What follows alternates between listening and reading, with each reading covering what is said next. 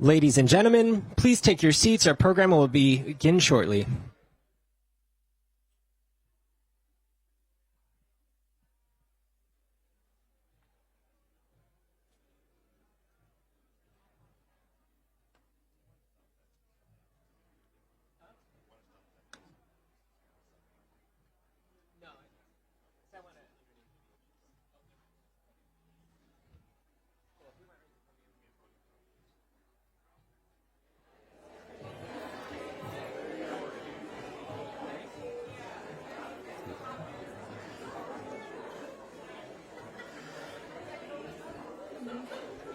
Good morning, everyone.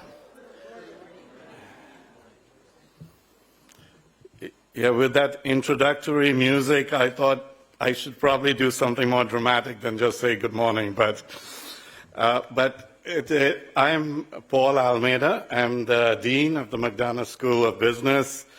And I like to remind myself I'm still a professor, though I don't do much professing anymore. But on the behalf of the McDonough School of Business and the Pivot program, it's my pleasure and privilege to welcome you to Georgetown University for the 4th Annual Second Chance Hiring Forum. So, as some of you may know, Georgetown is a Jesuit school. It's a Catholic and Jesuit school. And for over 500 years, nearly 500 years, not over, the Jesuits have reached out into society across the world, from China to Brazil, to make a difference to society.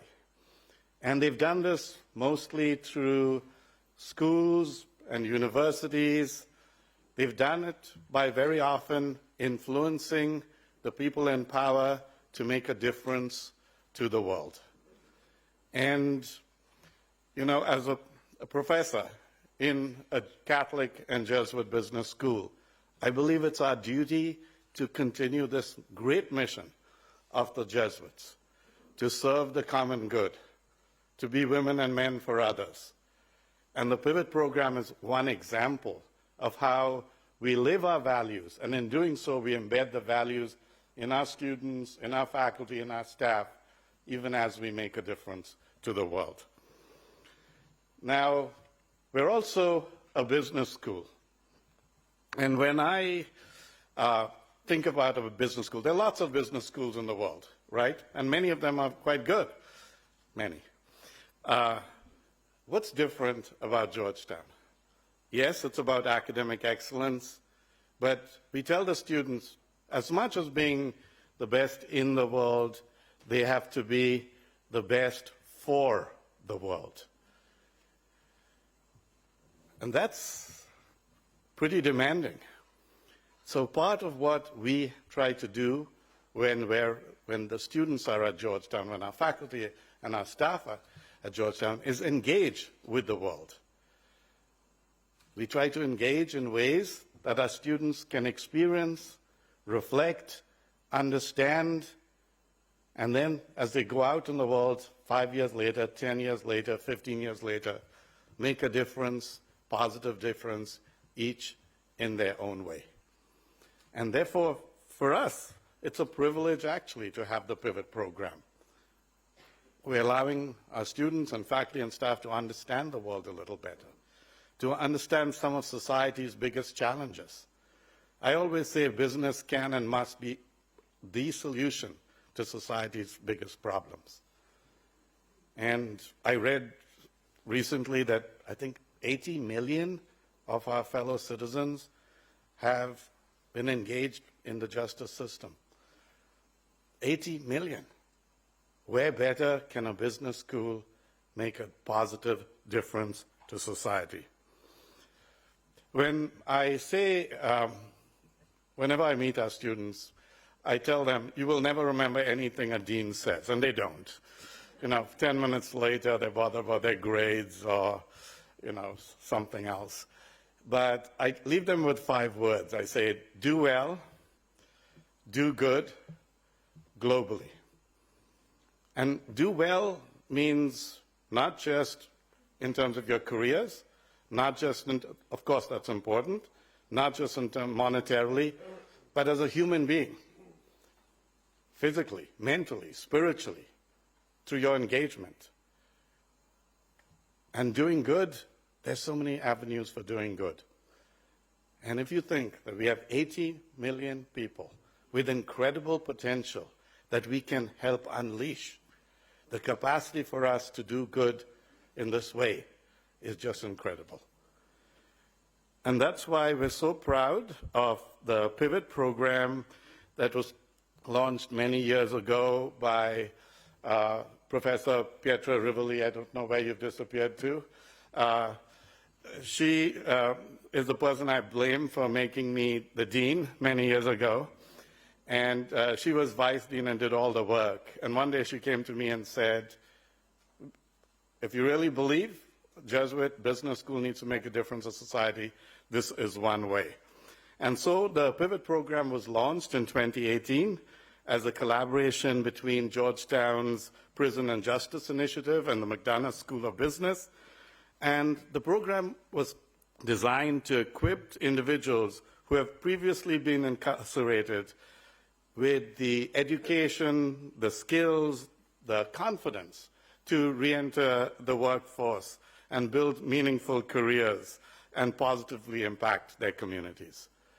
Think of the great human potential we, in a small way, can help unleash. And the initiative has been incredibly successful. Since its launch, 92 people have completed the Pivot program, and 90% of our graduates have been employed within 3 weeks of graduation. And that's absolutely incredible. I think that's as good or better than our MBA students. I think we account for 22 new ventures and for-profit or non-for-profit. So we've helped a lot of entrepreneurs find their capabilities and find a way of making an impact on the world.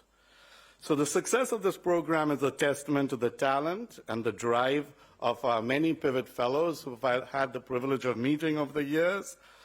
And it's also the result of commitments made by the business community in Washington, D.C.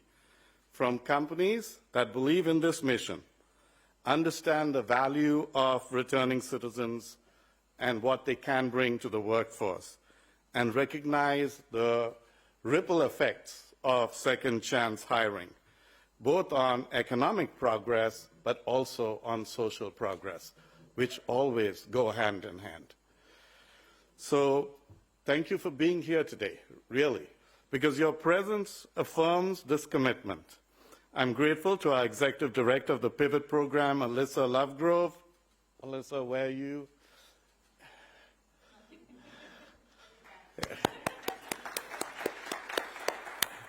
To our partners, the Business Roundtable, this would not be possible without them. Thank you so much. And the broader Second Chance Business Coalition for doing this important work. By promoting second chance hiring, you're not only changing individual lives, you're helping to redefine how companies think about talent, and in the long term, you're creating real value for society. You're moving us a little closer to a world we all long for. So thank you for being here. I'm sure you're going to have a wonderful day. That's enough of Dean speak, and welcome once again. Thank you so much.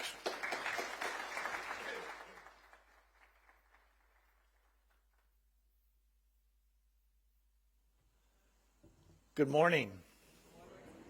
That's pretty good for no coffee. I'm Dane Lynn, Senior Vice President at the Business Roundtable, and thank you, Dean Almeida and the McDonough Business School for hosting us today, and a shout out to the team at the Pivot Program and the students I got to meet yesterday, because that was a clear reminder to me of what this work is all about. I want to reiterate the number that Dean laid out there for us, 80 million. That's how many individuals in this country have a criminal record. It's not how many people have been incarcerated. That's how many individuals have a criminal record, 1 in 4 adults in this country. We're not just talking about, again, those individuals that have been incarcerated, but some of these individuals just have a single misdemeanor offense. And that one fact has crippled their ability to seek gainful employment opportunities in this country. Nearly 75% of people released from prison are still unemployed a full year after release. Not because they're not qualified, not because there aren't any jobs in this country. We have millions of open positions in this country. They're blocked out either by a checkbox on an application form or a mindset from leadership of an employer looking for talent. So what's the cost? The cost to the U.S. economy is between $78 and $87 billion every year. That's a drag on growth and a hit for countless American communities. Nonetheless, the individual. And let's always remember, we're talking about people, and that has to be the center of what we focus on. So why did Business Roundtable get into this work? We got into this work because our CEOs saw a workforce solution they could implement through their direct involvement and voice. We knew it going in, and it has only become clearer to us. This kind of change only happens if it starts at the top. We've been incredibly fortunate to have the personal leadership of our co-chair, Jamie Dimon, who has helped lead the effort from day one. Thanks to his example and the leadership of so many CEOs, we have changed the conversation around second chances. This year, the Second Chance Business Coalition turns 5. We launched in 2021 with just 29 companies. Entering Second Chance Month this year, our membership stood at 54. AT&T, Deloitte, JP Chase, Lowe's, the National Basketball Association, Total Wine, and dozens more, all committed across a variety of sectors in the economy. 80% of the coalition companies now review candidates individually without hard stop of certain conviction types. 60% partner with reentry organizations to support hiring and retention. When 85% of HR professionals report that employees with records perform the same or better than those without, that's not a feel-good project. That's a talent strategy that works. JP Chase banned the box in 2018. And today, nearly 10% of their U.S. hires, more than 3,000 people in 2023 alone, have a prior record that had no bearing on their role. That's at all levels across the organization. Eaton, our other co-founding co-chair company, set a bold course as well. After they revised their criminal record process, 81% of applicants who were flagged on a background check passed screening and moved forward. That's what it looks like when a company actually changes its process instead of just issuing a press release. To mark this milestone, we have a full 5th anniversary resource library available right now. So you can scan the QR code on the screens or the tables around the room. Let me just say these resources are intended not just to educate, they are intended to inform action that we want you and others to take on this agenda. The code will take you to our website, secondchancebusinesscoalition.org, recently redesigned to make navigation easier, with our metrics framework, a legal considerations guide, the on-ramps guide, a community partners map, and case studies from JP Chase, Eaton, and Radius Recycling. And if you're a company who's engaged in this work and you're interested in a case study, we would love to pull one together, because these case studies are not simply to amplify what companies are doing, but they're actually used as tools to help inform the actions that other companies can take. That's the goal: educate and translate into action. So 5 years in, the question isn't whether this works. It's how do we scale it? 3 areas that we're focused on right now. First, because most hiring happens locally, we're launching a local ecosystems project. This local pilot effort will connect national employer commitments to community-level infrastructure where the hiring actually happens. You're going to hear more a little bit about this later during our 4 o'clock session. Second, we've stood up a talent acquisition working group. How do you get individuals in the door? Member companies asked for practical support recruiting second chance talent in local markets. We convened 3 meetings of the group, and a publicly available playbook will be available in a few weeks on the SCBC website. And lastly, although I never feel like the work we do as a coalition, there is a last. It feels like one more thing comes along that is of benefit and value to those interested in doing this work. We're setting the stage for a background check working group. This is where a lot of companies' second chance programs stall. We're helping companies evaluate their screening processes, making them more fair, more accurate, and more aligned with actual job requirements. To help us prepare for this project, I'm going to invite you to step into an HR decision maker role right now and consider how you might assess different conviction types if you had that role of an HR professional at an employer. Scan the QR code on the screens to complete a brief, anonymous 2-question survey. We'll share the collective results during this afternoon's HR policy panel, and the QR code will also be available during lunch. In November, we welcomed 2 new SCBC partners, and both are with us here today. Resilient Education has spent 15 years building a pipeline of skilled talent from the justice-impacted population and connecting them directly to employers. They lead the Fair Chance Business Education Consortia with over 50 members across more than 20 institutions focused on turning fair chance hiring from a conversation into a data-backed workforce strategy. We'll hear more about their work this morning in a discussion that will bring a research and data-backed perspective to the forum. And I was, Tierney, I was reading the email this morning on the way over and some of the stories of the individuals who've actually made it into companies, full-time employment, and it's so impressive, the work that Resilience has done and directly impacting those individuals. The second, my good friend Ken Oliver from JUMP is with us. The Justice and Upward Mobility Project uses the cultural research reach of sports, business, and entertainment to open real pathways to employment for justice-impacted individuals. Inspired by the life of Larry Miller, who is himself justice-impacted, JUMP connects untapped talent to livable wage employment and brings the voice of lived experience to everything this does, everything this coalition does. So speaking of Larry, drum roll, here's the news of the day. I am excited to announce that Larry has agreed to join Jamie Dimon as the next co-chair of this coalition. His employer,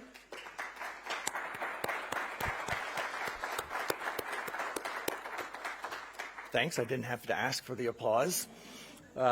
His employer, the Jordan brand of Nike, has also joined the SCBC, taking our membership to 55. 5 years, 55 members. So again, welcome, Larry, and we're looking to everything we're going to accomplish. Larry's going to bring a powerful voice and a national profile to our work, and we could not be more pleased to have JUMP, the Jordan brand, and Larry as part of the SCBC family. You'll hear directly from Larry during today's narrative change panel at 5 p.m. to close the forum. So now we're holding you captive. You cannot go anywhere until you hear Larry. Today you're going to hear from employers, policymakers, researchers, and people with lived experience. What I ask you to take away is simple. We don't need second chance programs that help 3 or 5 individuals. This is about scale. It's about affecting the lives of thousands and tens of thousands of people. That's the scale this problem demands, and it's the promise that it offers. So today we mark 5 years of progress, and we recommit to a new chapter of energy, progress, and measurable results. It starts with this forum, and it continues into the coming weeks, months, and years. So thank you for joining us. I can't wait to get started.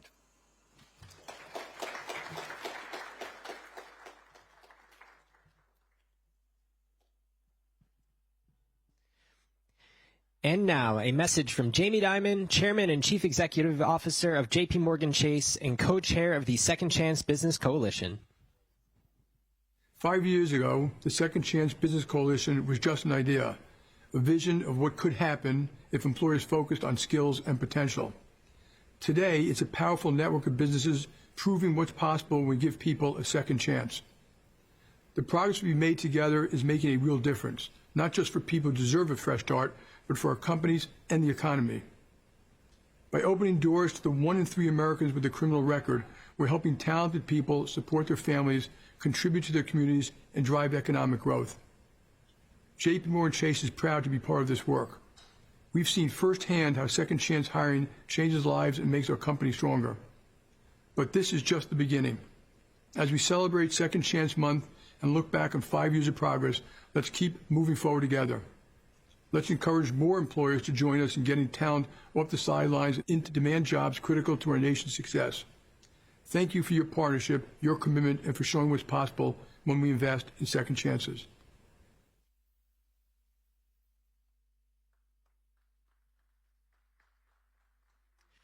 Our first discussion, Leading with Opportunity, the Economic Power of Second Chances. Please welcome Robin Leopold, Julia Benedum, Joe Fuller, and our moderator, Greg Ip.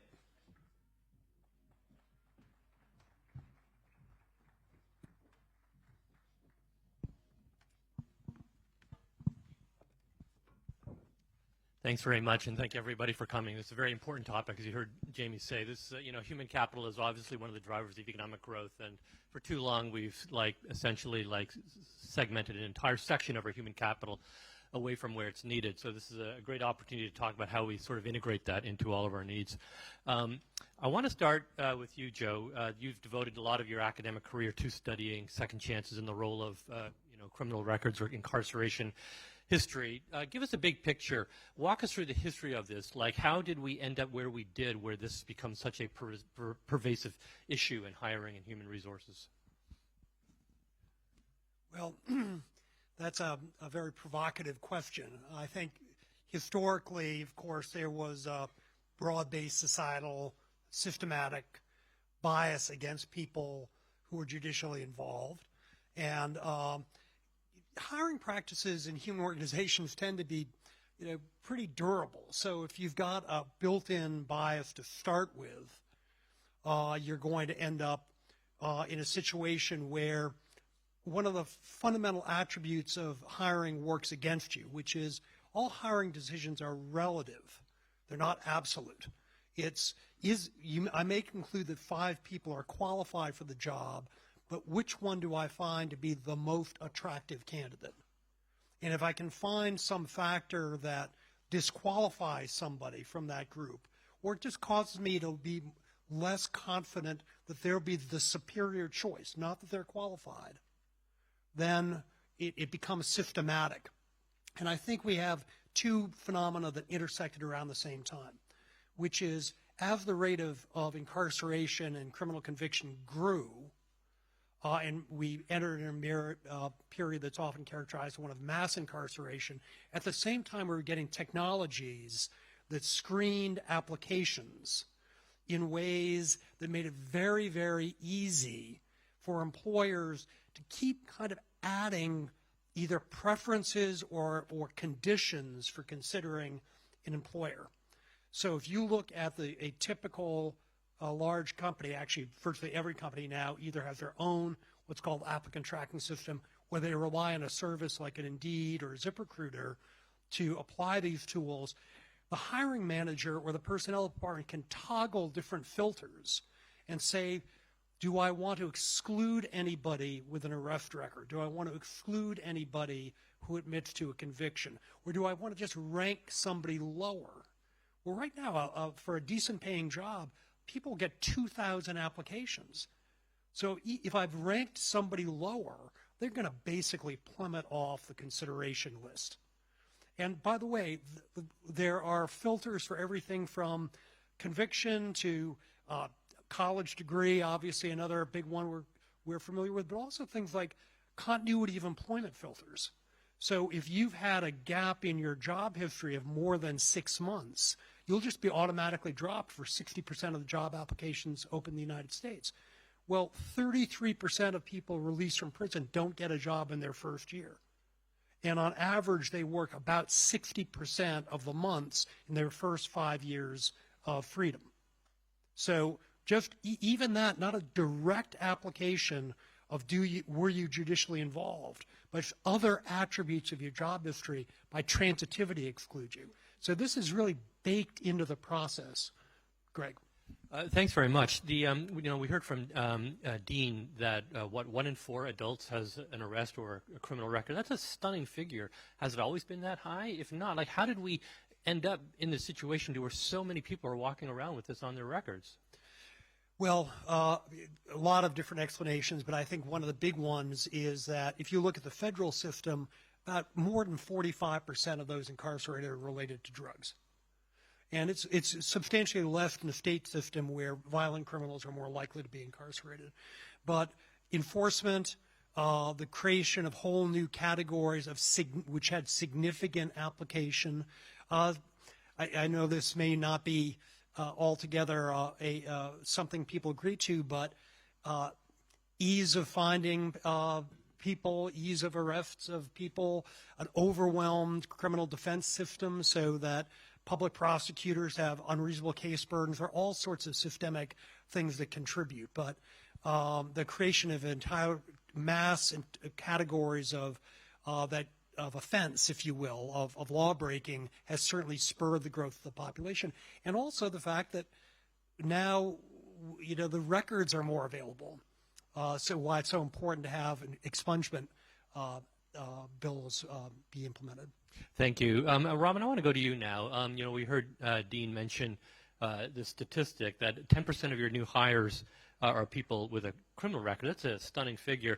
Walk us through how J.P. Morgan came to its current stance on this issue and decided to prioritize integrating this population into your HR strategy. Sure, and I think Joe made a very good point around hiring processes.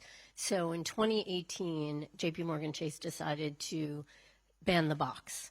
And what that meant was that in our hiring process, we were actually going to look at the requirements of the job first. And we were not going to have those knockout factors that Joe spoke about. So if we have so many people applying for roles, and we are really clear on what the role requires, and we find those great people, we then make a conditional offer of employment, and then we go through the screening process. That change allowed us to focus on the work at hand, the talent, the great talent that we were hiring, for us to be in a position now 7 years later to have hired consistently 10%. So 23,000 people at our company have low-level records that we are delighted that they are in our company. They add to our culture, and they add to the communities. Have you been able to evaluate the success of those hires, how they relate to their peers? We do a lot of analysis in terms of the performance of people, the success of people. And if I can tell one fast story, a couple years ago, we made a decision that we were going to set up a virtual call center in Detroit. We have a real commitment to Detroit, and we decided it was not just about money. It was about employment.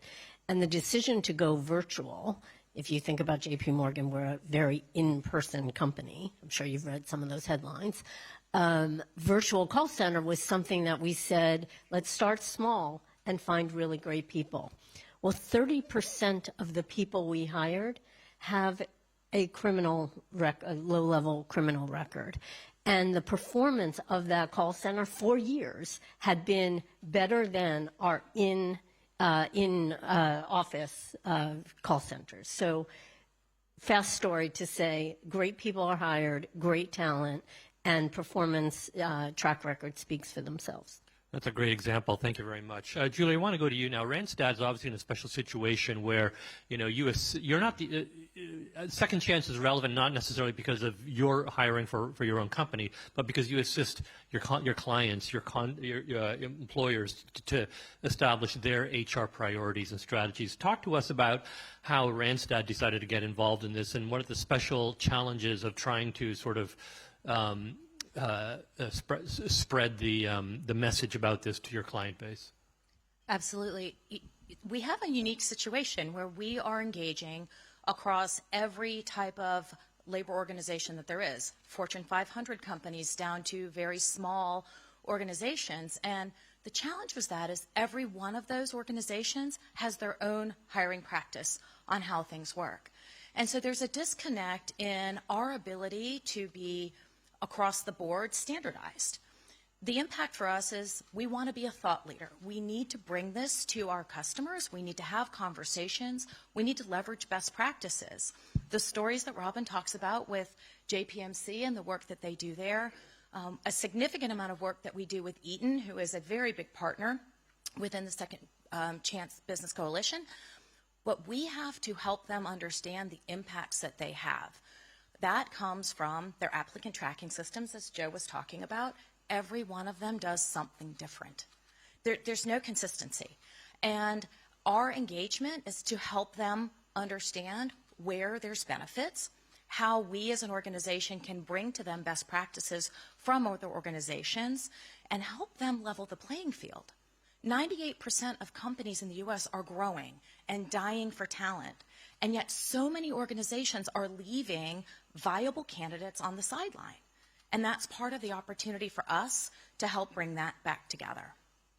Julie, thanks very much. And actually, that's a great, I want to actually stay with you because I was going to that. My next question relates directly to that last point you made, which is the business case for second chance hiring, because this is obviously, an act, in some sense, it's an act of good corporate citizenship to try and give these people a second chance. But what's the business case for it? I mean, what's your message to your clients and so on? Are they, why as a bottom line oriented person who cares about, reputation, who cares about, building the revenue base, why do they need to pay attention to this source of human talent? It's a great question. What it really comes down to is the available population of people.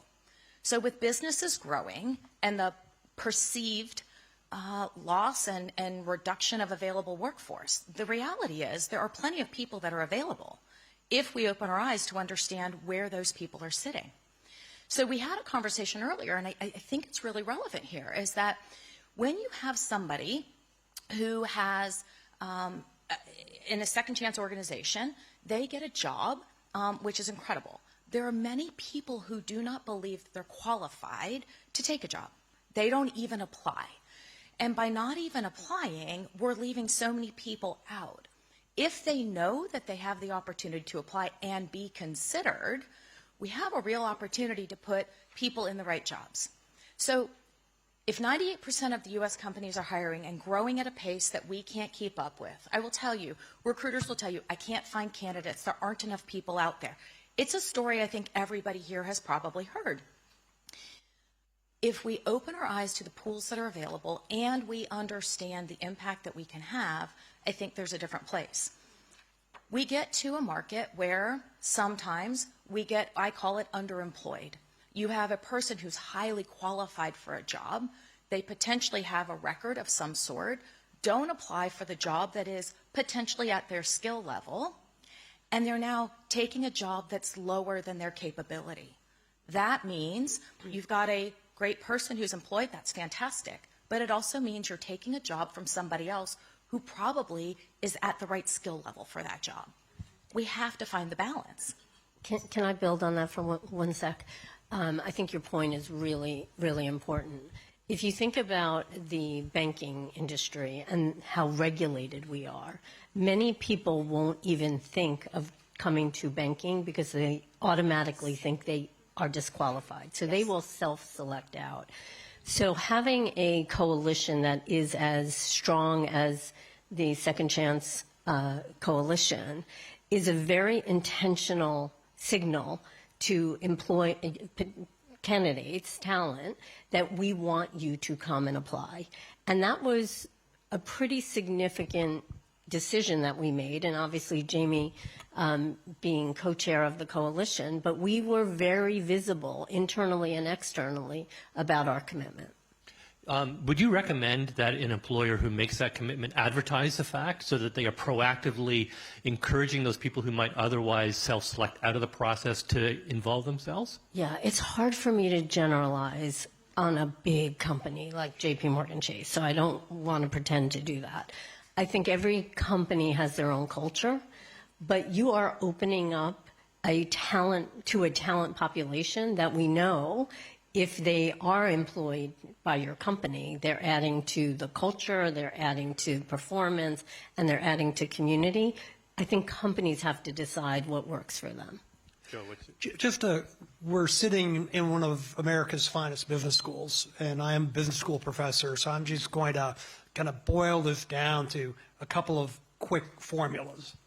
If you hire, early in their post-release process, someone who's been judicially involved, they are 70% less likely to turn over than someone who isn't so didn't suffer that fate. And the population of the rapidity of closing the job to that qualified candidate is 30% higher. That's pure cash. Turnover is really expensive. Even for a low-wage worker, it's 20-25% of what you pay them. And you start getting to someone who's making mid-five figures, high five figures, you're talking about 30, 40, 50% of the annual comp to replace them. So when you reduce turnover, particularly for the type of entry-level work that someone coming out of the system is going to be viewed as qualified for, you are taking a job that's structurally high turnover and filling it with a candidate who's much lower turnover.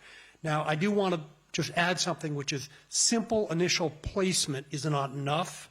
And we can talk about the other characteristics of employment that will keep that person, economically self-sufficient and out of the grasp of the system. But there are very straightforward economics here where if employers like the members of this group who are connecting the dots across their data will see. It's the employers who don't relate those various variables who rely on these kind of old shibboleth filters to make choices between candidates. And just sticking with you for a second, Joe, I mean, I'm a macroeconomics guy. It's what I read about in the column all the time. So do you think that the economy as a whole is suffering from our practices? And what's the potential for the economy as a whole if we can make changes in this field? I do. This is as close as I get to your discipline, and of course I'm learning macroeconomics from you once a week, Greg. But what we have is increasingly a barbellization of the workforce in terms of income, and there's about to be another huge shock to the system in the form of AI. But what's happened is that, particularly with globalization and significant deindustrialization, we have a large number of jobs that are pretty readily accessible with people, but they don't always cultivate. I'm going to be more blunt. They seldom cultivate the types of skills that allow that person to start moving up the income ladder. And so people start turning over at a faster rate because the next best things available to them is a similar job that maybe pays $1 an hour, or is 2 bus stops, or 1 subway line away, as opposed to I've got to change trains. Well, in the labor market, you are what you eat. So if all of a sudden I string several of those jobs together, that ATS is going to just say, too bad we're not hiring what you've already done, because it's those job experiences I'm using to weigh the legitimacy of your candidacy. So now I'm kind of locked into, I can get a fairly low-paying job in hospitality and food service or in retail, but jumping into a bank, much harder. And in fact, our analysis of how low-wage workers exit a low-wage permanent position into a household-sustaining wage is very often they change industry. They get out of retail into banking. They get out of food service into healthcare. So I do think there's a broader issue here, and it links to a myriad of questions, which I'd be happy to share, but I don't think you or the audience really want me to. Thanks. Great points. Robin, I want to continue that discussion with you, because I think that the public, they hear criminal record and they immediately think of the Unabomber, right? So, and I think that we're talking about a population which is very heterogeneous, right? And so talk to us a bit about the granularity of actually implementing second chance hiring, because you can't simply treat all criminal records the same, right? So obviously there are certain criminal records that are a problem, right? And you probably do want to take that into consideration. So how do you as an HR professional and through your staff actually get into that very sort of granular process of looking at these records one by one, what's acceptable, what's not, and how does that interface with the various regulatory constraints that you as a bank have? I think it starts with lawful hiring, right? We are a bank, we are regulated, so we make sure that we're complying with all of the appropriate FDIC requirements. But because we are checking backgrounds after the fact that we've identified candidates, we know that this is an individual that we believe is qualified for the job that we assess them for. And then we are doing the screening. So I think it starts really with making sure that you understand the landscape, whether you're regulated or not, what the rules are, and what are the things you can do within your company. Like we were speaking earlier, when's the last time your company looked at your hiring process? I mean, we hire thousands of people a year.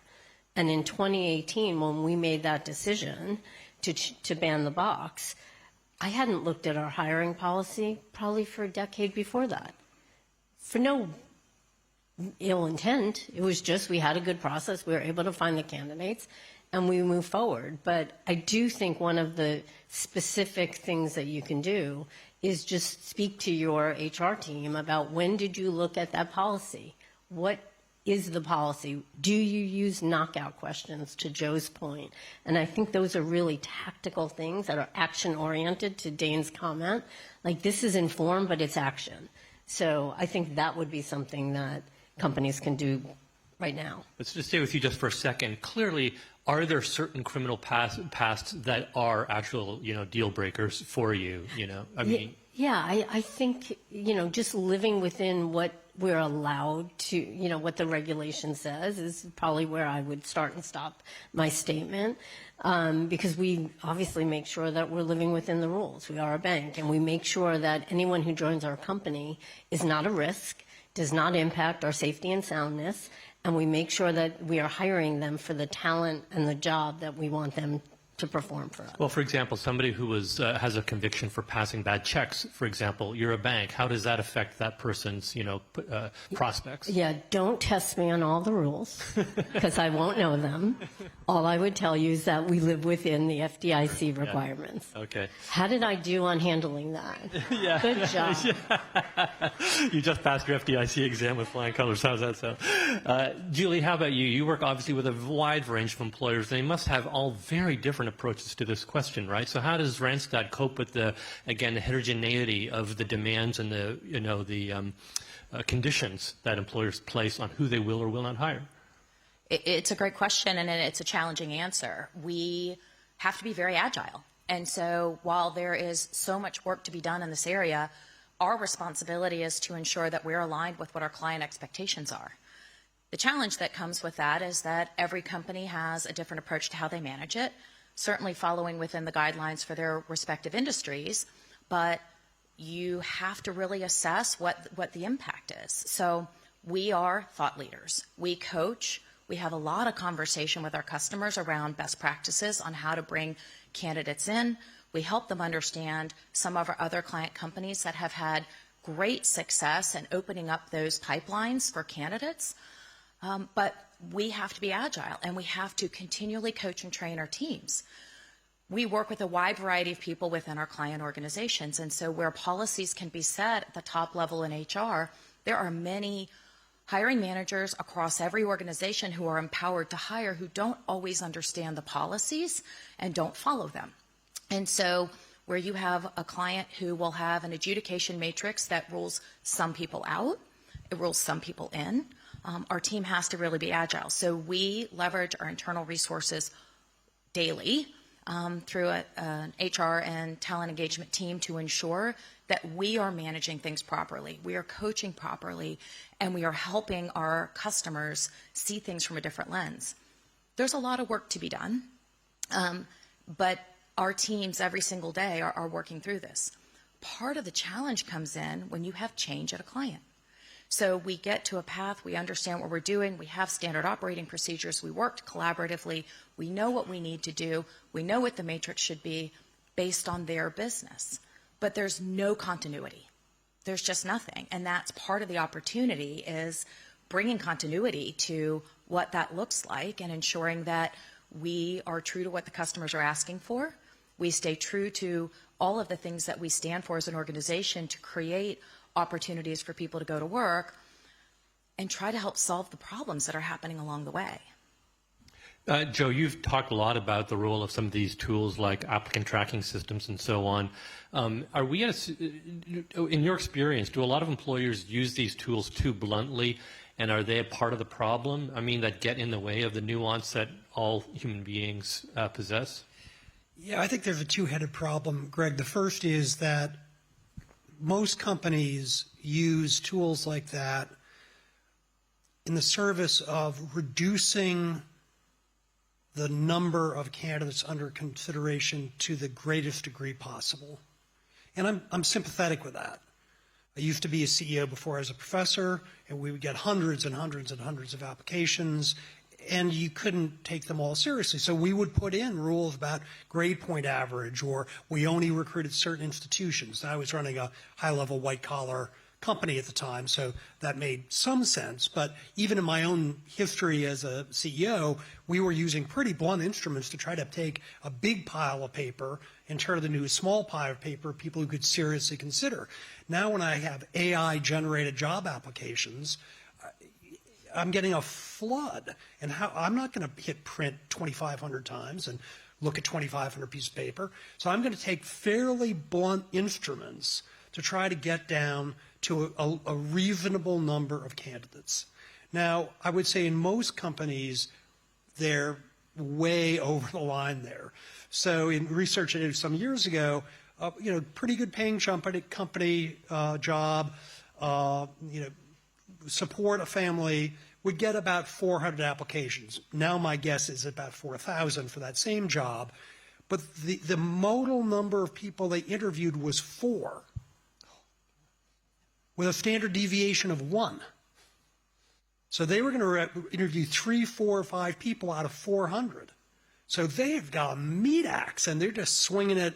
They can find, here we are in Washington, you're a Philadelphia Eagles fan, you're out, So, we Patriots lost the Super Bowl to the Eagles, so I'm not unsympathetic with that. But that's one box we're not going to ban.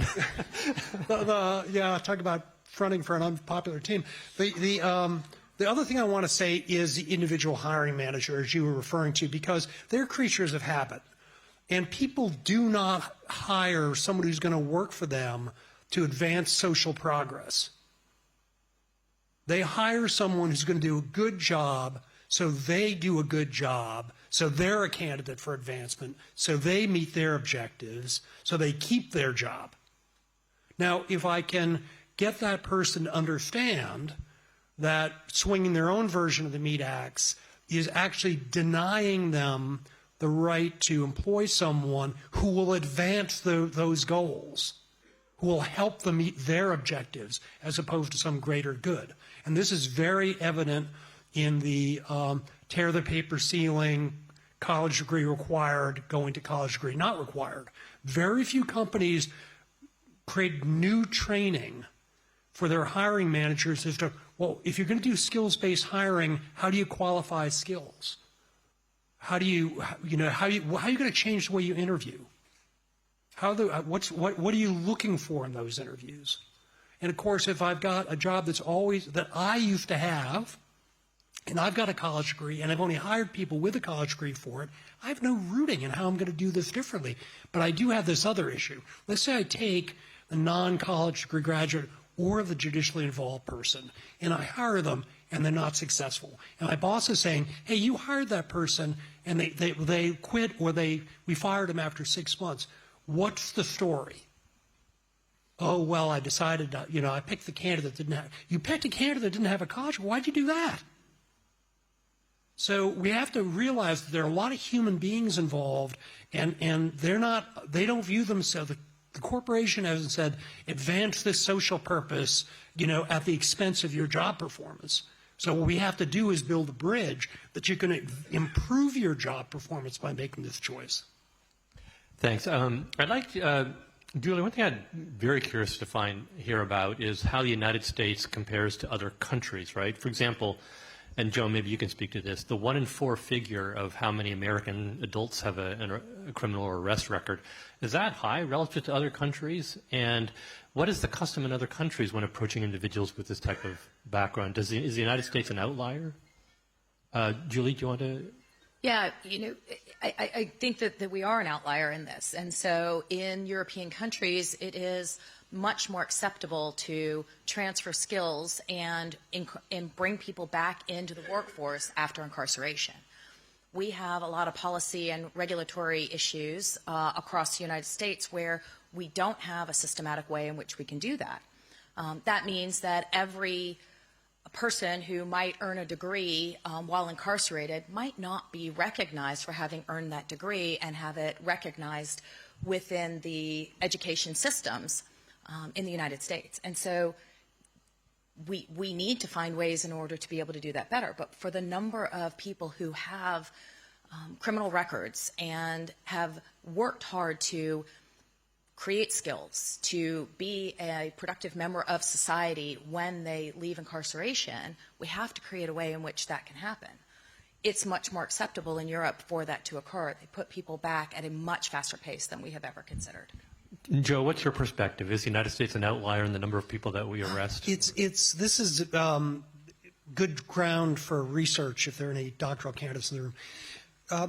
There's so many variables, Greg. The mix of offenses is very different. So property offenses tend to be more common as a percentage of crimes in what I'll call pure economies than violent crime. The nature and what happens to you while incarcerated is fundamentally different.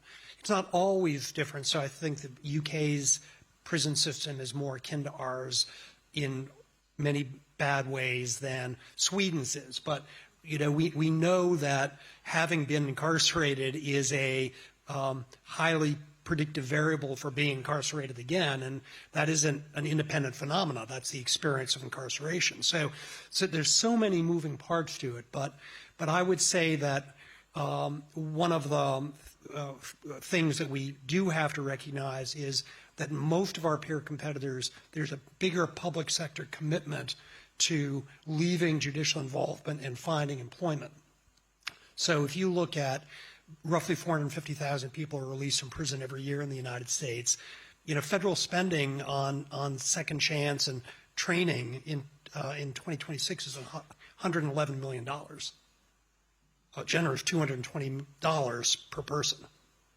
So if you're in, we often fall back on the Nordics as examples, which is very exotic, small economies, but still, if they're spending 10 times that per capita, they're going to get a better outcome, believe it or not. I know we only have a few more minutes, and Robin, I know you also have a hard stop, but I want to finish it with you, and that is to ask the policy question. What policies at the federal or state level, for that matter, would really make a difference to helping advance this agenda? Yeah. So in 13 states, there is a policy that we've been actively supporting around clean slate. And 13 Sorry, clean slate is, could you describe that? means that you are expunging your record, whether automatically or through an application process. And that is a significant barrier that people have. 13 states means that we've got a long way to go, so that we are limiting the barriers for people to automatically have their records as we can removed. The other thing that I would just add is several years ago, we implemented a pro bono expungement process where we invite people with criminal records who are going through the expungement process, which is very complicated. You know, the legalese in those documents is tremendous. And just giving people the support to go through that process, to help them through that, is significant. So clean slate is really important. Some of those expungement clinics that we run have been helpful, but really making sure that people don't have unnecessary barriers to the workforce is what I would say are more policy work that can be done. Okay, thanks. We got a slightly late start, so I want to wrap this up on time. I'd like to thank the panelists for a very vigorous discussion, and I'd like to thank the audience.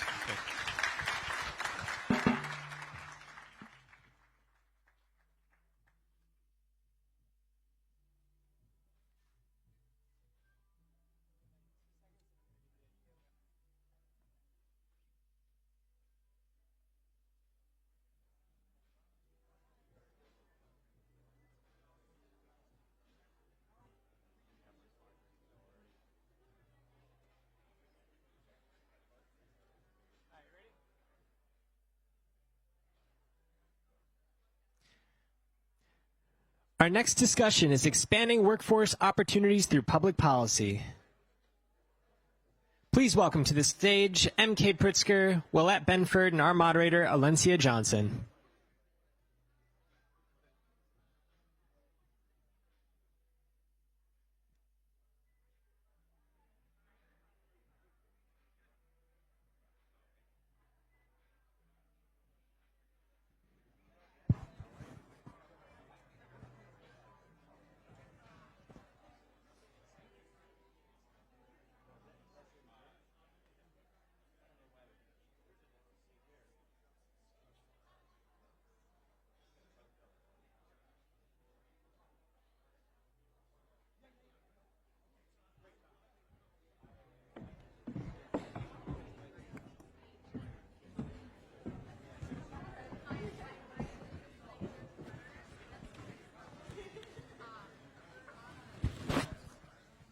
All right.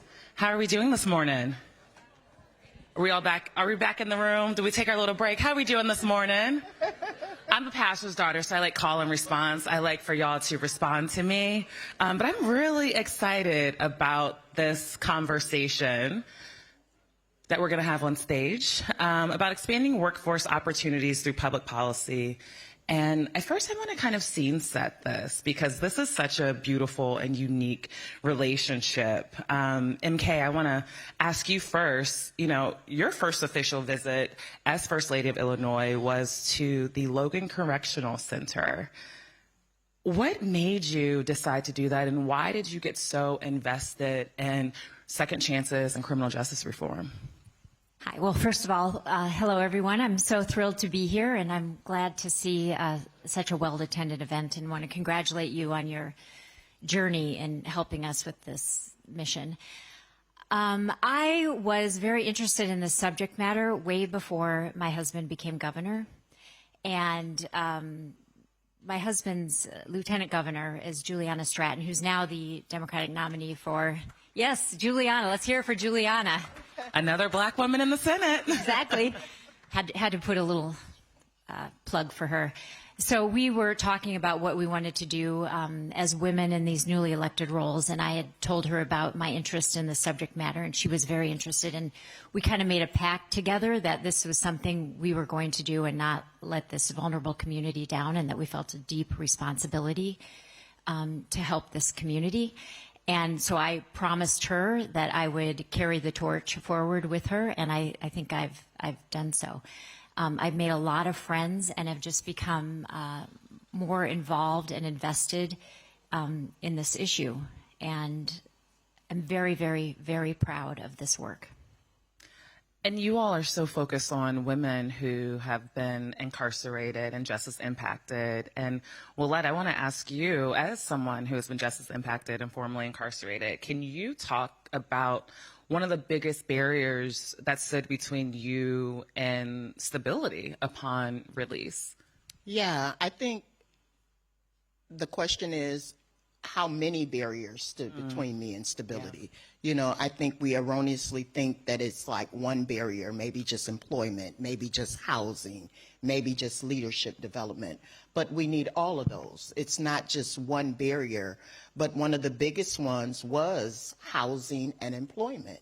You know, making sure that someone has a job, but also if I don't have a good night's sleep and I don't know where I'm going to lay my head, you know, how do I get up and go to work and bring my full self? Also, therapy. Someone coming out of incarceration after spending a significant amount of time inside. I spent over 2 decades inside. And so therapy, you know, is sometimes a taboo word, but it is a way for people to decompress. We talk about decarceration and reentry, but how do you decarcerate from a place? A person decarcerate from the place that is traumatic when they're coming home. So it's a lot of different things that are barriers, Alencia. I appreciate that you talked about it sounds like the emotional and spiritual and barriers that folks don't often consider, while also still facing the systemic barriers of just housing and employment, healthcare, all of the list goes on and on.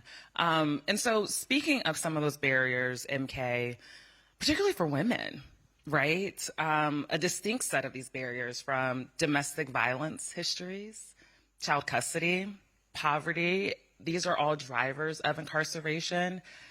For you and the work that is happening in Illinois, how does centering women change the conversation about second chance employment? Well, let me be clear about something. Over 90% of women who are incarcerated have suffered some form of abuse. And this is something really to remember. And the vast majority of women that are incarcerated for nonviolent crimes. These are basically crimes of economic challenges in their life, which leads to mental health problems, some addiction problems. And in my opinion, most of these women do not belong in a carceral system. And we spend a lot of money incarcerating people. And I'm here to say, as a taxpayer and a citizen, I think our resources are better spent in helping people and not punishing people. And this is a particular problem with women. The amount of women that we incarcerate is going up. The amount of men that we are currently incarcerating is going down. What does this say about our society, that we are putting mothers, sisters? Women are the heart of our society, and we need to be better citizens and really recognize this. You know, we're all in this boat together, and we need to lift each other up. And this is particularly the case of incarcerated women. So this is why I'm such a big advocate for this issue. Can we also talk a little bit about, we started talking about it in the green room, but the bias, right, towards women and the justice system. If both of you want to share something about a little bit of the conversation we were talking about. Well, Go ahead. This might come as a surprise to you, but it is a proven fact that in the justice system, there is an implicit bias against women. We tend to hold women in a higher moral high ground than men. And so when women are sentenced, judges sentence them much harsher than men. In the carceral system, women are punished much harsher than men. They have this, what they call a ticket system. Women are more verbal and more emotional than men, and they rack up more tickets than men. And this is a really unfair system in in our carceral system. And in Illinois, we've worked really, really hard to change the culture in our criminal justice system to take into account the differences between men and women. Mm-hmm. Mm-hmm. You know, when we think about it, it's like 1.7 million women coming back from prisons and jails each year. 80% of them are mothers. 80%. Let's just think about that. You know, and when we think about women, the carceral system wasn't created with women in mind. So everything about a carceral setting is geared towards harshness, hardness, and, you know, it shouldn't have been created for anyone. But as far as mothers and this gender-specific lens that we need to look at women through, women are different. We're built different. We think differently. We respond differently. And when a woman responds, you know, in a way that a correctional officer thinks, oh, well, she's being disrespectful. It could be that she hasn't talked to her kids in 6 weeks, and so she blows up. And so she's written tickets. You know, this ticket system that MK is talking about is a way to keep you punished, a way to keep you unable to use the phone, unable to have visits, all of these different harsh punishments. And then women continue to respond from those places, and they are always treated more harshly than men in the carceral system. And I think about women, when we think about women, I think that we say women, even in employment, and we're here for the Second Chance Business Coalition, even for employment, women are put in lower level jobs rather than men. It doesn't matter. They will be paid a lower wage than a man and doing the same work. So that speaks to how we look at women in our society, even from an employment standpoint. I'd like to just circle back. Remember, about 98% of these women have been abused before they land in the carceral system. And when they land there, and these systems that we put in place, it's just a continuation of the abuse, and it makes women sicker. It makes the problem worse. We need to do better. Yeah, that's right. And by doing better, you both started touching on this, how those biases against women impact hiring, right? Yes. And we know employers often say that they struggle to find the talent that they need. Mm-hmm. But I believe that it's not necessarily they can't find the talent. They're just not creating the opportunity. Exactly. Right? Do you want to go ahead and speak? Yeah, exactly. We don't have a talent shortage. We have, I think my colleague said it, a permission shortage. You're not giving yourself permission to hire people with records because of the stigma attached to it, and also the fear-based narrative that has been perpetrated throughout the years. And there are not very many people willing to take that risk. Thank God we're in a room with people that 55 companies, congratulations, Larry, 55 companies have decided to take that risk, what we would consider a risk, but really it is an opportunity. It's not a risk. It's an opportunity to hire some talent that you may have overlooked and not even seen simply because someone has a background or a record. Well, and, 55 companies taking that stance, yes, it is giving people the opportunity for employment, but it's also signaling to society that we should actually be partnering together and helping with reentry and helping with opportunity and reducing a lot of stigma, which is why this work is so important here. And it's a public-private partnership, right? I think both of you mentioned the importance of business leaders connecting with the local government. Can you talk a little bit about that as well? Well, in Illinois, we have a work release program that I think has been very effective. And I would say to all of you, you should reach out to your local and state governments and find out what kind of programs do these governments have to help prepare people who are reentering for the job market. You could find a new partner, a new source for hiring. So I'd really encourage you all to do that. Yeah, in Illinois, for women, we have Fox Valley Work Release Center, where women are able to go to work release and then work out of the community, save money. 90 days before they're going home, they're able to get their own apartment. And, I often think about reentry, but I also want to think about prevention. You know, how do we prevent individuals from entering into the carceral system in the first place? All of the dollars that we're putting on the back end are dollars that could be put on the front end in marginalized communities, people that are living in poverty, training them, giving them resources to be able to enter the workforce and never have to enter prison. You know, we talk about decarceration, but what about the prevention? What if we just really just got real creative about prevention on the front end, making sure that young black boys and young black girls and young people didn't end up in the carceral system in the first place? I mean, let's give that up for Willette. That's investing in trying to get rid of the school to prison pipeline, right? Thank you. It is reimagining public safety by actually investing in the programs and the resources that every single community needs. A friend of mine and I always talk about how when folks talk about wanting safe communities and you look at safe communities, the safest communities aren't over police. No. They have access to resources, healthcare, jobs, education, clean air, clean water, all of those things. That is what actually keeps communities safe.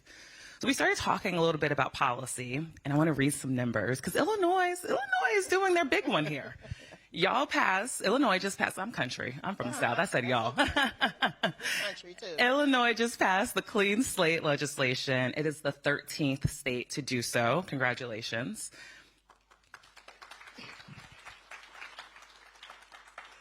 And experts estimate that this law will help 2 million people in Illinois who stand to reclaim $4.7 billion in lost wages annually. Research from other states show that close to half of people with sealed records report improvements in work, public assistance, and personal finances. And on average, people see a 22% wage increase within the first year of having their record cleared. This isn't just a policy win, it is a generational win, and the economic case for this legislation is undeniable. MK, when you put numbers like this in front of employers and policymakers, how does the conversation begin to change? And what's a little bit of the background of getting some of this amazing policy transformation? Well, first of all, the data does not lie, number one. And I know you're all into data here, right? So that is number one. Number two, you know, regardless what party you are, this is a bipartisan issue. And look, people talk a good game. They always say people need to pull themselves up by their bootstraps. Well, how do you do that if you don't even have boots, right?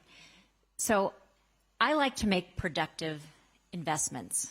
And I think this is a productive investment. Investing in people is productive. Investing in incarceration, obviously we need to have some type of a system in our society to deal with problem issues, but I don't think some of the investment is productive. So I think legislation like this, the numbers don't lie. I think people pay their debt to society and they deserve to have a clean slate and start over. We need to invest in people and believe in people. I really believe in people. I believe in Willette. And I just think the numbers don't lie. And what did it take to get this across the finish line? You made a good point that this shouldn't be a partisan effort. I don't even think it should be bipartisan. It is just a humanity, right? It is about seeing people as human and deserving of opportunity and liberation and freedom. What did it take to get this across the finish line? And what are some lessons that you could share with the folks in this room? Well, it took all of us to get it across the finish line. It took government, grassroots organizations, it took coalitions, it took directly impacted individuals. It took everyone to get this across the finish line. Business people, you know, people that part of the Second Chance movement.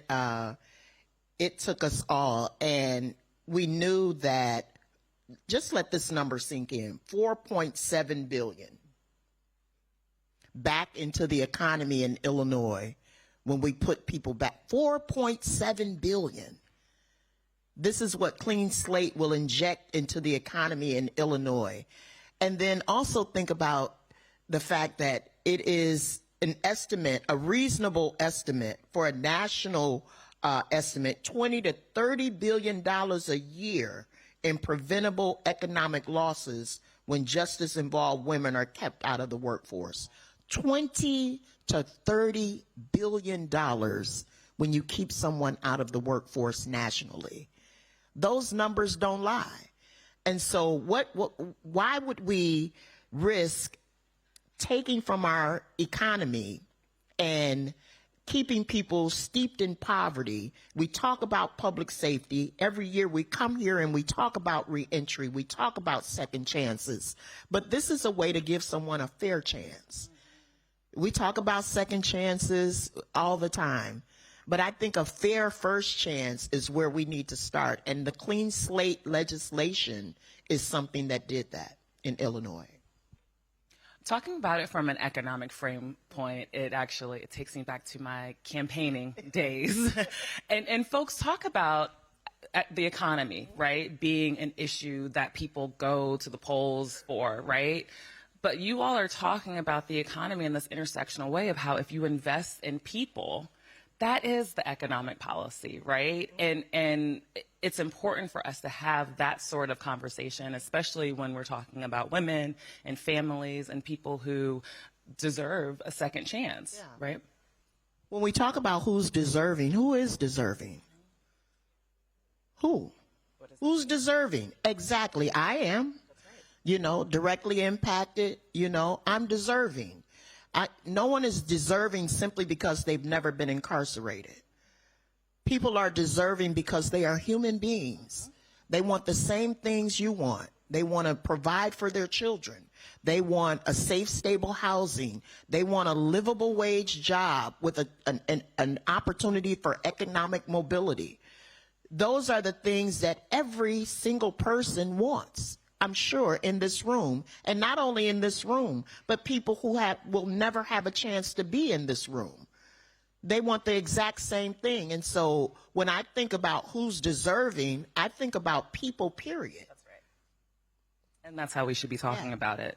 And we were talking about some of the barriers, and for particularly for justice impacted people trying to get access to employment, and one of which is a state ID, and that talks about that speaks to the infrastructure that makes employment possible. I'd love for both of you to speak to this because, MK, you pushed for legislation to make it easier for people to obtain access to ID cards, and I believe some of that is because of your own personal experience, Willette. If both of you could share a little bit about this piece. Go ahead, MK. Okay, well, let me just admit something to you all here. When I went to that first visit at Logan, I was completely unaware of this ID problem because I was fortunate in my life. I got my first ID at 14. I grew up in South Dakota, and you could get your driver's license at 14, and I just thought everyone had a driver's license or some form of ID. And that first visit, everyone I talked to kept talking about ID and birth certificates. I just thought, this is really odd. Why are they? I don't understand. So I have to admit to my ignorance, and it really taught me a very good lesson. And that is, you really need to listen to people, and especially listen to people that are the recipient of these problems, because I had absolutely no idea. And then I went home and I thought about it, and I was like, this is the craziest thing I've ever heard of. We lock people up. Damn, we know who these people are. Why can't they get an ID? This makes no sense to me. And it actually made me angry, because how do you expect people to pull themselves up by their bootstraps if they can't even get an ID and you're not even going to help them? I mean, an ID sounds like such a simple thing for probably everybody in this room. But for somebody who's incarcerated, who has suffered abuse, who is homeless, they have no access to their records. They have no mailing address. It's almost like they have no identity. It's like you're telling them that they don't even matter. They don't even matter enough to get an ID with their name and picture on it, that they're a valid citizen. And it really angered me. And I just took that issue on, and it took a long time to get it done, and I learned a lot of lessons, one being the mobile truck didn't work so well, the Secretary of State. And then I thought, well, geez, we ought to do this online and make it really easy. So we did a pilot program, and it turned into a statewide program now, and I'm very happy to say it's a huge success. And now having an ID is no longer a barrier for people. That's great. So I'd encourage all of you companies out there to listen to your employees. You have problems with retention. I think taking a few minutes to listen to your employees' problems and show them a little grace probably would help a lot with retention. Absolutely. Absolutely. I love when a woman gets fed up. We find a solution. Oh, I was hopping mad. I got a whole long list of things, but the day isn't long enough. We've only got like 7 minutes left. I love it. Willette, to that point, what else do you think policymakers and employers are often missing about the specific experience of justice-impacted people, but particularly women? Yeah, women, I think women have to navigate so many systems when they come home. Women are mothers. They are the primary caregivers of their children before, during, and after incarceration. I say during because they're often parenting from the inside. And so women have to navigate the child welfare system. They have to navigate getting a job. They have to navigate finding housing. Now that they have a felony conviction, that exacerbates finding housing. And then they have to make sure that their children have child care. Child care is a game changer for women. Even if you've never been incarcerated, you know what child care takes. And so imagine a woman coming out of incarceration having to navigate a plethora of systems that are designed to keep her relegated in a second-class state. And so for us in this room, thinking about what does it take for me to set this woman up for success if she's going to come and work for my company? What wraparound supports do I need to support her with in order for her to be successful?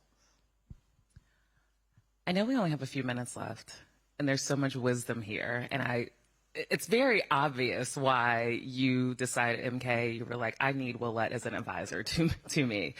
But that in itself is a statement. Can you both actually talk about this very unique partnership and what both of you have learned from one another and how it's helped you shape policy as well as working with the business community in Illinois? Well, I think fair chance hiring obviously is a good thing because look what we've done.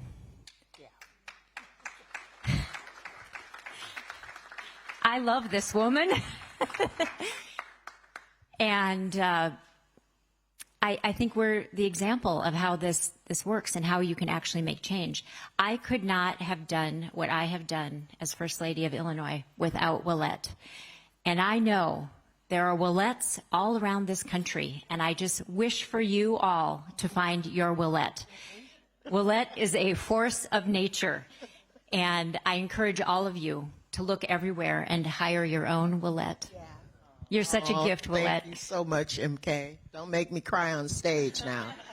But, I think, for MK, and when she hired me, I just think that it let me know, it solidified what I thought, but it let me know that you are deserving.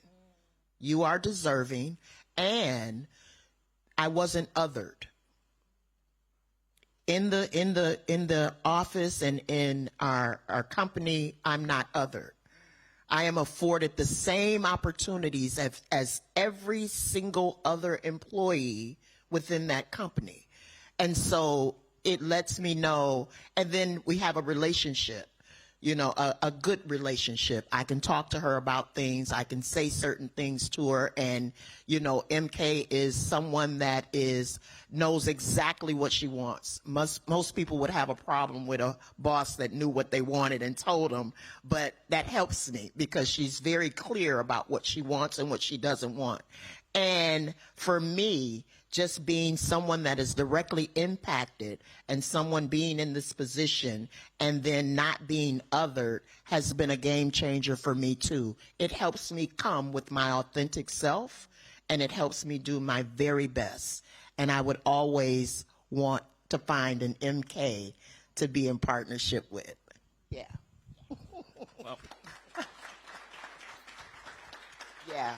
I mean, you all are a dynamic duo. I'm getting emotional up here listening to you all. But, it also shows just how important it is to, well, I'll say this. I've worked with a lot of elected officials, and I've worked with a lot of people in government who have ideas of solutions, but never talk to the people directly impacted. Exactly. Right? And you all are just this force because of this partnership, and I think it's a beautiful example of what government can do, but also business communities could do this too. So we have 2 minutes left. Okay. I'm sure you all have a lot of calls to action. But for people in this room, the policymakers, business leaders, community change agents, what is the one thing that each of you would like to leave with them that they can act on today? The one thing I would like to leave with them is commit to hiring people with records. Don't just be open to hiring people with records. Commit to it. Make a commitment. Make a commitment to say, we're going to change our hiring practices.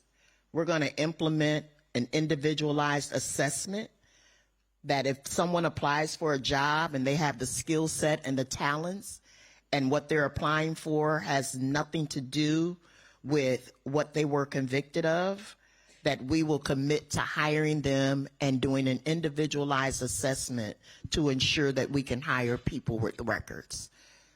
I think that is something that everyone in this room can commit to. HR, is the place where applications go to live or die. And so, when HR knows that this is what we're doing, we're not screening out, we're screening in, then we get to revamp how we hire in society. Well, I would just reiterate what Willette says. It's great that you're all here and you've made this step. Talk is talk. We want to see action.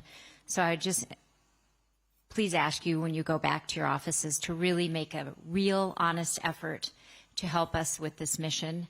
I guarantee you will find a Willette, and you can make changes. This is not only good for your business, but it's good for our society. It's good for the United States. It's good for the world. Like I said before, we're all in this together, and we need to show each other a little more grace and compassion and understanding. And I would just please ask you to give people a second chance. Yeah. Thank you. Thank you both. Thank you, MK and Willette. And thank you to the Business Roundtable. Thank you.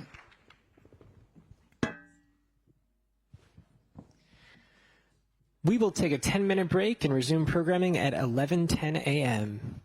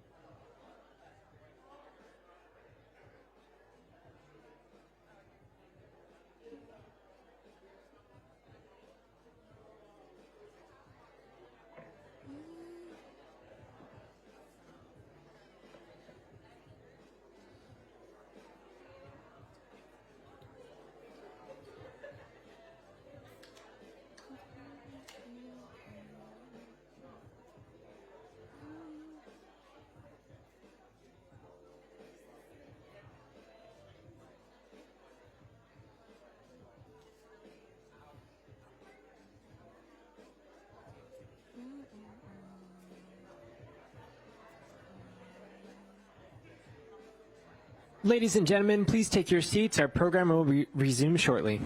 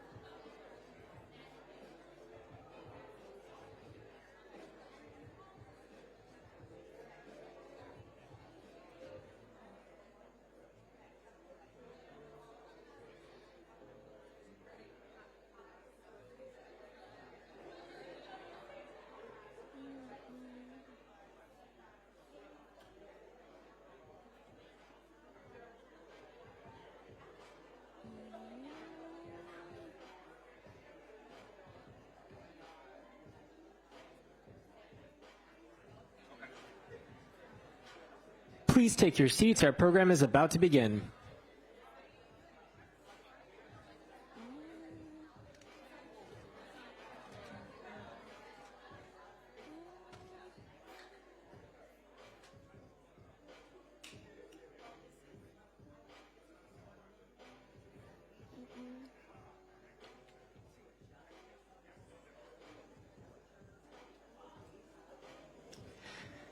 Please welcome Alexis Green, Program Manager of Partnerships at Resilience Education.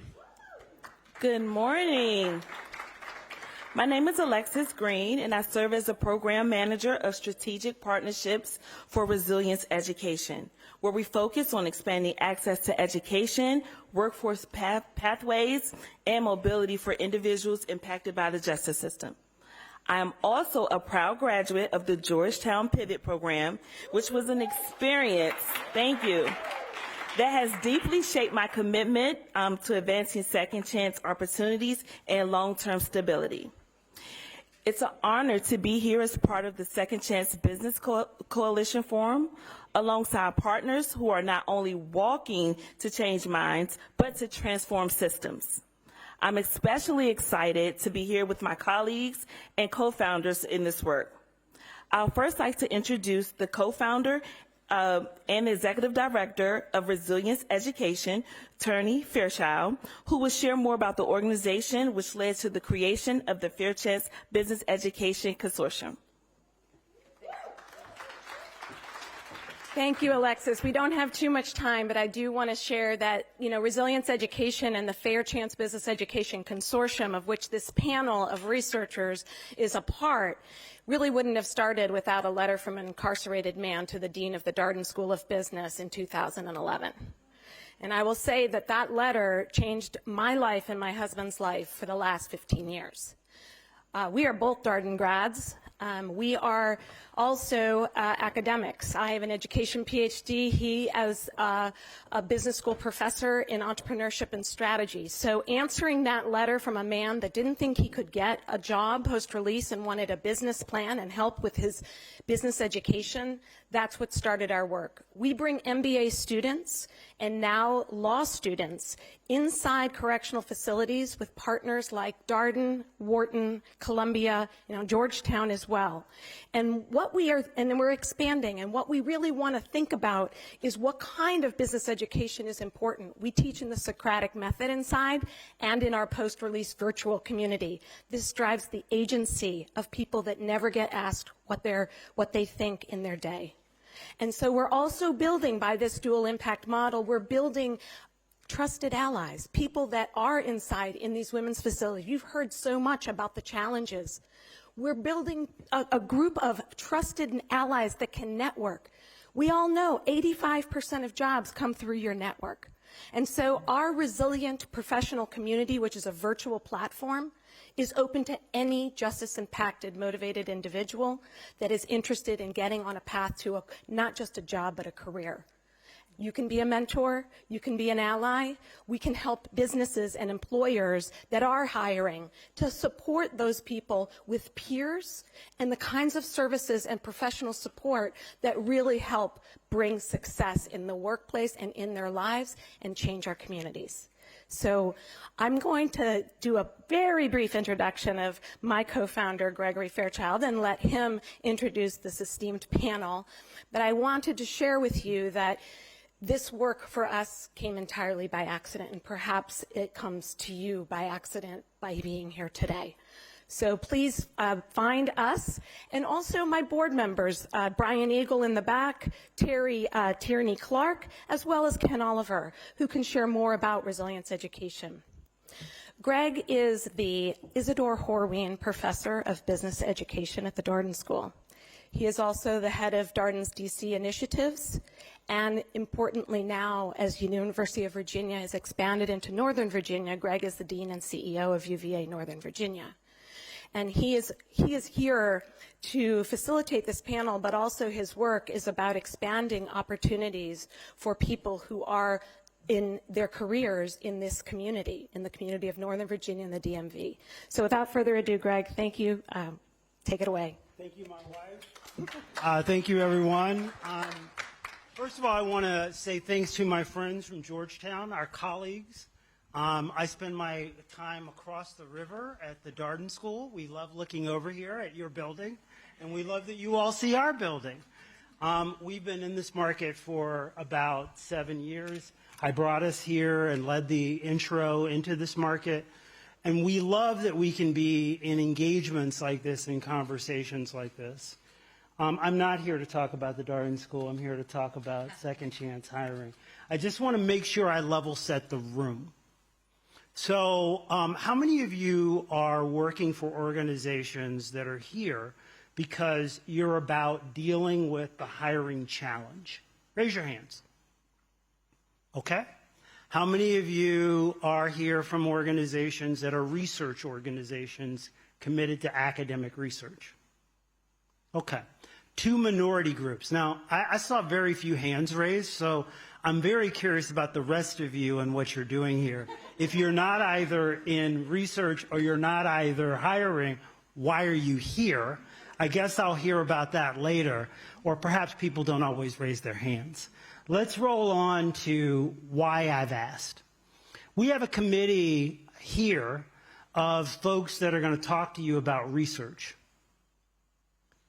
We're going to try to convince you, first, that research might matter to the enterprise that is second chance business hiring. And then second, to try to talk to you a little bit about how you can help us do what we do. Is that all right with you? Okay, great. So moving to the first set of our panelists, we have, and you can all read, so I think you would know that we have Nicole, Megan, and Lane. You can also read their bios, and you can know what institutions they're associated with and what they do. rather than spend time doing that, what I'd rather do is talk with them in a meaty way, and they know this, about what they do and why they do it. So let's begin with Nicole. Nicole works in areas that involve thinking about hiring, which of course is central to what you all are doing today. Nicole, talk to the group a little bit about the methodology you use to do what you do, and then talk a little bit about what types of inputs you need to keep doing what you do. It's a great question. Thanks, Greg. Hi, everyone. So I usually do research qualitatively. So I do a lot of interviews. I heard a shop there. There you go. Okay. So that's my cheering section over there. Interviews, focus groups. I do both employer perspective. I also do the applicant perspective. So I've interviewed individuals while they're incarcerated. I've interviewed individuals post-release. I've interviewed individuals who have completed some kind of educational program and have their BA or have their master's or are working towards those, even their PhD. And then I've also done focus groups with people who are currently doing some kind of work release program. And then while they're incarcerated, I've interviewed people as they were going through a reentry program, right? And so at various stages. And then on the flip side, I've interviewed employers, right? And to get their perspective. So I kind of have the gamut of perspective. I have done quantitative work. I don't do work alone. I always work with collaborators. So I've done quantitative work with colleagues that are both in management and other business disciplines such as marketing. So, and Nicole, as you think about your work, given that it's qualitative, is this quick and easy? How does qualitative work? Your cheerleader, on the other hand, how does this qualitative work play out relative to other methods one could use? Great question, Greg. So qualitative work generally takes a long time because I am physically having to spend the time to do the interview. I also am recruiting people that want to participate in the interview, right? I'm sure you all know it's just like setting up a meeting. Sometimes the meeting gets rescheduled, right? And so it just extends. And the outcome of it I love, right? Because I get to hear a lot of great perspectives from everyone, right? From all of the different people that I get to speak with. But it does take quite some time. And as you know, and I'm sure others can share, the amount of time that I'm spending actually doing the research and then writing it up, right? Analyzing the data, writing it up, submitting it to journals, it's lengthy. And so that everyone knows, for academics like Nicole, the coin of the realm is how much she publishes and where she publishes. And so when she's doing work that takes time and the care that she gives, it's in some view, thinking of the concept of transaction cost, it's relatively time-consuming and expensive, if you think about it in that way. Okay, now I'm going to shift entirely. We're going to talk to this big guy right here, Lane. And Lane, on the other hand, is a statistician for the RAND Corporation. He's not working in an academic institution, and yet he uses a very different set of modalities, methods. Please, Lane, tell us more about what you do and why you do. Yeah, so I'm a statistician and actually mostly work in health policy, so this is a bit of a detour for me. But the modeling is actually pretty similar for what I've done in health policy relative to the more criminal justice related topics. And in particular, I've worked a lot with Sean Bushway and some other folks on trying to understand what the risk of recidivism is. So I think if you're considering hiring someone who has a criminal record, it's inherently a forward-looking endeavor. Like, you're trying to understand if something bad is going to happen again because something bad happened in the past. And really what we found, I think, is a pretty optimistic story. Most people who are convicted of a crime do not recidivate. And it's actually a task that we can do statistically to identify groups who have very low risk of recidivating. So younger folks are much more likely to be convicted of a crime than older folks. And, it turns out that if you have someone who has a criminal record and they've stayed clean for, say, like 5 years, depending on what their background, what other characteristics they have, oftentimes those folks are at lower risk of being convicted of another crime relative to the, say, 20-year-old who has no prior criminal record. So if you're trying to find people who are at a low risk of being convicted of further crimes, oftentimes people who have a record look pretty good from that perspective, and we can identify big groups of people who meet that classification. Lane, where do you get your data, and how do you collect it, and who pays for it? Yeah. So the work that I did was funded by a foundation, and we collaborated with some folks at the University of Michigan who have collected a bunch of administrative data, basically, across states. And there was a lot of data sort of assembling that happened both on the Michigan side and on our side as well. So we need to know for an individual, when are they convicted of a crime, how long are they incarcerated, when are they released, and then potentially, are they convicted of another crime later on. So assembling all of that data across a range of states is a pretty big endeavor, but we can learn a lot from it because states do, pay attention to who's been convicted of crimes, and those data are, in theory, available. Just getting it into the right format is a very, very big lift, and it takes a lot of time. What Lane is talking about is what we call cleaning the data, because someone else has collected the data, and Lane needs to line it all up. It's across 8 different states. It's against the variables don't match. Lane and his team need to put all that together. Now, once it's done, Lane can run any number of studies very quickly. But the assembly and the getting it clean is very critical. Now, Lane, who pays for the data?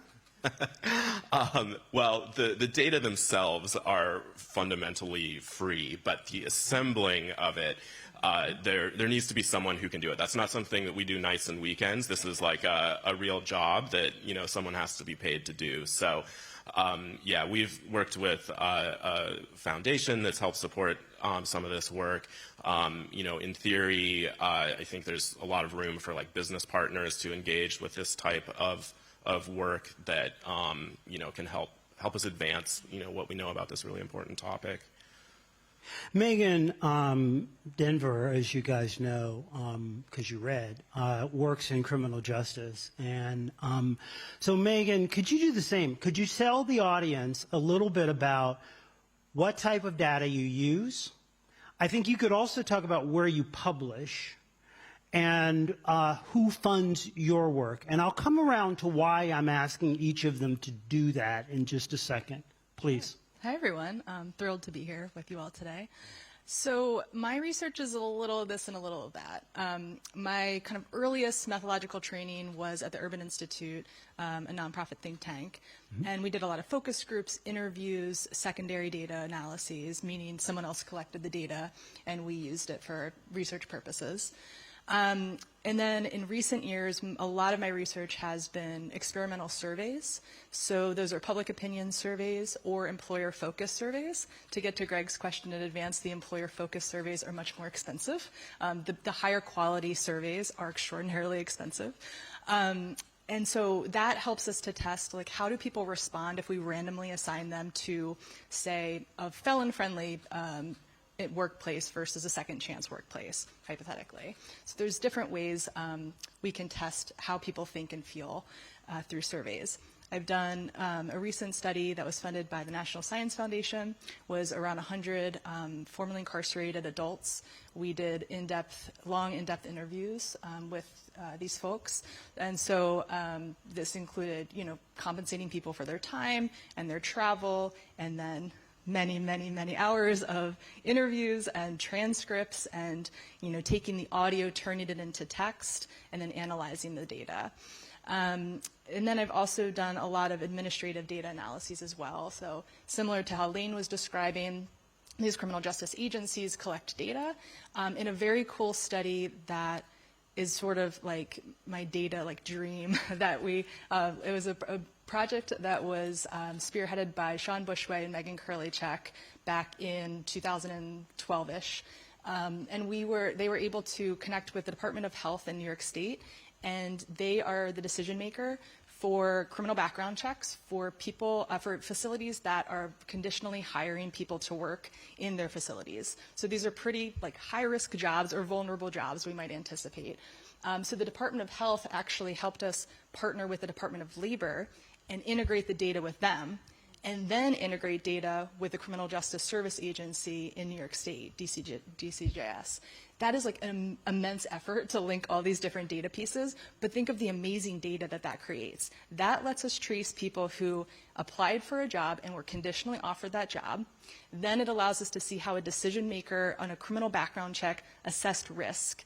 And then it allowed us to say, okay, so some people then were cleared in that initial decision process, some people weren't.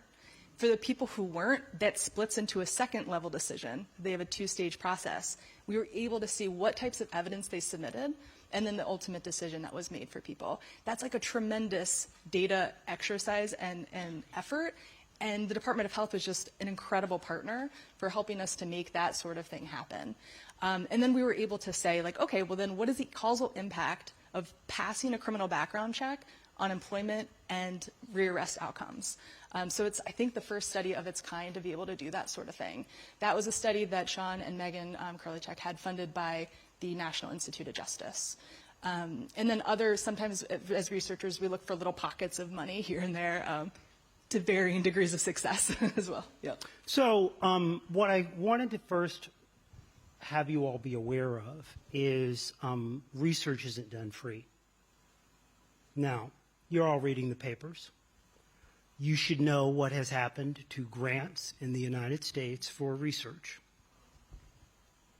You should know what's happened for research that is in any way associated with DEI. You should know that people in universities are looking at our head counts and our overhead and are removing departments, including ones that don't appear to be central to the mission of the university. How do you think the criminal justice stuff is going if you're not in a criminal justice school? It's not going well. So I know that everyone here believes in the cause. You all should. I do too. But I'm also here, as I often am, to give the real deal. The real deal is that I work with several colleagues at business schools who were doing diversity work for 20 or more years. How do you think that's going recently? If you work in certain parts of universities, you are reliant on external funding to be able to continue to do your work. If there's no external funding, there will be no work. So while it's really great that all of them have done really great studies, for many fields right now, these could be science fields, these could be social science fields, researchers are realizing that what they've been doing in the past will not go on in the way that it has. And you all should not feel immune to any of that. Next, I want to talk a little bit, or just get my group to tell you all a little about peer review. Because what they did was they told you about how great their studies were and how well designed they were. And I want any of them to raise their hand if after all that work, after all those hours, after all those researchers that put data in its right form, after all those interviews, that when they sent it in for peer review, it sailed through without a problem. See them laughing? Because what you might not know is that the work only began when they finished the paper. Because after Lane got his great results, after the great results were seen that you all want so people will do more hiring, you have to go through peer review. Taryn up front knows what I'm talking about. And guess what? Your wonderful work that you spent 2, 3, 4 years on gets shot down by someone that you never get to see, look at, touch, talk. They just write a very brief, we do not feel this paper should be going forward. Am I right? That is correct. So you all will feel that because the research got done, and it's really impressive research, that, gee, everybody must agree. Everybody does not agree, and you don't get to be in peer review. Peer review journals, the top, have rejection rates over 90%. So you can design all you want, and it might not get through. Why does that matter? Well, Lane is in a slightly different position, but for anyone working in a university, you don't get to keep your job if you don't make it through peer review. There will be no job. So if you all as a field want there to be people at McDonough, you want there to be people at these institutions, there are only people at these institutions working on the faculty if their research gets out, if their research is actually viable, and if it clears peer review, and after clearing peer review, that person gets promoted. Otherwise, there's what's called up or out, and they will lose their job. I'm giving you hard news, which is it's really inspiring to talk about second chance hiring, and the people involved in it may not be able to keep their jobs. In my field, in business, 70% of all PhD students will not get tenure in their first institution. And that's for the people that are doing work on the typical business stuff. Okay? I'm just letting you all know what's the reality. Okay. So why would I be talking to you about it? What can you do about it? Sometimes I ask a Socratic question that actually causes you to think and respond. What could you do to be of help? Wow, you're stumped. Well, if you are here from an employer, they need data. If you're here from an organization that has staff that could help with interviews and qualitative after being trained, that would really speed the work that you want Nicole to do so that she can get her work out. If you are here from an organization that funds work, are you funding programs or are you funding research? Yeah, that's a Socratic question too. Mark Howard can tell you how much of his dollars go to research versus go to programs. Funders typically want to fund programs because they want to be able to show in the annual report the great photos. Those photos are always really good, and so are the inspiring stories at getting more money. They don't want to fund research, and if they don't fund research, there can be no scholars. That's the way all of that works.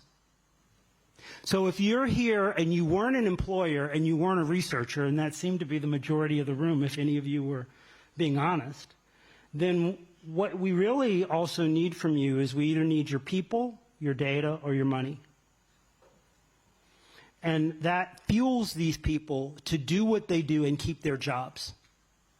Okay, next beat. When you all work in your work, where are your collaborators? Where do you find academic collaborators to work with? And any one of you can take the question. Okay. So I am in the business department. Many of my colleagues are also other management or, like I said before, marketing-related faculty. I found a lot of my colleagues through the Academy of Management, which is our main professional organization. When I first started doing research in this, and my first paper was back in 2015 that was published, right? So that was a labor of love because it started, I think, 4 years before that.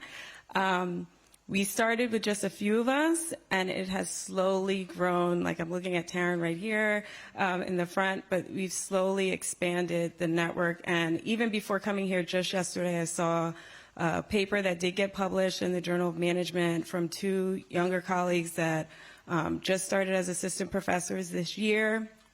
And that is an excellent journal. So to see a paper on this topic in a management journal, a top management journal, is amazing.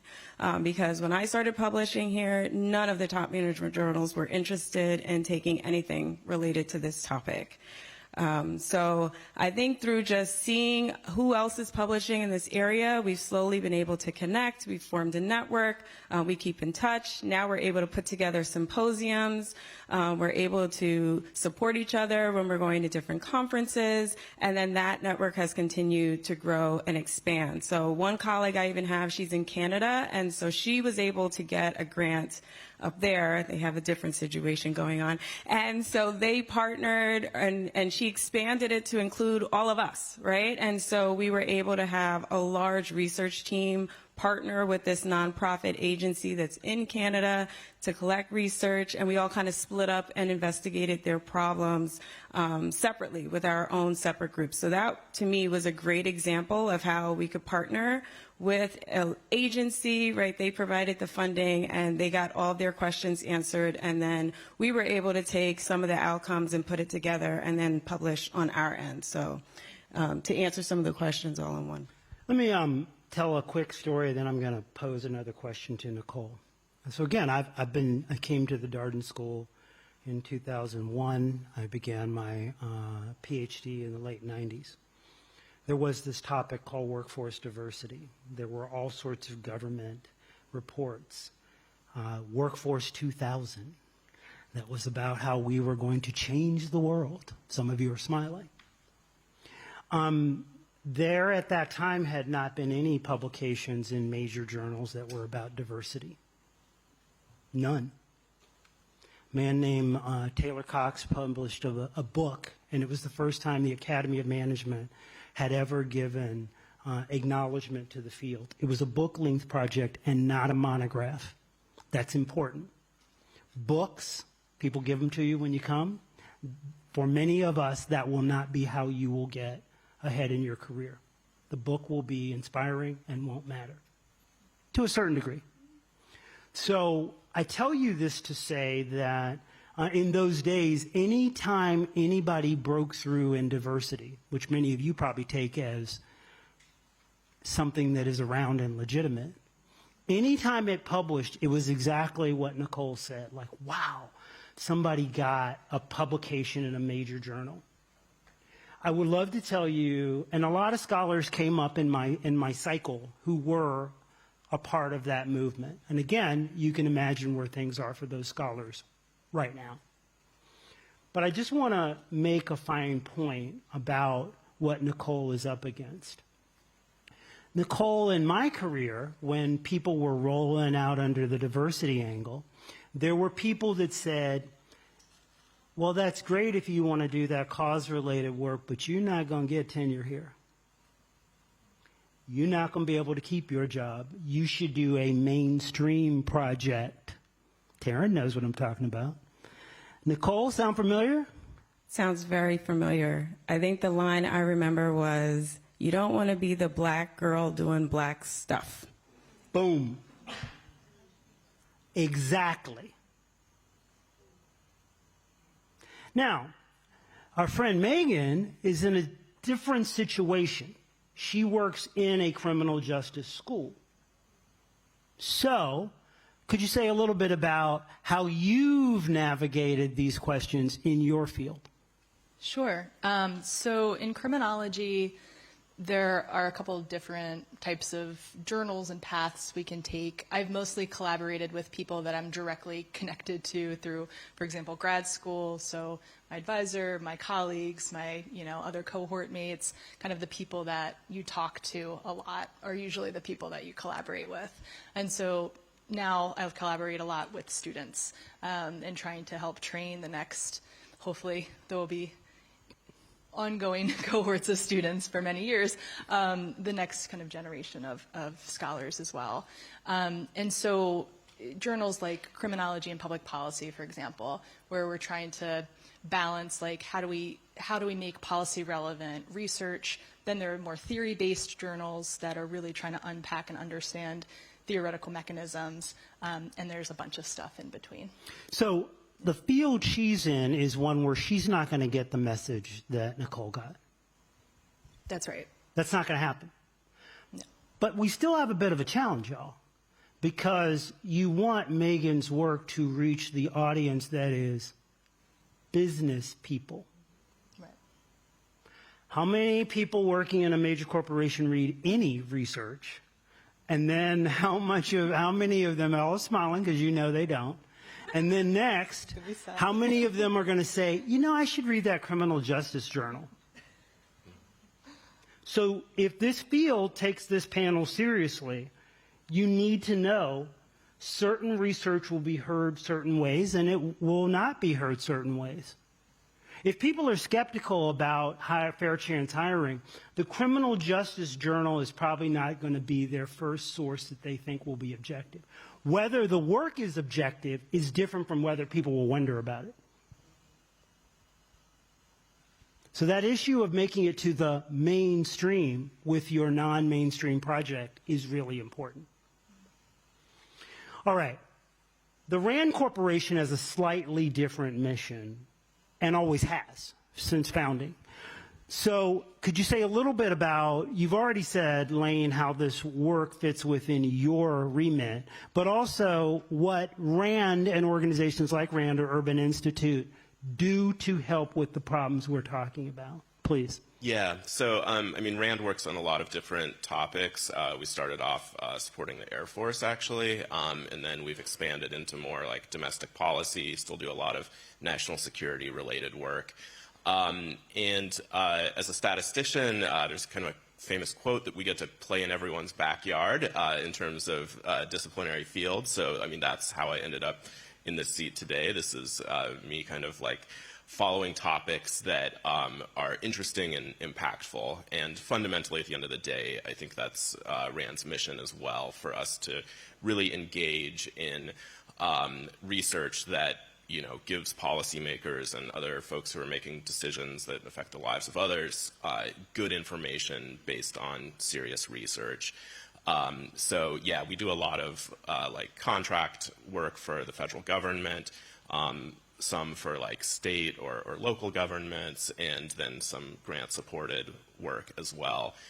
But yeah, I also want to say, I mean, in terms of the translation of research into like business decisions, I mean, some folks are working on it. Sean's name has come up a few times today. He's doing a lot of work thinking about how to build tools for employers so that you don't have to go to the Criminology Journal to make use of some of these like research best practices in terms of making decisions around hiring folks with criminal records. So I think that is like another path that you know, folks in the academy, Sean's a professor, but you know, we can also kind of like pivot to some of these other tools that are perhaps more accessible to folks who don't read academic journals every day. I can say in business schools, we publish lots of research, and it's seldom read by people in the field, particularly management research.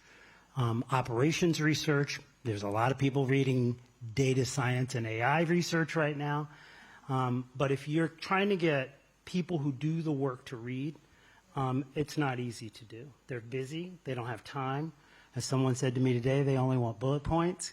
And that's kind of the way that works. The work, though, needs to be done, and it's expensive. Now, we're going to shift in a second. I know that for some of you, in a day when a lot of this feels good, that we came in and gave you a panel that leaves you perhaps a little less good feeling. And I want you to know that that's purposeful, because I didn't feel that it was ethical not to tell you why we're here and what's really going on. Now, I'm curious. We're here at the McDonough School. How many McDonough professors work in this area? How many of them attended today? Well, Alyssa's here. But what I gathered is what I thought. A lot of these conferences, diversity, community development, so on and so forth, the core faculty, senior professors, are not here. I knew that before I got over here. It's always this story. A lot of brown people, a lot of women, a lot of people who care about the cause. The key professors are not here. I'm also going to tell you that in addition to all of that, if we want this legitimacy thing to happen, at some point these all become the key professors. And you must fuel them with data. Because the programs are great, but the programs will go away over time. Trust me on that. You will need the work to make it happen. So I think we're out of time on this panel, this wonderfully inspiring and happy panel that I've led. But I think what you're getting ready to do is I'm leading a discussion about what we heard. So they're nodding that I'm leading a discussion about what we heard. And leading a discussion means I'm not doing all the talking. So that means you all are doing the talking. So I posed the question earlier, what you all could do in this room to help with the problem that's been presented. I'll ask it again. What could you all in this room do to help with the problem we've presented? Yeah, here we go. Stand up and tell us your name as someone who actually can hear and speak. Please. My name is Jeff Abramowitz. I'm the CEO of the PD Green program. Yeah. We're a national nonprofit. We do educational tutoring inside prisons and jails across the country. Uh-huh. The one thing missing from this discussion is helping individuals get smarter. Who are the individuals your PD Green is focused on helping? So we work with everyone. Anyone that wants to get a high school diploma to a college degree to learning digital literacy so they can use a computer when they come home, download their resume. So who's your audience that you're trying to influence? We're working with individuals behind the walls. So this panel is about not the ultimate person that you're trying to help. It's about the people that you want to join your effort, right? Correct. So then what can you do to help with that? We can make education a priority in this work, and we can identify and recognize that it starts behind the walls, helping people get a high school diploma. What does all that mean? It means... But could you be specific? Because what happens, y'all, is that people give great statements. What do you mean? Be specific. What I mean is we need to help people understand how to use a computer before they walk home. We need to make sure that they know how to read and write, and they speak English well enough that they can get a job. Well, I don't think anyone in this room would think that's a bad idea. They don't. But I do suspect that the researchers in the room want to know how what you can do at PD Green could be helpful to them. I think by doing a study on the return on investment for what happens when we invest in education behind the walls of our prisons and jails. And for every dollar that we spend inside the walls, what does that quantify to on the outside? What does that look like? And I'm not talking about putting somebody in a job. I'm talking about putting somebody in a job where they retain the job, where they advance in the job, where their children are more likely to get a high school diploma or go to college and graduate and be successful. So I think those longer-term studies where we really can look at the data and show that when we get people smarter inside the walls of our prisons and jails, it quantifies to something on the outside. Again, I suspect no one in this room would differ with that. How? Please. I would say awareness. Say more about that. To your point, good morning, or yes, it's still morning. I'm Allison here. I'm the founder of Perfect Inc. We're a nonprofit that helps women formerly incarcerated through a 12-week curriculum. But what I heard, thank you so much, sir. What I heard during the conversation that I thought was very important was one point, which is no one's reading academic journals for many reasons, I would presume. Yeah. So what do we need is really that awareness first from a customer journey to find out what are you bringing to the table, and then how can it further along our mission, our goals for various individuals, whether you're a nonprofit, whether you're for-profit. And then I think that second point would be collaboration. So if you're having a problem with funding and I'm having a problem with funding from a nonprofit perspective, let me see your data. And then I can go out and I can share with my cohorts, my friends, my organizations that I already work with, and then that collaboration can then benefit the both of us. So I would say from a customer service or from a consumer journey, that first step will be awareness, because we need to know this information is gold, right?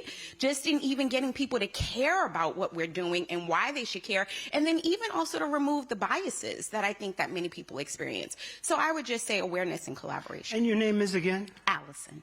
Allison is also pointing out, if many of you in the room are running nonprofits, you're connected to data sources.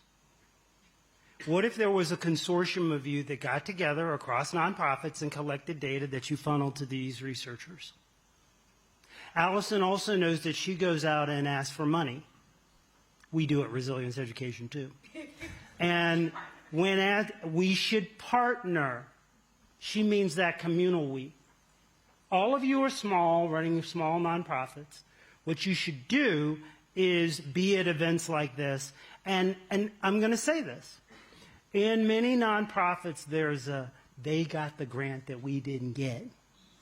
We're jealous. Yes, know about that too. Maybe what we should do is, if you are working for a nonprofit in the room, you should get with your colleagues and then get with these researchers and design better studies and go get money, please. Can I hop in too? I would say maybe reversing that order, Greg, a little bit to say talk to researchers, Indeed. then collect the data or design the metrics. Indeed. Because often we will partner with people who are so passionate and excited to study their program, and we go and open their data and there's not anything there that we can use. It's just not, it's missing data. And it's messy. They're not sure what it measures, so we're not sure what it measures. So we have to be sure. It needs to be standardized, it needs to be clear, it needs to be well reported. And I also just wanted to jump in with something that you said to Allison, right? We know that there is a gap between the research and the practitioners, and we've chatted about that at almost every Academy of Management conference I've been to. And so we know that we need to do a better job in getting information out so that people can actually read it, right? And it can be useful. So I love these, like whenever I see handouts like these, I always grab them up and I throw them in my bag, right? Because it just gives me ideas. As I'm giving assignments for class for my students, I always have them do deliverables in these kind of fashion, right? Because I'm trying to get them into that mind frame as opposed to just writing research papers, which are now ChatGPT research papers. And so I totally appreciate that point too. I love both of these points in the idea that if you are currently connected to returning citizens, justice-impacted people, you could be collecting data, though you need to talk to them about how to collect the data so that once they have it, it could be useful to them. So this is exactly right. Please. If I might speak to that just a little bit too. My name is Nora Ferrante. I'm from Virginia Works, which is the Virginia Commonwealth's Workforce Development and Advancement Agency. I'm here with my colleague, Kat. And I'd just like to say, MK made the point on her panel too that we want business institutions and institutions of higher education to be thinking of the state and states beyond just Virginia as workforce partners and data partners. So for example, the Workforce Development Agency, we have a team of 30 plus economists and statisticians who are themselves collecting data. They're doing formalized surveys, federally funded and independently funded. We are actively seeking other funding opportunities and sources and collaborators in order to execute different kinds of research beyond what the Commonwealth has ever done before. We're interested in partnering with institutes of higher education in Virginia and outside of Virginia. We have an in with employers. We have a burgeoning, growing network of employers across the Commonwealth and across the country. There are many major businesses who have headquarters in Virginia or other major presences in the Commonwealth of Virginia. So please consider this a formal invitation to come to me, to come to Kat Skinner, my colleague here. If you are a business who is interested in partnering with other institutions who have similar interests, if you're interested in connecting with institutions of higher education within the Commonwealth, if you are an institute of higher education and you're interested in sending interns to learn from our staff or teach our staff, if you're interested in building a program like that, we're all ears, we're open to it. And likewise, we have an audience with employers, but it's difficult sometimes for us to know what to say. And so to pull in, rather than recreating the wheel and trying to duplicate efforts with those who are the professionals, we would rather pull you in and have you speak to your own work. So, thanks. This is another great opportunity to make a point Blaine already made. So Virginia's great, and the connections that Virginia Works has are great. And if you're not from Virginia, you should not only connect with Virginia Works, but they should know the similar agency in the state of New Jersey and the state of Illinois, because they could combine resources, and then these people can have multi-state data. One of the problems they face is that people, when the peer reviewers come, they're coming for your head. And they're going to say, well, wait, this was only done in the state of Virginia. We're unsure about its generalizability. Really great that you're inspired by what happened. We're not sure it works. So the more people, data you can put underneath in partnership, the better it is for this crew. Now, this person has had her hand for some time. Please. Heidi Cooper-Kamenetz, coming from National Association of Counties. I've worked with numerous direct service organizations, and I'm also a recovering academic. So what... Good for you. What I wanted to bring to light is that what I haven't found is that organizations are reluctant to share their data. It's more that the data collection process is onerous and difficult. So I want to turn this around and ask you, what can you do as researchers to help prep organizations so that the whole data collection process is smoother and more acceptable on the outside, on the end for you?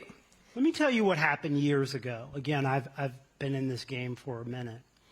When we were early on in two movements, one of them was the diversity movement. The other was what came out of Michael Porter in the Harvard Business School, something called inner city economic development. Some of you around here will know what that was. I say was because these things rise and fall. And I can tell you that one of the key things that happened was ways that the set of researchers who work across schools get together and talk about, what if we had one big data set? And we had one big data set that was deployed across multiple locations. And what if we had people that we send out into the communities to do research, and all of that was being collected on an annual basis? It could build to a data set that could be used for longitudinal studies. It could build to a data set that says not just what happens when the criminal justice impacted individual starts their work, not just what happens when they didn't get hired, what happens to them over time. We could do that type of work if we had this type of collaboration, which is really the promise of this session, if you ask me. And then we could do that work, and we did do that work, and go to major foundations and say, you know what, we can't do this internally on our own. We'd love to have some money to elevate what we're doing and make it more legitimate, more seen, and more funded. If this convening could take an action perspective around solving the gaps, that could be on the road to what I think you're talking about. But it's a form of awareness. We need to all become aware that this is a tough job that they're doing, and that it's a tough job that not everyone outside of this room buys as even being viable or important. And because of that, we need to build better mousetraps and a fortress that is very difficult to critique. And that takes lots of forward thinking. And you still might find that years later, after diversity supposedly was a field, the federal government will say, we don't want any diversity language in your universities, which is the situation we're in right now. Sir. Sean Bushway, University at Albany. So some of the things I'm hearing is that there's still a pretty big disconnect between what we know in the statistics and academics world and what it's taken as a given in this community. And Rand has worked really hard to present a lot of one-pagers and two-pagers to try to make these things more obvious. But just to name a couple, most people don't recidivate. The statistics from the Bureau of Justice Statistics are wrong. They're not the ones you should be using because they oversample the wrong group of people. The arrest rates for people under the age of 30 have dropped in half since 2009. So the prevalence of criminal history records has been dropping dramatically, and it's particularly dramatic for African Americans. So the number that you probably have all heard, which is that African Americans will have a higher chance of going to prison than college, and by the time they're 30, is actually not true. Thank God. It's still too high, but it's not true. It's actually more likely to go to college than go to prison. The fundamental thing that frames this entire debate among businesses is something called the green factors, which was established in 1972 or something like that, that said that crime type was the single biggest thing that you should use. Crime type doesn't predict much of anything after you control for criminal history and age. Every criminologist knows this. Sean, I'm just curious where this is going. No, I think the point is that how do we communicate the things that we know that are, that are sort of not driving the conversation correctly, in the sense that there are a lot of myths that continue to be understood both by the people who are making decisions as well as people that work in the field. And, we can publish in the Harvard Business Review. We can do a lot of things like that, and yet these facts just don't get out there. Yeah, so Sean, if I took your question seriously. That's a good idea. I've tried. I appreciate that. Right. Every academic field I know of has to prove itself. Talk to your friends in environmental sustainability about proving themselves. Talk to my colleagues who, as I said, have been working in any number of fields. Sean, the field is one where you are constantly questioned. And what you may feel, researchers in the environment seem pretty convinced that man's interaction have influenced climate change on the planet. And yet, everyone in this room knows that is still a topic that others, including others who have levers over power, don't agree with. So while I appreciate you laying down the misnomers, the myths, the things that people don't know, that's true in every field.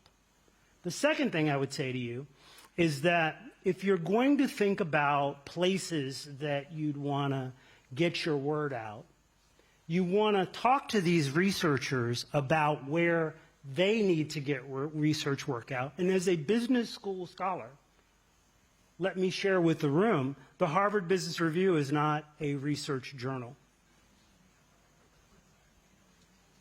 And so it isn't. You all read it when you walk to the airport and you pick it up. Don't mean nothing to them in getting promoted. It's written for a certain type of audience, but it is not a research journal, and a publication in HBR doesn't count. Now, doesn't mean it's not important, doesn't mean that the frustrations you all feel aren't real. I'm just here to say these frustrations come with the academic process. At the root, the academic process is about driving out bad ideas. And will always have at its root, academics as a group of people are always critical. We as a group are not prone to be supporters. We are prone to be critics. Yeah, I guess I'm not sure. I mean, from my perspective, like I've been associated with the National Academy of Sciences. I'm a fellow of the American Society of Criminology. Getting accepted is not a problem. The issue that I was raising is trying to figure out ways to communicate what is known, because a lot of the policy is actually based on things that aren't true. Okay. And that's a problem, because you're more likely to change things when you're working from sort of the right facts, right? In other words, if you start from the assumption that everybody fails and you have to give them a job so they won't fail, that's a very different position from recognizing that actually most people won't fail. And the job is to figure out who those people are, because it's not, they don't desist when they get to 10 years. They've already desisted all along the way, and lots of people desist. And so trying to change the conversation, right, and not focusing on things like crime type, which just generally do not predict much of anything, and having a conversation about, say, negligent hiring, which is a very bad idea on lots of dimensions from a policy perspective, seems to be a really important thing to do. And yet, as someone who's committed over the last 4 years to traveling to a lot of the workforce development conferences and other things, I would just say and writing about this in different journals and different places where it might be accessible to the audience, it's been very difficult to have a conversation about the actual facts. So we often know much more then, if Lane's up there talking about a study with 7 states, millions of cases that show that you can predict people that are low risk really well. And why is that not being somehow incorporated into policy, so that when you hear people saying things like, the biggest thing we're struggling with is how to make that decision about people, Lane's research speaks directly to that in a very documented, high-quality way. And so I think there is room here, I think, for more communication and finding ways to make the breakthroughs in terms of showing what's true, because there is a lot of evidence that does exist that's been published in very high-quality journals that by tenured faculty, economists like myself and others that could really speak to some of these issues. Thank you so much. Well, we are out of time. There's a gentleman at the back that's imploring me to allow for one question. Should I allow for the one question, or the organizers of the said conference should tell me, should we get off, because we're past time? Organizers? Cut it? I'm being told to cut it. So, look, about this discussion, probably wasn't what you thought it was going to be. I knew that coming in, and I told the panel, we talked, it wasn't going to be that conversation. That said, the intent is that you keep talking, and that you are inspired, but inspired to help solve the problems that can help them be a part of this larger ecosystem. They need you. And so being here and feeling good is great. Being here and doing something is more important. Thank you very much. Thank you. Thank you.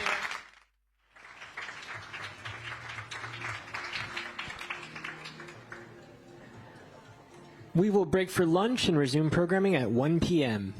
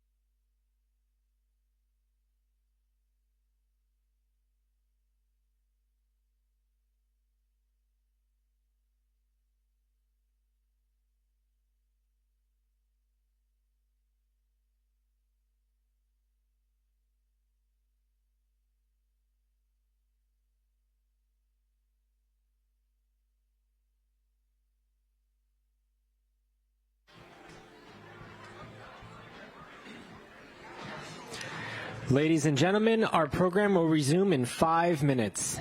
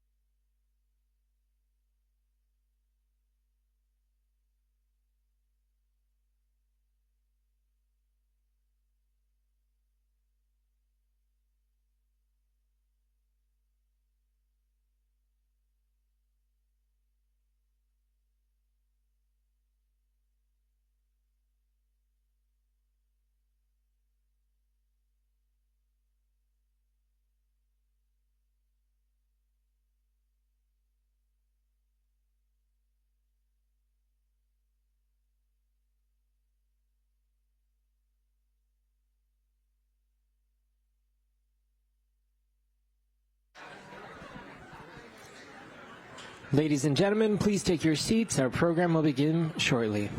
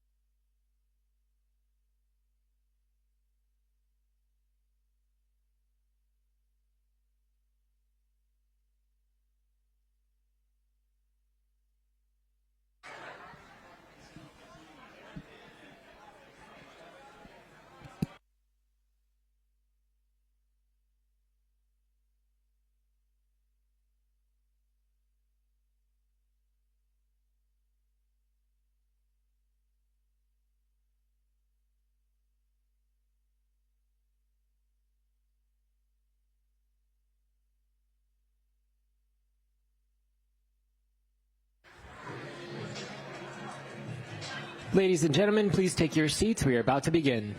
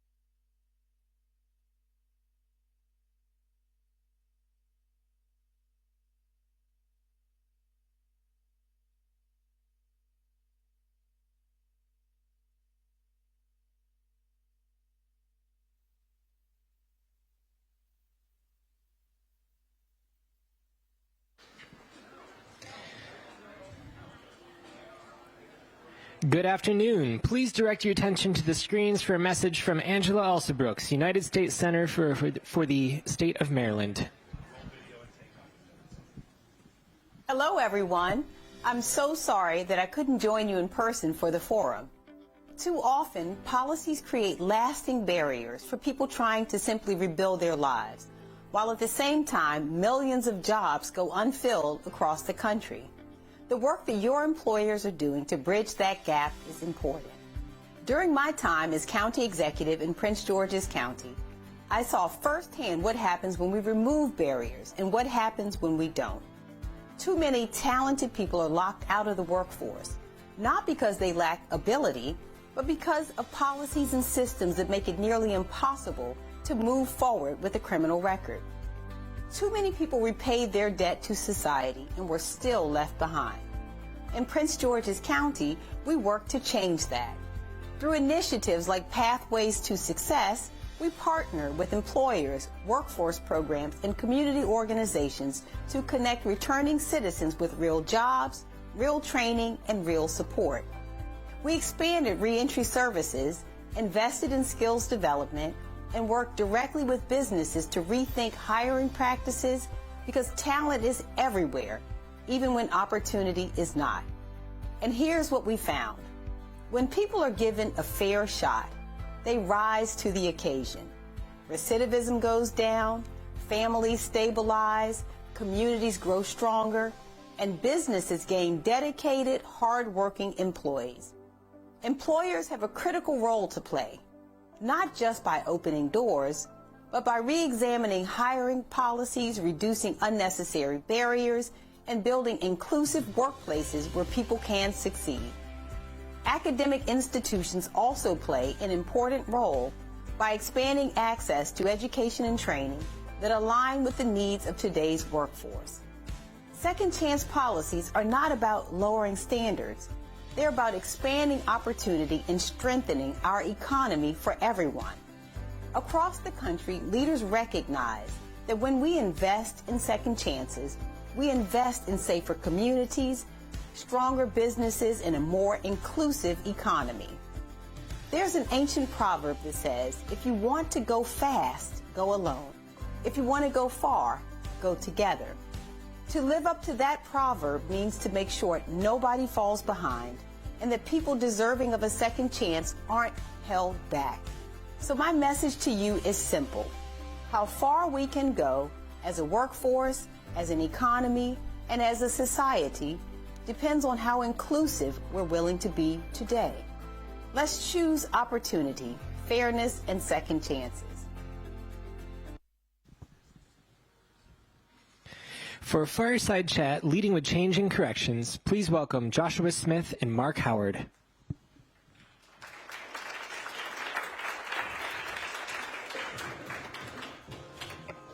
Good afternoon. Joshua, welcome to Georgetown University. Welcome to the Second Chance Forum, part of the Second Chance Business Coalition. I know that you were hoping to be with us in person, but we're really grateful that we have you on the screen with us. I want to cut straight to some of the questions that we've been dealing with at this conference, but I first want to highlight your extraordinary role. Not only are you the Deputy Director of the Federal Bureau of Prisons, but you are the first ever senior leader to be in that role or in any leadership role at the Federal Bureau of Prisons who is himself formerly incarcerated, having spent 5 years in the very facilities that you are now overseeing. And that's truly extraordinary, truly commendable. You also, of course, have a foundation, Fourth Purpose Foundation. You've also been a major business leader. You've hired thousands of formerly incarcerated people. So I just want to applaud you for your biography, for your leadership, both past and present, and hopefully long into the future. Now, the Federal Bureau of Prisons, as you know, having been in a way on both sides of it, has a reputation for being a very difficult place to work and to be housed. You willingly walked into this role, not without controversy, I should add. What made you want to take on that thankless task, and what have you found since you've been in this role? Yeah, well, thank you, Mark, and thank you for the invitation to join you guys today. I'm sorry I'm sitting at an airport conference room, so if you hear a plane, you'll understand why. You know, at first, when I was asked about this role, I was very honored. I was very surprised. My initial reaction, because I understand the Bureau of Prisons, understand a lot of the former leadership, the challenges they've had, my answer ended up being no. I just said this is something I would want to be involved in because, frankly, there's no good news coming. And I just, our foundation has been doing some great work and some other things, and we were excited about some of the things we're working on.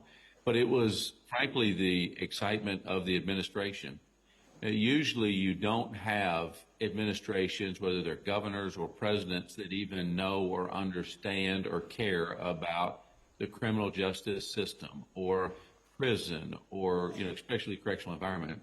But yet, after multiple calls, you could just see this administration was going to be different. And President Trump, being very tough on crime, unapologetically, has also been the most restorative in nature of any president that we've ever had.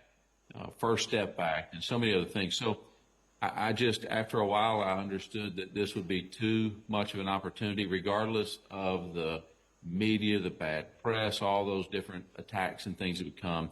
It was just too good of an opportunity for us to, if there was ever going to be a chance to have an impact that was positive, this would be it. And so can't say enough about how already we can feel the support at the Bureau of Prisons. Can you give us a sense, Josh, about what you've seen and what is changing under your direction? and how you hope the Bureau of Prisons will evolve over the coming years while you're in that role? Sure. Well, it's been underfunded for a long time. It has been, generally correctional departments they're very expensive, but they're pushed to the back. And so we've had a workforce that has not been invested in or appreciated for a long time. We are very understaffed. We have infrastructure facilities. We inherited a $4 billion backlog of maintenance and those things. Thankfully, the president passed a big, beautiful bill where we got $2 billion to help us on some of those things. But so what we've done is we've said, hey, how can we do it with the resources that we have? As a business leader, I know what it's like sometimes working with very little resources. The things that don't cost money are focus on leadership, investing in your leaders, doing some things like that. So that's what we've been doing. We've been doing the best we can what we've got. And you asked what I've been seeing.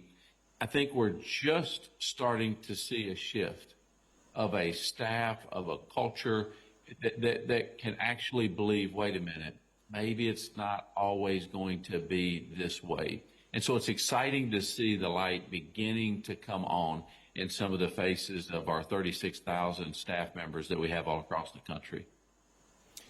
Thank you. So before you've been in this role, Josh, you were, of course, formerly incarcerated, but also then founded the Fourth Purpose Foundation, which is a nonprofit that builds on the argument that the traditional purposes of prison are misguided and that it really doesn't create a type of rehabilitation that prepares people for reentry. And you talk about transformation and that the purpose of prison should be transformation. Can you describe a little bit that difference for our audience here, and then talk about how those values are shaping the work you're now doing at the BOP? They say that rehabilitation is to take something that was that ended up breaking, and then you rehabilitate it. I think our prisons are full with a lot of people that were never put together in the first place, just like myself, a young man that didn't have a lot of direction, had not really understood what society is like, how it functions and those things. So when I say rehabilitation or instead transformation, really it's a changing of the understanding of how society works and the role that you play in it. And so that's been our mission. That's been my mission for a lot of years, because that's what happened with me. I was exposed to things that I had not previously been exposed to. And now that's why I've worked for many years, when they can see somebody, especially somebody's come from them. But even after that, if you can see a business leader, somebody with success, somebody that has education, somebody that's accomplished something, it inspires them and transforms their mind and their thinking into something that it wasn't before they came in. Frankly, I think that's the mission, should be the mission of our correctional agencies. The federal system is a little different than the state. 97% of the inmates that we have, 156,000, it's the largest in the world, will be coming back to a community and be our neighbors. If we don't focus on transforming their mindsets, preparing them for release, we can't expect a different result. And that's what we've seen at the Bureau of Prisons for decades, has a 44% recidivism rate, much higher than many states now. And so we've just not been winning in that. And that's what the real focus is how do we take and change that trajectory of these people before they come back to our communities. So following up on that, Josh, what could our country do, and what could the Federal Bureau of Prisons do for federal prisons to better prepare people so that when they leave prison, they are ready to go into employment positions and opportunities? I think one follow-up is that I understand the resource constraints, I understand the underfunding, and perhaps that's changing, but let's also assume for a second, or imagine, that funding weren't a constraint and you had an unlimited budget. What would work? What would it take to actually lower recidivism to zero? What would it take to have people thriving and ready to reenter successfully in their professional lives and their personal lives when they come home from prison? And how can we get there? So forgive, I'm silenced for a minute. We've got jets doing low flights. But, I love this question. If money was not a limitation, how would you take and fix this for for good. Well, I'll tell you, the Bureau of Prisons actually has several things set up really well. The Reentry Services Division, it has some great staff members. It has a great structure to be able to do that. Now, they've not been funded properly. We don't have enough of those people, but the construct is there. But what that would look on the inside is that would look with staff, psychology staff, reentry staff that takes and prepares somebody starting day one, creating an environment that people understand is necessary to be rehabilitative. They need to understand the consequences of their actions to society, how it felt. There's all kinds of different crimes, but what we generally do is lock people away. We don't teach them the pain of what they caused others to go through. From there, you give them those basic skill sets. But can I tell you, actually, in a perfect world, it would include a lot of business leaders and things just like you have in the audience. People taking ownership of their own communities. What if business leaders were coming in and teaching people basic business skills? How to shake a hand, how to look in the eye, how to deal with basic financial things, how to interview. What do employers want to see? You know, all of those things, and they do that. On top of that, taking them to next level education. Then churches. Imagine churches and faith organizations being involved in the prisons on a regular basis, interacting with the inmates, both male and female, that we have, owning that part of society. So I think if you're asking me that perfect world situation, that's what it would be, but it would take everybody being involved and owning the community to make the difference. Great. Well, it sounds like what you're asking for is what I and many people in the room are offering and hoping to do, which is to bring about more programming inside facilities. I will say, although not necessarily since you've been in office, I've had a lot of challenges trying to work with Bureau of Prisons facilities in terms of getting access, in terms of bringing people inside, in terms of starting and running programs. And historically, they've been underwhelming in terms of the opportunities provided for incarcerated people compared to some states, not all. But it's a mixed bag, and there's obviously a lot of work to do, but I appreciate the vision you just shared with us and articulated, and I know you believe in it. I want to now turn... Let me share this with you real quick, please, Mark, just because I think you'll care about this. Me as well experienced the same thing you experienced, okay? The doors have been closed. I can tell you I just left one of our facilities, and I had 7 or 8 formerly incarcerated people. Some people you would all know from TV or their stories and those things. And watching their interaction, them being a part, and I hate that I didn't even mention this in the part when you asked me in this perfect world, but them being a part of the transformation of the younger them going back in to invest, people like you and I going back in and having those stories, we can have an impact that is tremendous. So I can assure you we're working on, we actually have already changed some of the policies. We're working on some new policies that are coming out very soon for our volunteers, and it will include formerly incarcerated people. Well, that's wonderful to hear, and you can look forward to hearing from me with follow-ups about how to make that happen. Absolutely. I want to now turn, Josh, to the private sector, because before you became Deputy Director of the BOP, you were yourself an employer. You built a multi-million-dollar company, and you made a deliberate choice to hire people with criminal convictions. You know what it costs for an employer in terms of taking what might be perceived as a risk, but you also know, more importantly, how it is good for business and was good for the business that you built. What do you wish more employers understood? And then, of course, in your role at the BOP, what's the BOP's obligation to make sure that people walking out of facilities are going to be ready for jobs that hopefully will be made available to them? Yeah, great question. Well, first, I've been asked to speak a lot of times to large employers. And one of the things that I say in the beginning, I tell them, you might not want me to speak to some of them because I'm not one that just says hire everybody because they're a felon. But what I say is I don't hire people because they're a felon. I just don't not hire them because they're a felon.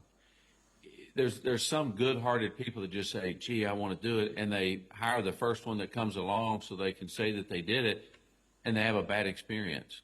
You got to remember there's a lot of people that haven't been taught any basic skills. I mean, I've hired many people that have never had a job before, and they're 35, 40 years old. So I think one of the things that I would want employers to understand is, first, you have to understand this is a challenge, okay? depending on which ones that you work with.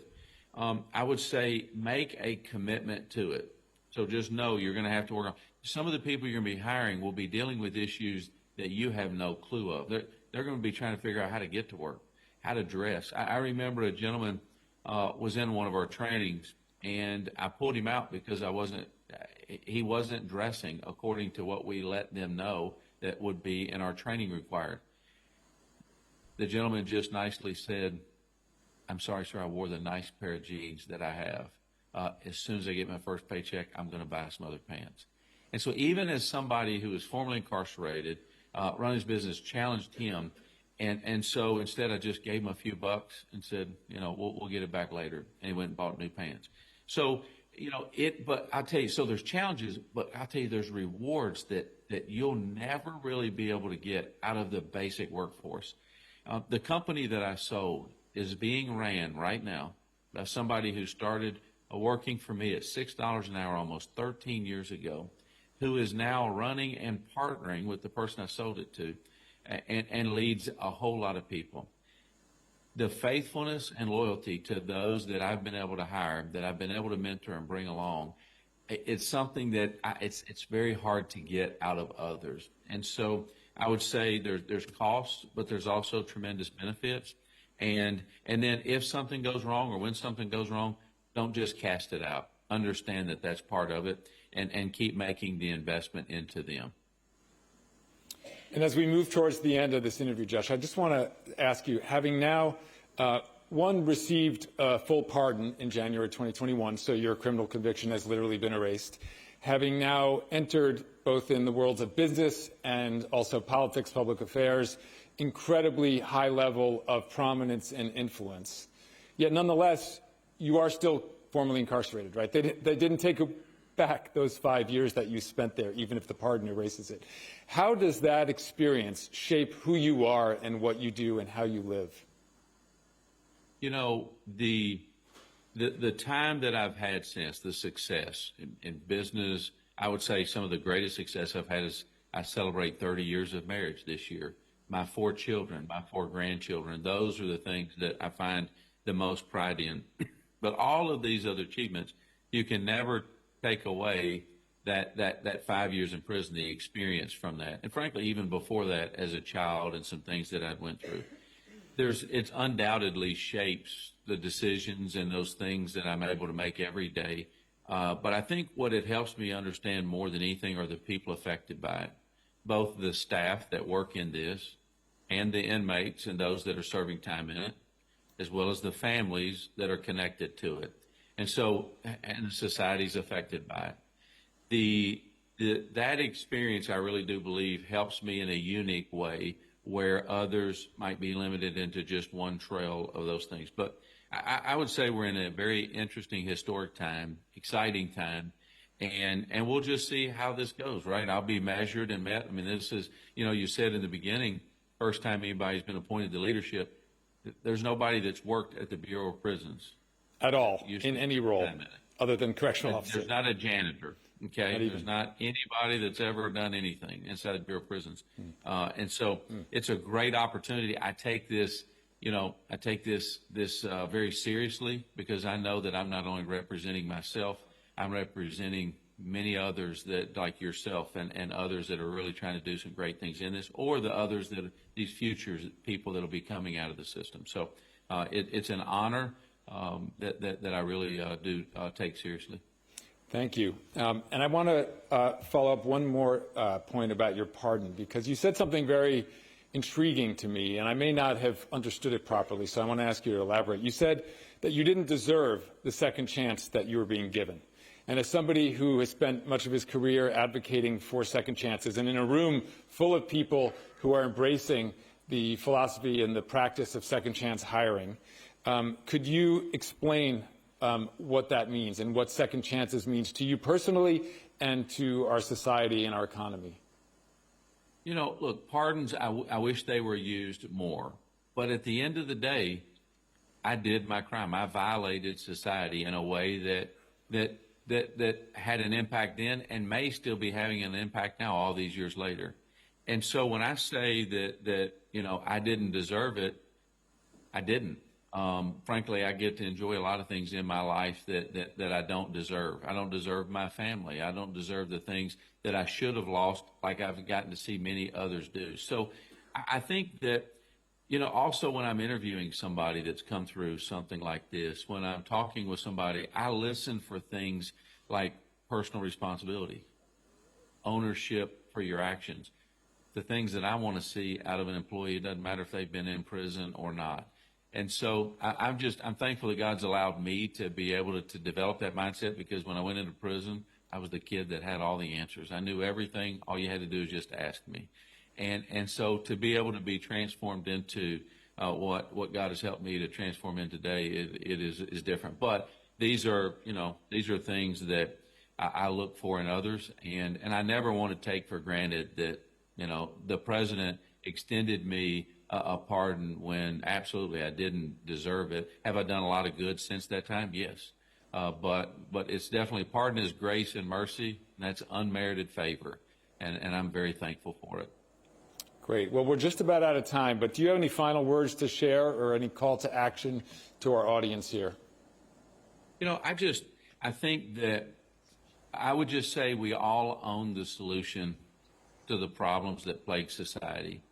Too often we're able to just stay comfortable in our own environments and just say, hey, that doesn't affect me, okay? That's not my challenge and problem. As employers, as people in the community, it is. But I'll tell you even more than that, as a business owner, how I was able to grow my company, how it was able to be voted best workplace multiple years in a row, is I believe the investment that it made in the community with the people that we had. We had a mission statement that was very focused on making a difference in our community, and we were able to hire based on that. We were able to train based on that, and it had a tremendous impact. In fact, years ago, I would take my executives into prisons. They have never been there, and do events like mock job fairs. Different speaking events, different ones where I gave each of them the ability to speak. And so what I would just say is it's an exciting thing to be a part of. It's not only important and necessary, but it's also very rewarding. We have a workforce today, that young workforce, that cares more about mission than money sometimes. And it's sometimes hard to relate that, but I believe they're going to have just a tremendous impact. We're going to have to build companies that create that impact for them, mission-oriented companies. I look forward to hopefully being able to get those in the room on a tour to a prison, even having a roundtable meeting inside of a prison after we've toured it, discussing those things. I love the ideas of business people, love bringing business people in, them seeing the environment and saying, hey, what about this? What about that? And so hopefully we can do that. We can mobilize a group across this country, 120 prisons, and I believe really have a tremendous impact during this administration while we have this window that is a unique time for the Bureau of Prisons. Well, as somebody who also runs a nonprofit, the Frederick Douglass Project for Justice, that is centered on bringing people into prisons and jails all around the country, and we're in over 30 facilities, but 0 BOP facilities so far. I look forward to partnering with you on that. I believe strongly that it's through proximity and getting close to people and seeing their humanity that we can overcome this challenge that we have here. So, Josh and Deputy Director Smith, I want to thank you for speaking with us. I hope you don't miss your flight, but we really appreciate your words, your story, and most importantly, your leadership at the BOP. So thank you so much. My pleasure and honor. Have a good time.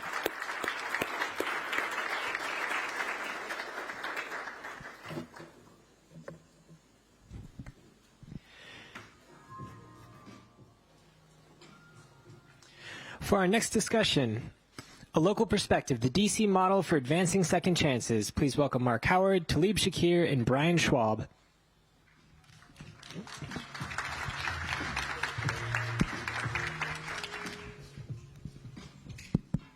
Good afternoon, everybody. Nice to be here.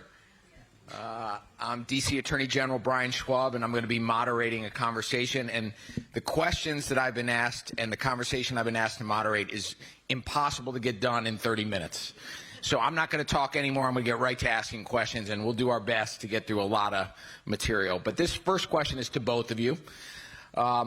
Washington, D.C. has roughly 65,000 returning citizens. That's in a community of about 700,000 D.C. residents. That's an enormous population relative to our city size.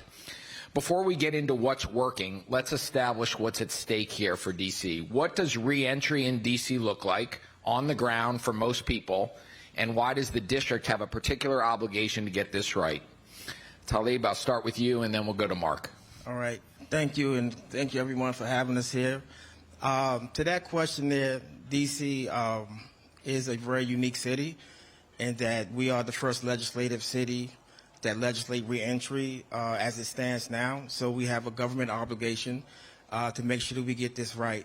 But however, when you look at the numbers, 65 to 75,000, that's a large percentage of a very small population of Washington, D.C., 700,000 to 800,000 people. So with that being said, we think about our workforce, our labor force, our communities, our tax base, and what that looks like. And so my office and what we do and the way we receive people back and why we have to get it right is because D.C. does not have a penal system. So all of our inmates are sent to federal institutions, and some of them could be in Texas, California, all around the United States of America. And when they come back to D.C., they come back to a very different city. And so it's important for us and our team and our office to make sure that people have the vital records, the documentations, access to employment, access to job, access to mental health care, which is something that it's something that's very big for us. So that's what's at stake for us. Thank you. Mark? Well, I'll just add that if D.C. were a state, it would actually have the highest incarceration rate of any state in the country, higher than Oklahoma, higher than Louisiana, which are always fighting for the top ranking in this disgraceful fight called incarceration. D.C. would be even higher. Now, it's not necessarily the highest city, so obviously some of those are states that have rural areas, so it's diffused a little bit. But it's a huge problem. It's a problem all around us. It involves crime, it involves costs, it involves families, it involves safety, it involves well-being, it involves compassion, love. And as a community, we should all care about it. It's something that every institution, and of course Georgetown is doing so much as a university that I wish more universities would do in D.C. and elsewhere to fight this problem. But also it involves government. And I'm so happy that the D.C. government has really made this a priority, programming inside and support for returning citizens. And we together, Georgetown and the D.C. government, and you've been a part of that, Brian, and of course Talib, who's a graduate of the Pivot program, who also did his internship with the Douglas Project, who I've known for many years and admired and seen his journey. It's extraordinary to see, as someone who spends a lot of time inside, and I always say, I don't see you wearing a jumpsuit. I see you wearing a business suit. I see you out successful, employed, hiring others, making big decisions of responsibility and accountability. And look what Talib is doing now at the Mayor's Office and Returning Citizens Affairs. I'm so proud of him and so privileged to be able to partner together now in this common fight. So I do want to get into some of the facts around the reentry world and programs, but first let's kind of level set a little bit with some personal stories from both of you. So I just want, Talib, for you to share with us, you're a program graduate, you're now running an agency in the city, charged with funding and coordinating a hugely important part of our public safety ecosystem. Tell us, how does it feel to be sitting on this side of the table, and what is your own arc? Tell us about second chances that, when they're done right, really can produce results. So a little bit about me, right? I spent a total of 26 years incarcerated. I went to prison at the age of 17. And so when I hear the conversations happening, even some of the ones I've heard today, people are still getting it wrong with the right intentions. I'm so much forever grateful for Georgetown University and the Pivot program. I had a very unique experience coming home. I had many of the things that a lot of people don't have. And so having said that, and having worked my way through D.C. government, I've been almost 8 years now that I've been working for D.C. government in senior leadership positions along the way. and to be entrusted with this position is surreal. It's surreal to be in the room with senior leadership, with decision makers, policymakers, legislators, as they talk about the very same issues that I used to be in the cell in law books, trying to find a loophole, right? Or trying to understand this new policy or this new legislation that no one can explain, but somehow there has to be some language that's going to get me out of prison. And so that's how I spent 26 years. From my position where I'm at, and I'm forever grateful for the mayor, this office in D.C., because this is one of the only offices that you have to have a lived experience to run. So no one in this room could just walk in there and make decisions and sit at the table and have a voice in that stake, and, as a stakeholder. So I use my influence, my power, my privilege, my experience to be the voice in the room. And I'm able to say, you guys don't have it right? You need to go back to the drawing board, and here are the reasons why you don't have it right. And so that's been my experience, and my partnerships with Georgetown, other people throughout the city.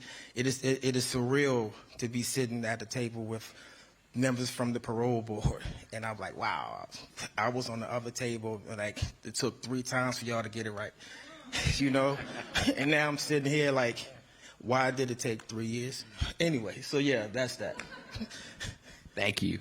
So Mark, you're a Yale and Berkeley trained political scientist and attorney, went to Georgetown Law School. You lead a national movement supporting incarcerated people with educational opportunities and reentry, and work to exonerate the wrongfully convicted.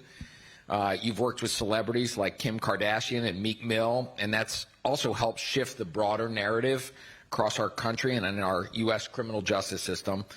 But as I understand it, your background did not start with a research agenda. It started with a phone call, a friendship, a wrongful conviction. Can you tell us that story and tell us what it changed about you and how you see the world? Yeah, so I don't have the direct personal lived experience that Talib does of incarceration, but it is still very close to me, very personal to me. When I was 17 years old, my childhood friend Marty Tankleff woke up and found his parents murdered in their own house. And that night, as if that couldn't be the worst thing to happen to a kid, he was actually charged and the next summer convicted and sentenced to 50 years to life for killing his parents. And I believed he was innocent. I advocated for him. I wrote about it in our little high school newspaper that no one paid any attention to. But he was railroaded, and he went away. And we lost touch for a number of years. Our lives went in very different directions. But then we reconnected, and I started visiting him and became very close to him, then dedicated my life to helping get him out of prison, which is why I went to law school in my 30s when I was already a professor at Georgetown. But something else that I want to highlight, and although I'm very proud of the work with Marty, and we've together started a program that's helped 13 other wrongfully convicted people walk home from prison who would otherwise still be there, and that's a beautiful thing. But something even bigger happened to me when I was visiting Marty in that prison visiting room many times, and I would look around the room and I would see families, and probably most of them had committed the crimes, unlike Marty in his case. But I saw them crying together, laughing together, hugging, and I felt something very powerful about the emotions and about their humanity.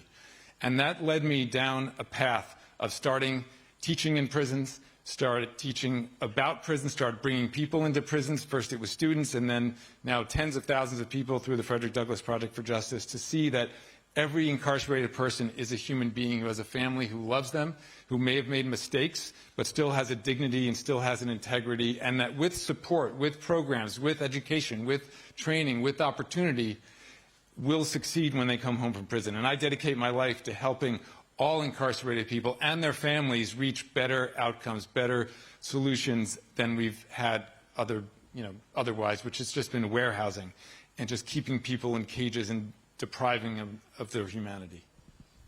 Thank you. I'm going to stay with you, Mark. Georgetown now offers educational programs here in D.C., Maryland as well. 2 quite robust reentry programs, both oriented toward high-quality employment. The Office of Attorney General is a beneficiary, and I'd be delighted to chat with you all about that. A couple of my extraordinary colleagues, though, are in the room, and I'd just like David and Kendra just to raise your hands and actually stand up so people can see you both.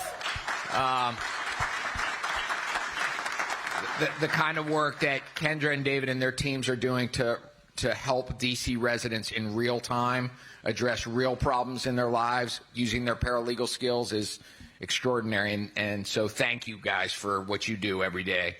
But it's focused, your programs are focused on high quality employment. And I'm assuming that you're making a bet that you can change how employers think about returning citizens by putting them in a university environment and then giving them a Georgetown credential. What's the most persuasive point you make for employers who are on the fence about whether they should partner with Georgetown or pivot in terms of a pipeline to real employment? Yeah, that's a great question, Brian. And to be honest, we're up against a lot in society and then with specific employers. I think a lot of people will agree in general that incarcerated people and formerly incarcerated people are human and have self-worth and should be given opportunities. But not everybody wants to do it themselves. Or not everybody's willing to have a fight with HR departments to say, we're going to change a policy that otherwise excludes people. Because goodwill might open the door, but it's not going to get people through to employment. And we struggle with this. And I want to thank you, Brian, for your leadership, not just for Kendra and David and the others who've been through your office, who I know are extraordinary employees and colleagues of yours. And there are others in this room as well who've hired former Pivot and paralegal fellows and see the value that they contribute. But we need to overcome a narrative that is sympathetic but not willing to be co-conspirators. To really break down those walls means changing HR policies, means overcoming resistance to, oh, why this person, or maybe, oh, could it be nonviolent? Could it, you know, there's always trying to like sort of parse down and remove and look exactly, oh, could we just have nonviolent drug offenders? We hear that a lot. You know, President Obama did a lot in his last 2 years of office to, I think, open the door for criminal legal reform, but he did a huge disservice by overemphasizing this category of nonviolent drug offenders and making people think 90% of incarcerated people are nonviolent drug offenders. That's not true. And we need to go deeper. We need to look at people who have caused harm but nonetheless have changed. We need to go much deeper into human transformation. And so that is, I think, the challenge. I'm not willing to compromise on that. I'm not willing to say, oh, only some people, oh, maybe those who don't offend you as much based on their crime or how they look or anything like that. We need to really embrace when you have been sentenced to prison and you've gone away in some of the most depraved conditions that any mammal could be in. And I say that because we treat people worse than we treat animals, dogs. It's unbelievable. PETA, or whatever they're called, would be, outraged if they started looking at how human beings are treated the way they look at animals. We need to improve those conditions. We need to see their humanity. We need to see that they're capable of overcoming the harm that has been committed. And if we really want to heal as a society, if we really want to support victims, we would be supporting people in their employment opportunities. Because most people, when they come home from prison, they want it to be a one-way ticket. They never want to come back, and that's what their families desperately want. But if they're not provided opportunities, and by opportunities I mean education, training, preparation, but of course that has to lead to employment. So we need to break down those barriers by actually giving people real jobs in order to really break down mass incarceration. So let me, Todd, pick up on that exact point. I'm going to jump a little bit out of order here, but Morca's model is built on assessment and connection, including figuring out what a returning citizen needs and then linking them to the agencies and programs that can help. But as we know, a referral is not an outcome. What is the gap between connecting someone to a service and actually getting them a job? That's a good question, and I'm glad that you asked me that question. To kind of piggyback on what Mark was saying and reasons why we have these gaps and these misunderstandings, and the reason why we don't have people employing more people is because we have an issue in the way we my office is called the Mayor's Office of Return to Citizen Affairs, but I don't like the term return to citizen because it's justice centered, it's not people centered. And so, and oftentimes I'm asked, what does that mean? You're a director of Return to Citizen, especially with the climate that we have now, with like somebody trying to get back in the country from someone who was deported, right? There's so many things that are all wrong with that conversation and with that language. One is a term that wasn't picked by nobody who's justice involved, right? We just walked out into a system that was already set, right? Two, it takes us back to the conversation of what it means, the language that we're trying to escape. Oh, it means somebody who's returning from incarceration, somebody who's ex-felon, ex-offender, right? So it puts you right back in the same place that you're trying to get out of. So I think to help that narrative and to fill in those gaps, that we first got to start people-centered. And so people ask me, Talib, well, so what should they be called? I say call them by their name, right? I have no term. It's not for me to decide how people should be integrated, what they should be called. And every marginalized community that I know of have done a good job at campaigning to be led people first. If you look at the LGBTQ+, right, it's people first. And it's open for more titles and more labels, right? Somebody who's justice involved, right? So that's how I prefer to refer to people as I'm thinking about how do I fill in the gaps, who do I talk to, who I collaborate with. I want to be collaborating with people who put people first, because if you can put people first, you see the record second. So that's a critical point. I hope that that's a point that all the people in here kind of like leave with, right? What is the language that we're using around reentry?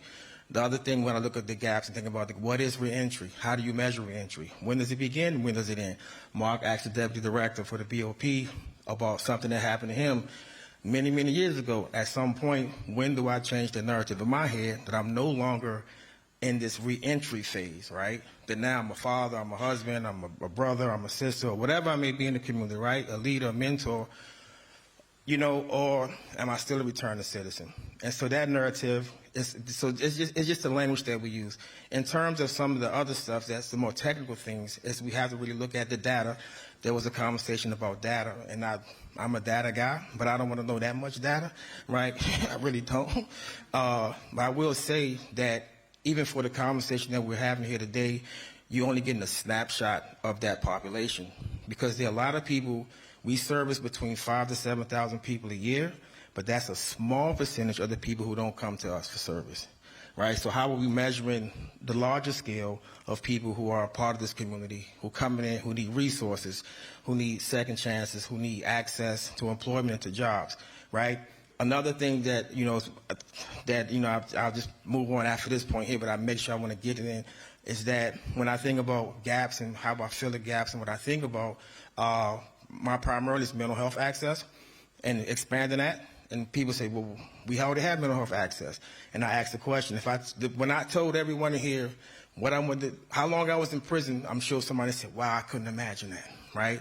There's a physiological response. It's anxiety, like, wow, right? Now imagine we live in that day after day, day after day, day after day. Some people may even say, man, if I had a life sentence, I would kill myself. Imagine that being your first thought to the worst thing that ever happened to you in life. And so there are people that are incarcerated that go through this day in, day out, 15, 20, 30, 40 years, and they get out and they're supposed to make this adjustment. It doesn't happen that way. So employment doesn't work, housing doesn't work without a really strong mental health effort. And then the other gap that I see that I really want to make sure that I talk about is that reentry for women is very different than reentry for men.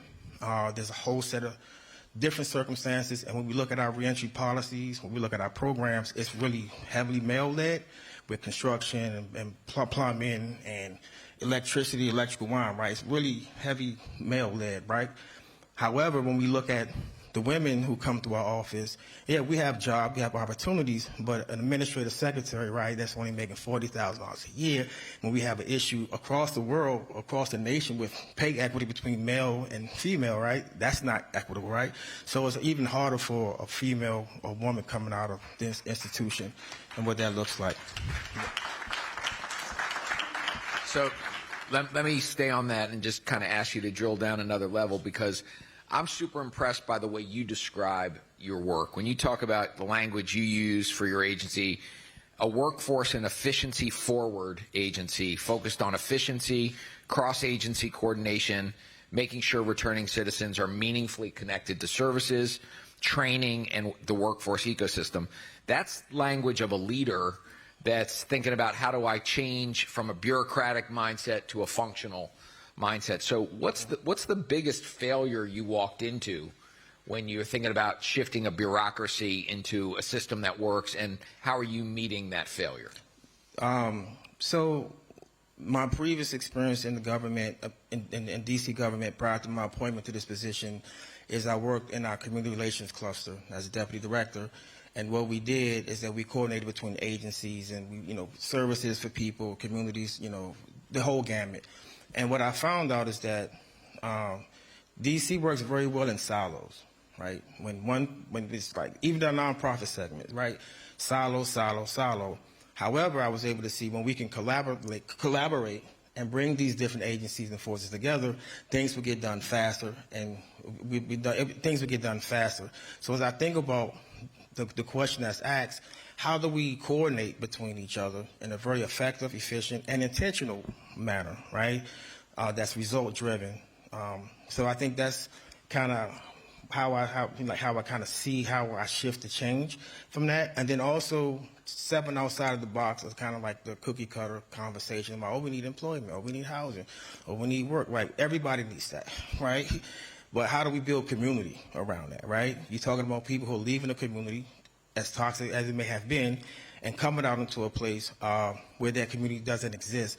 As I was coming in here today, I was thinking about all the students in here who are not part of some community that are depressed in some way, right? They've traveled here from other states, other countries, other cities to get a top-level education, but they haven't found their community. And you can see it in people's faces, right?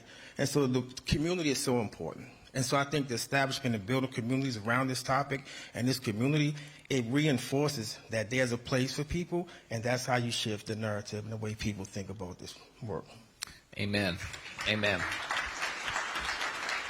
All right, a question for both of you. DC is a model, but we're also a unique jurisdiction. We're a city, a state, federal district, nation's capital, all at the same time. We've got a particular demographic and a particular political profile. How much of what we're doing here in DC actually travels? How much of the DC model would be something that you would say to a mayor or governor in a different jurisdiction, another American city, that they could do the way we're doing it versus they're going to have to do it differently? Well, I think it travels anywhere and everywhere. It just takes resources and will to support it. I think that, for me, it boils down to something very simple. It's a version of the golden rule. It's about caring about every incarcerated person, and then when they come home, as if they were your own brother or sister. And I often tell people when I speak in country clubs or really fancy places where they may not be impacted directly by incarceration, although many of them secretly are, by the way. It seeps into just about every family. They just don't talk about it. It's not socially acceptable. But I tell them, think about somebody you love. Think about your brother, sister, cousin, friend who struggled. Struggled with addiction, struggled with, bad choices, peer pressure, just has had challenges and has gone down a road that has been sad for you to watch. And that road might take them to prison. Would you not care about them the same way? Would you not love them the same way? Would you not want them to succeed when they can get out of that hellhole, get through that experience on the other side? And of course the answer is yes, you would. And I say, well, think about all of the incarcerated people today, and there are about 2 million of them, as if they were your brother or sister, your loved one. And that's what we do in the Douglas Project, which is we actually bring people into prisons and jails. We're in 17 states, about 30 facilities, men's and women's, and we bring people inside. Shannon is here with us, is formerly incarcerated, was also in our paralegal program and brings people into the DC jail regularly. We do this all over the country, and when people get proximate to other incarcerated people, it changes them. And then we tell them, when you leave this place, which you have the privilege of doing today, hire formerly incarcerated people, bring that proximity into your life, and care about their success the way you do about the people you just happened to meet, that you just hugged on your way out, and care about and wish good luck. Make it happen with others. It's a much bigger community. There's 6,000 prisons and jails all across this country, many of them right off highways people drive by. They don't even think about it. Those prisons and jails might as well be on Mars in terms of how people think and talk openly about it. But each and every one is full of human beings with families, with children, with parents, with dreams of succeeding and never going back. Prison is hell, and when it's over, let's just look in the rearview mirror. But that's not going to happen if there's not the will, the resources, and support. I'm so happy that in D.C. we really have that, and we have members on the stage with us who are doing everything we can. But we need more in D.C., and we certainly need more nationwide as well. And I think this model works everywhere if you have the love, compassion, and support that we do. Thank you, Talib. Yep. It does. I'm an example of that.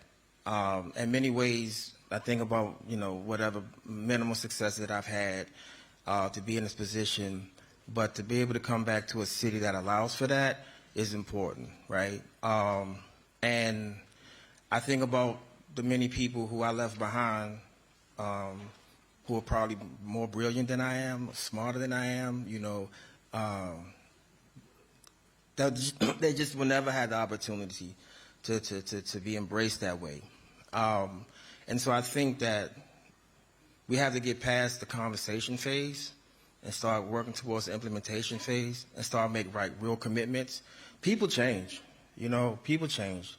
And I really think that is what we've done well. I'm an example of that. Even as we're in the last term of the administration, I'm thinking about, okay, what's my next move, what I'm going to do next, right? I wouldn't change what I do for anything in the world. To be the face, to be the voice of what Second Chance really looks like, of what success really looks like for people. I was just on Fox 5 the other morning, the craziest, scariest thing in my life, right? It just ran so fast, right? But I was getting emails and text messages from people that were sitting in the common area in the penitentiary like, yo, that's Talib on TV. He said he was going to do it, right? That's the inspiration for people. Like my Facebook, all the social media just blew up, right? But that's the kind of impact that can happen when people, organizations, cities, states make that actual commitment and the implementation of it. Well, just because we may have a new mayor doesn't mean you got to go anywhere, all right? I'm just going to say. All right, so last question. We're running out of time, but I think what you both have kind of teed up is appropriate for this being the last thing we talk about. If you could change one thing, one policy, one practice, one assumption that you thought would make the biggest difference for the next person coming home, coming out of a D.C. correctional facility or a Bureau of Prison facility, what would that be? I hate those questions with just one thing because there's so many and you can't just do one in isolation of others. But in my view, prisons should be full of programming. Prisons should be schools, training grounds, opportunities for people to spend time. They should not be sites of warehousing. They should not be sites of stagnation where people just get into more and more trouble, more mischief just because there's nothing else to do. And so what I would do if I had unlimited budget and opportunity would be to flood prisons with programming and opportunities. I've seen some places like that. I've been to prisons in Norway and Germany and a remarkable prison in Brazil that is actually a prison without guards, believe it or not. It's actually self-run. And they have almost zero escape rate and the lowest recidivism rate in Brazil. I've seen some amazing prisons. I've seen San Quentin in the U.S. where you see guys walking around. They're free out of their cells for 12 hours a day. By the way, the cells are the worst. They're 4 feet wide and there's rats and cockroaches. But for 12 hours a day, they're outside and they're taking Shakespeare classes and they're in an opera program and they're training for a marathon that's on San Quentin grounds that I've been there for. And there's a tennis court there and there's opportunities and they are changing. And many of them could go to a lower security prison in California, and they say, no, I want to stay in San Quentin, where the cells are terrible, because I want the programming. I want to see prisons be sites of programming and rehabilitation and transformation all day long, every day. If we do that, people will come out better, they will come out prepared, and they will succeed when they come home. Exactly. All right. So to wrap that up, but just to piggyback a little bit on what Mark was saying, is that from being on the inside, there's a sense of hopelessness and despair. When I first went to prison, 17, it was 1992, 93, we still had Pell Grant access. So I was able to go to school, the UDC, and the climate and the institutions was so much different. And then in 95, when they changed the law and they took the Pell Grants away, took all the programs out, it really became more of a feeding ground, festing ground for mental health issues. We saw more people taking mental health drugs, just outbursts of behavior. So you have to have stable, continuous activity. So I just want to just add to that. The other thing is that for me, like I mentioned earlier, it's the language barrier. If I had money, I would put together, and I'm trying to draft some policy stuff now before the end of it. But The language is so important because how you self-identify is how you begin your self-worth, right? None of this matters if you believe. I used to tell myself all the time, say, I'm locked up for committing a crime, but I'm not a criminal.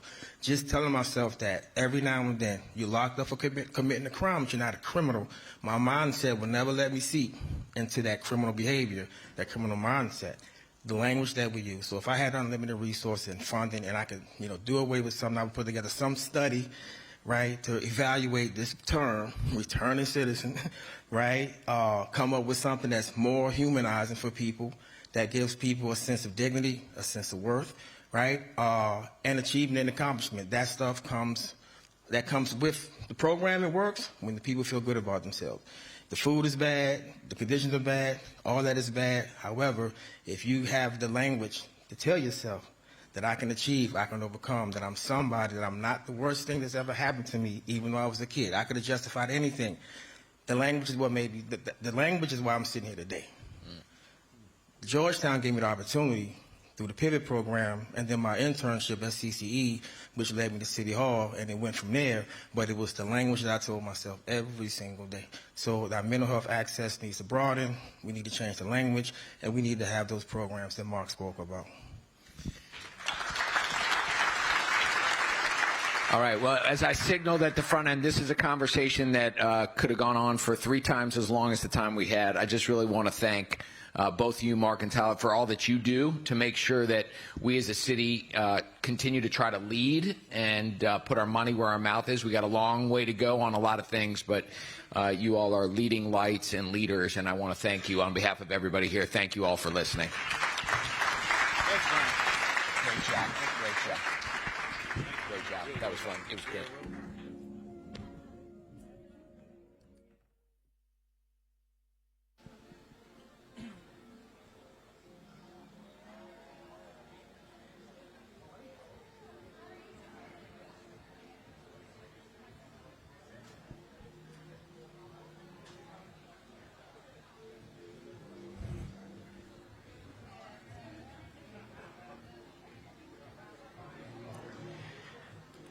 Our next discussion, Building Opportunity, Advancing the Skilled Trades and Second Chances. Please welcome Ken Oliver, Betsy Conway, John Purcell, and Dane Lynn.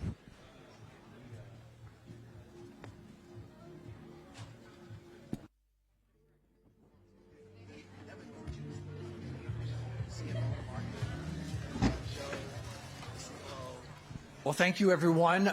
It looks like many of you took my words to heart. You've stayed with us after lunch, so we appreciate that. You've listened a lot this afternoon, but now you're really going to get to talk. So you've been warned. Prepare your questions. We're happy to answer them. We're interested to hear your perspective from this panel. So I'm going to ask some questions, but we really want to engage with you and tap the expertise that we have here. We've talked a lot today about challenges and opportunities. Let me just give you some key data points that we have here. In the skilled trades, we have a significant opportunity in terms of the number of openings in this country. We currently have, if you think about the skilled trades, employers are looking at an estimated 20 job openings for every 1 new net employee.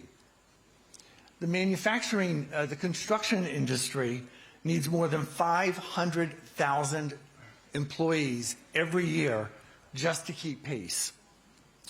And in manufacturing, our members are going to need 3.8 new workers by 2033, and half of those positions are at risk if we don't fill them.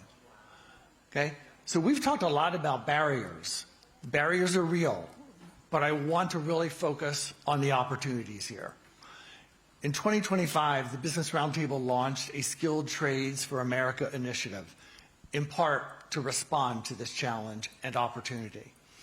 We have one of those individuals on stage with us whose CEO, Marvin Ellison, the CEO of Lowe's, co-chairs the initiative with Dave Gitlin, the CEO of Carrier. And we are enlisting, well, right now I think we have, Karen's going to have to correct me after this. Don't do it publicly, Karen. But about 52 of our members are part of the Skilled Trades Initiative. And that's going to grow. And for those of you that are in Charlotte, you want to come to Charlotte on May 26th, we're going to have the public launch of the Trades Initiative down at Central Piedmont Community College in Charlotte. You can't make it, don't worry. We're going to live stream it for you. But again, you're all welcome. Ken, I'm going to start with you. But before I ask my question, I just have to say that the JUMP program, some of you heard me tell my personal story last night, and I won't repeat that. But the number of young people that you brought to us in D.C. Who are clearly on a trajectory of changing their lives made a huge impression on me. And I don't know if Jaden is in the room, but there's a young man, Jaden Hernandez, who I think of almost every day. We're LinkedIn buds. I feel hip that I'm on LinkedIn. But we're on LinkedIn, and he made his story, and more than his story of the past, but his journey in creating the future has made such a huge impression on me. And when you hear those stories, it just reminds me, and should remind all of us, of the responsibility that we all have in helping them take that journey. So for that exposure to Jaden and all the others, thank you. Thank you. But let me ask the question.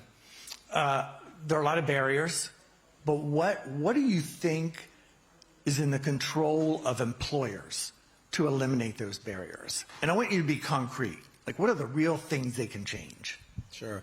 I think, I've had the privilege of doing this work with employers all across the country, a lot of Second Chance Business Coalition companies when I was training for Dave's Killer Bread.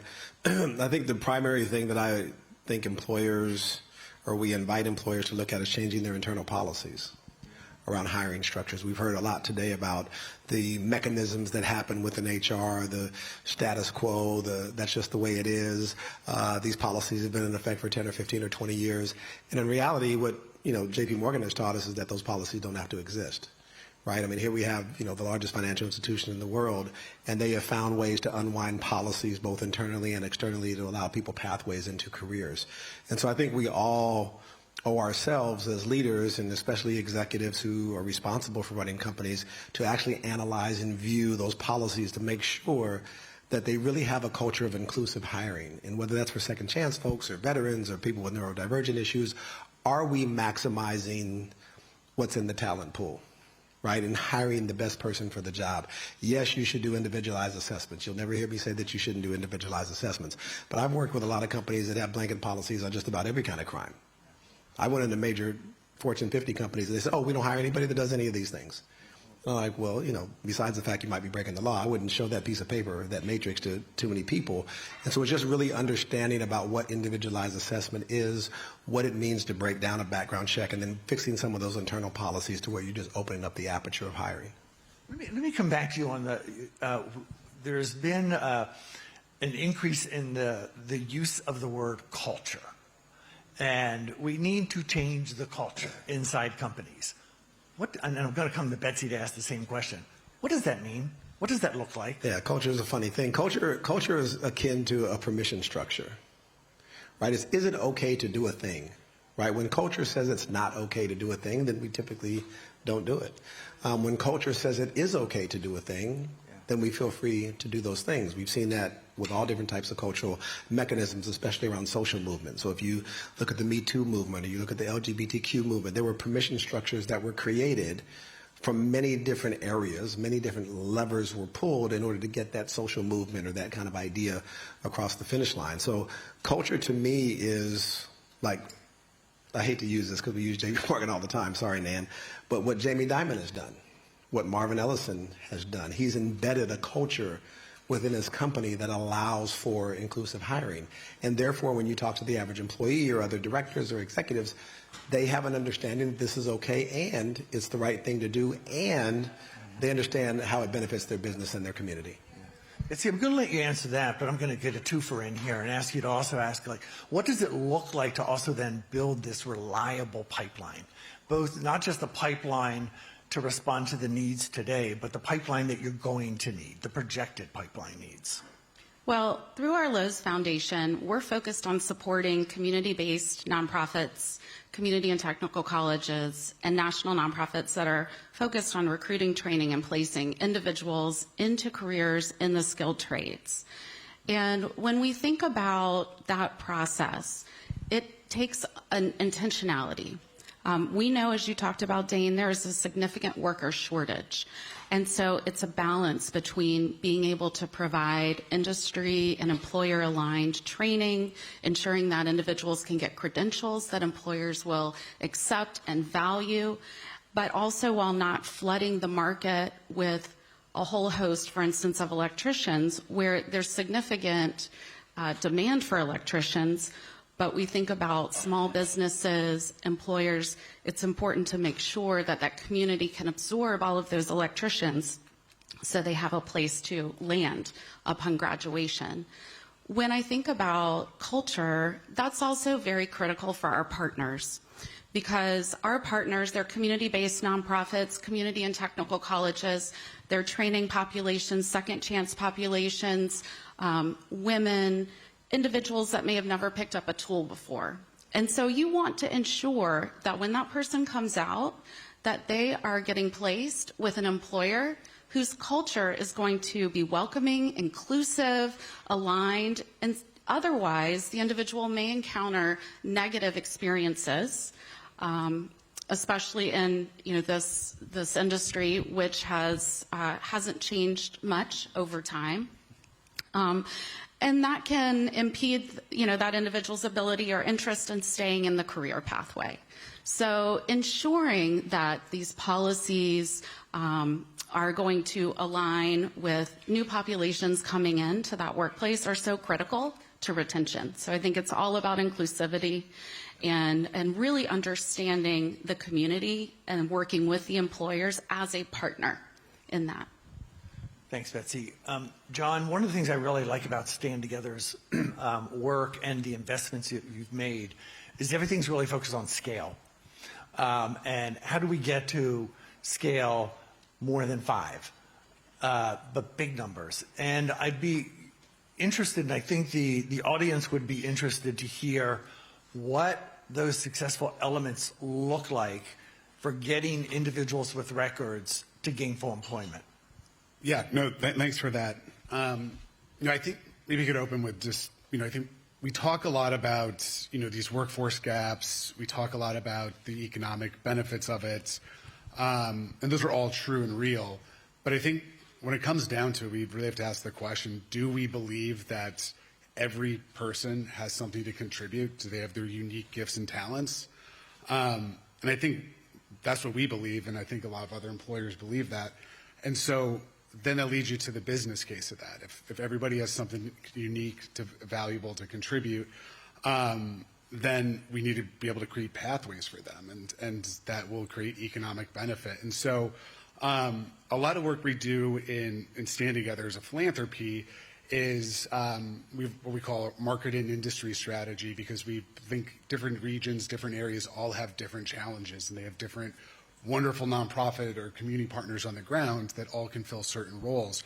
And so when we see success is when it's employer-led, where they're giving the signals of these are the in-demand jobs that are available, then connecting them with nonprofits, workforce service providers, so that they're getting those skills. And then with this population, thinking about other challenges and like wraparound services. So are there groups in the community that are providing transportation? Are they providing clothes, resume building, childcare, housing, these things that maybe just, things that block them, or the barrier from them to being able to show up and get their, feet up back under them. And so that's where you really think about kind of that network effect, how you can collaborate with great work that's already going on the ground, coordinate that. But it really goes back to this, again, this deep belief, no matter what your background is or where you come, that every human has dignity and they have an ability to contribute in a big way if they're given the right opportunities and supports. Yeah, this is the beauty of the work Stan's invested in, is just, it's not just a government the government's responsibility, state or local government. It's not just the nonprofit's responsibility, but it's the braiding of all of that, because you can't do all of that. I mean, we all know there are limited resources. So how you take advantage of available resources, yes, we need more resources in some cases so that we can maximize the success potential of those individuals. And in that vein, Betsy, the Cable Grant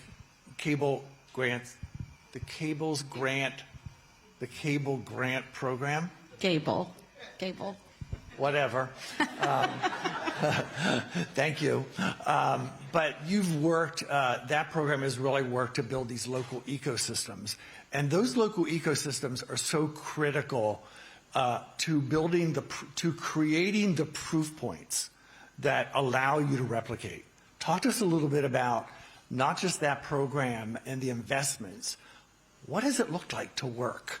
And weave in the new investment announcement that you made. Yes, so I'd love to do that. So through our Gable Grants Network, that's about 65 organizations, nonprofits, community and technical colleges across the country, and growing. And we will be growing for many more years. We just announced an evolution of an original commitment that was $50 million. We are now investing $250 million in this work.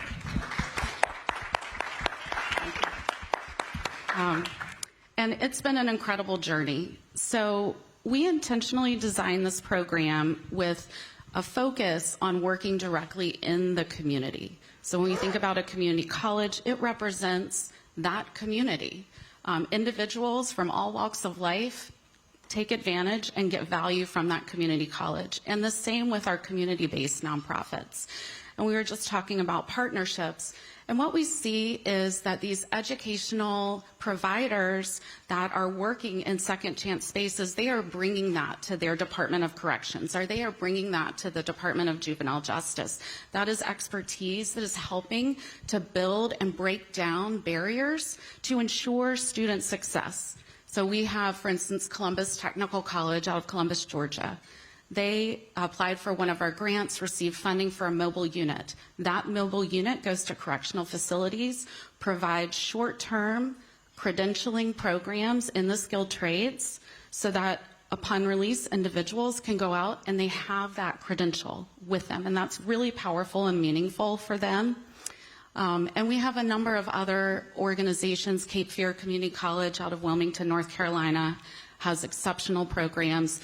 In their facilities, electrician program. We helped install a plumbing program, so they're getting hands-on, real-world learning so that they are prepared to go out and they have, like I said, these industry credentials that make that are really appealing to employers and help them become very attractive for finding careers. And the beauty of this is we should not sit here and pretend as if none of this work has been done and that we have to start over.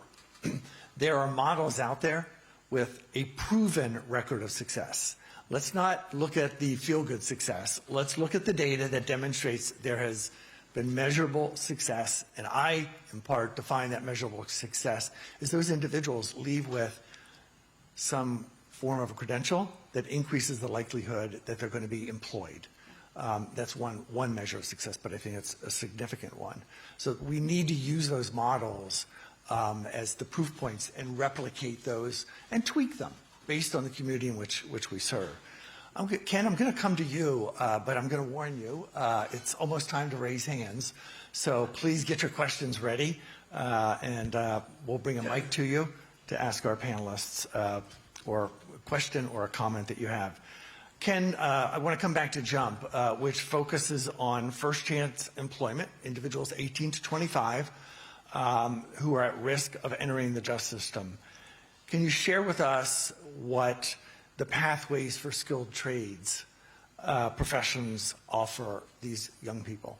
Sure. Well, for those of you who don't know, First Chance represents people who we're trying to prevent from going to the justice system. We heard Willette talk a little bit about prevention earlier. Some people may know that as opportunity youth. It's very similar population. I'll preface what you asked about skilled trades to say that at JUMP, at least, we believe that all industries should be open to all people. right? Skilled trades is one spoke in a hub of career opportunities that people can pursue. And I think the primary thing that we need to focus on, to your point, Dane, is the training aspect of it, the skills gap that exists, right? And for us, micro certifications are great. We invest in the apprenticeship model that presents pathways for long-term success in a career versus just a micro credential that may lead to a transitory job or a short duration situation. Because at the core of it, it's really about access to economic mobility, which Willette spoke about earlier today. It's about access to the middle-class economy and those things that will provide people the opportunity to self-determine and become part of the economy in a meaningful way. Thanks. Questions? Don't be shy. Yes, sir. Thanks for saving me.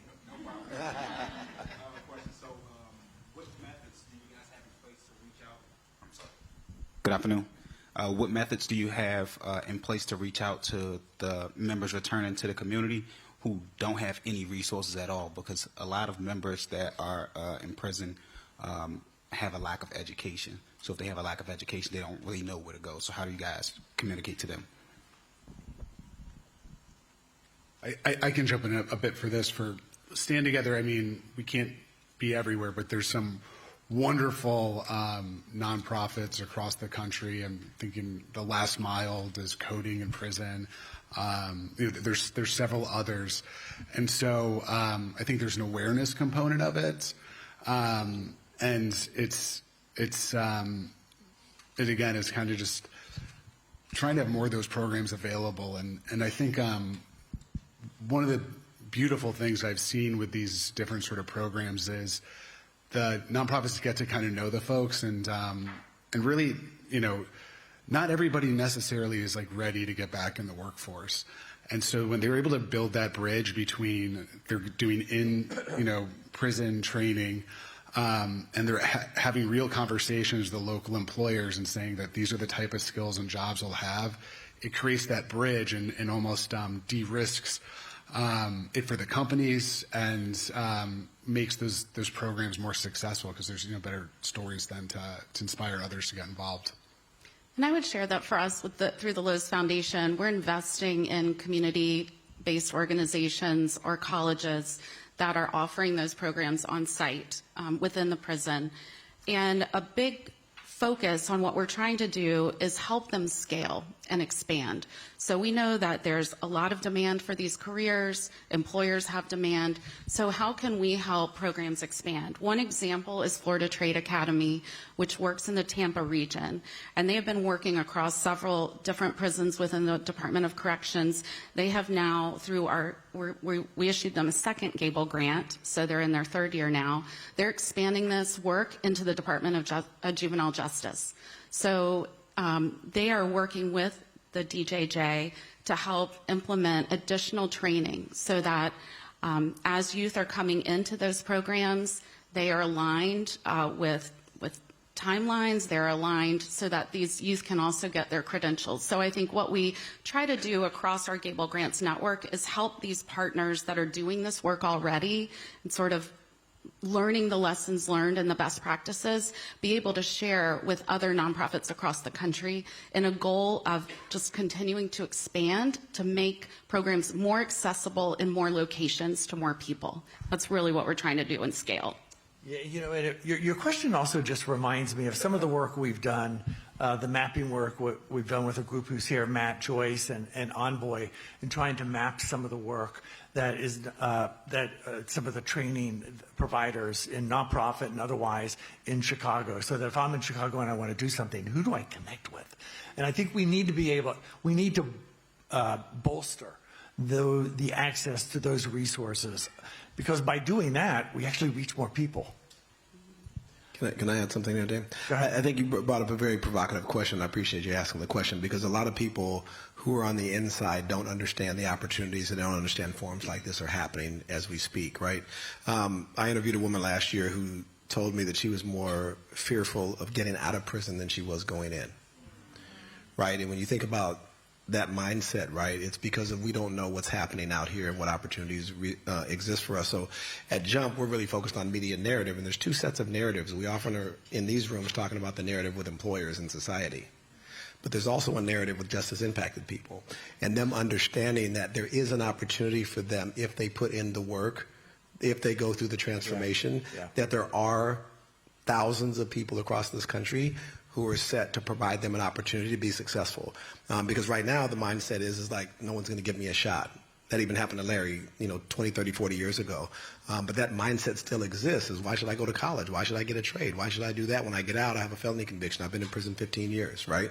So we have to work on the narrative on both sides. One, to show them that put in the work, there's an opportunity for you. And two, out here making sure there is an opportunity for folks when they get out. So thank you for asking that question. Good points. Another question. Yes, the gentleman in the back. Thank you. My name is Harris. I work for KE Distributors. I'm curious, this is a conversation that we've been having internally at my company, and this is for the individual from Lowe's, and I guess really for all three. We've been having the conversation as a field for so long about badges and apprenticeships and stackable credentials, and I actually sit within our talent acquisition team. And when I talk to our recruiters about the conversations that we're having, the question I most often get is, what is a badge? What is a stackable credential?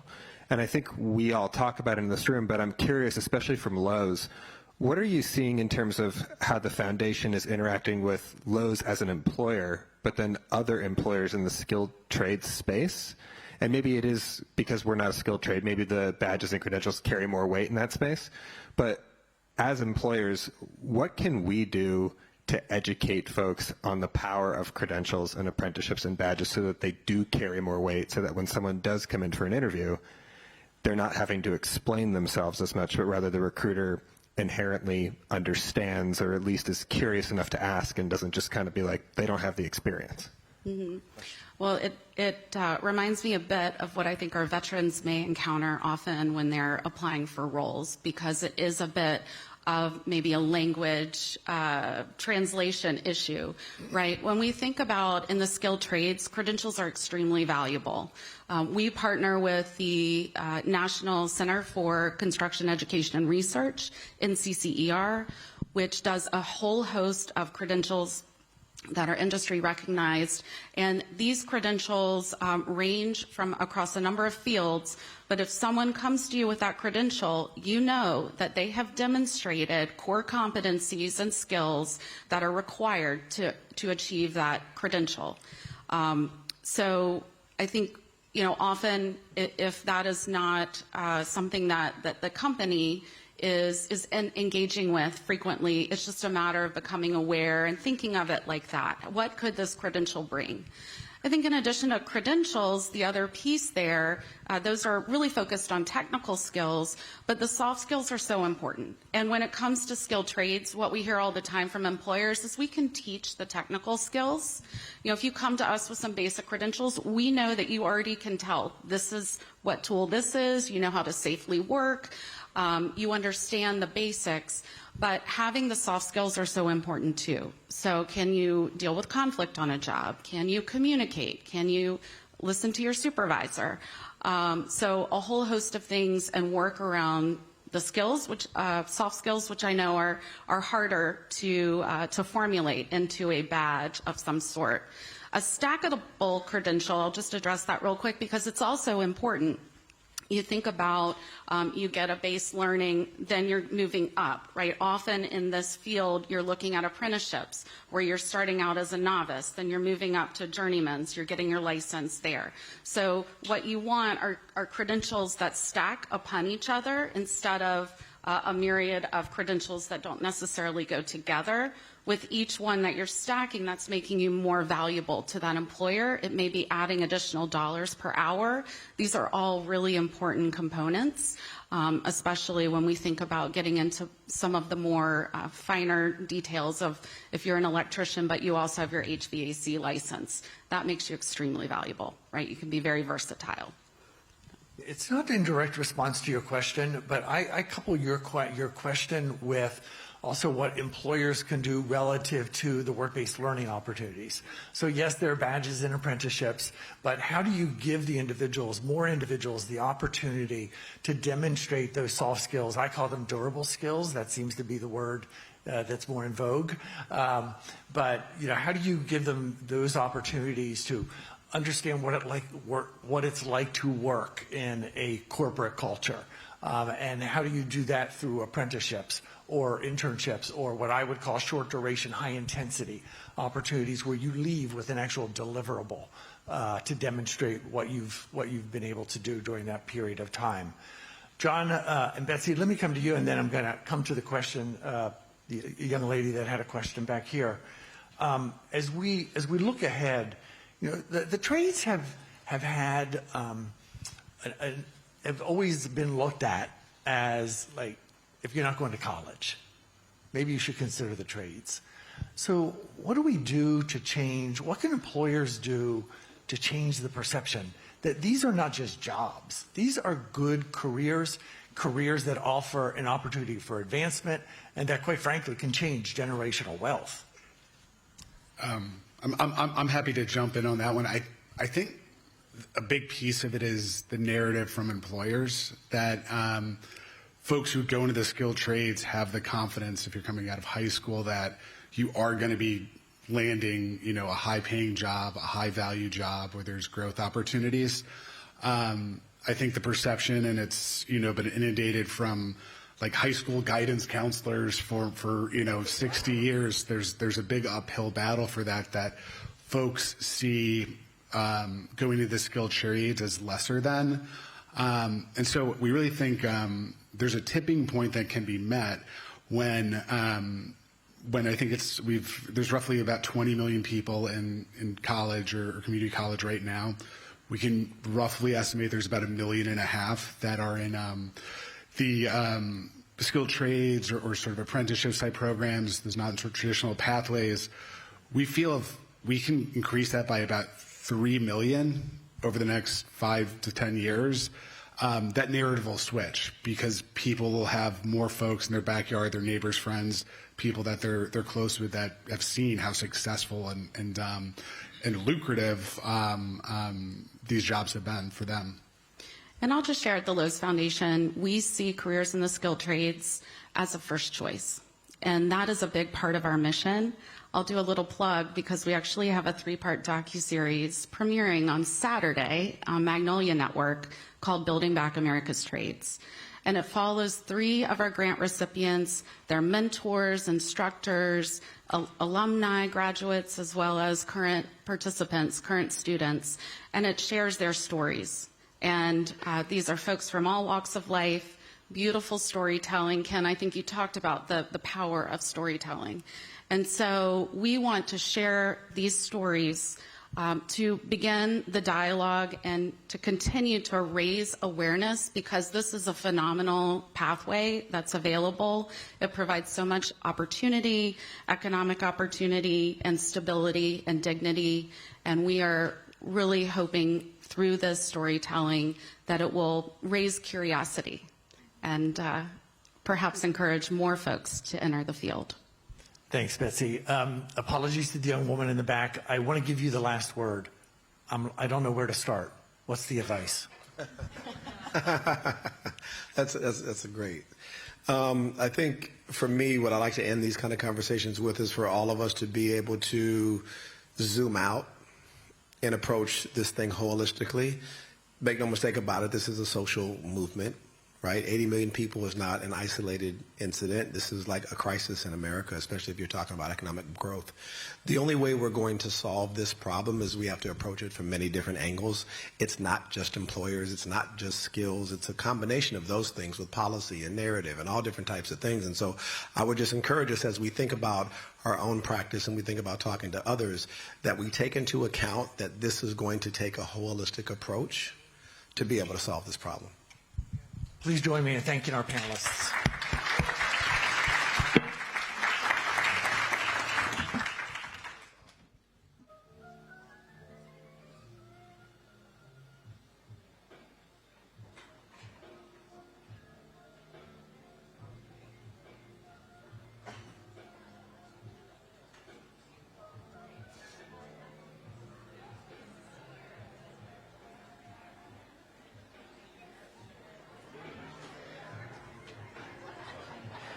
For our next discussion, a conversation with State Attorneys General enhancing public safety through second chance employment. Please welcome Dave Sunday, Kathy Jennings, and Kimberly Adams.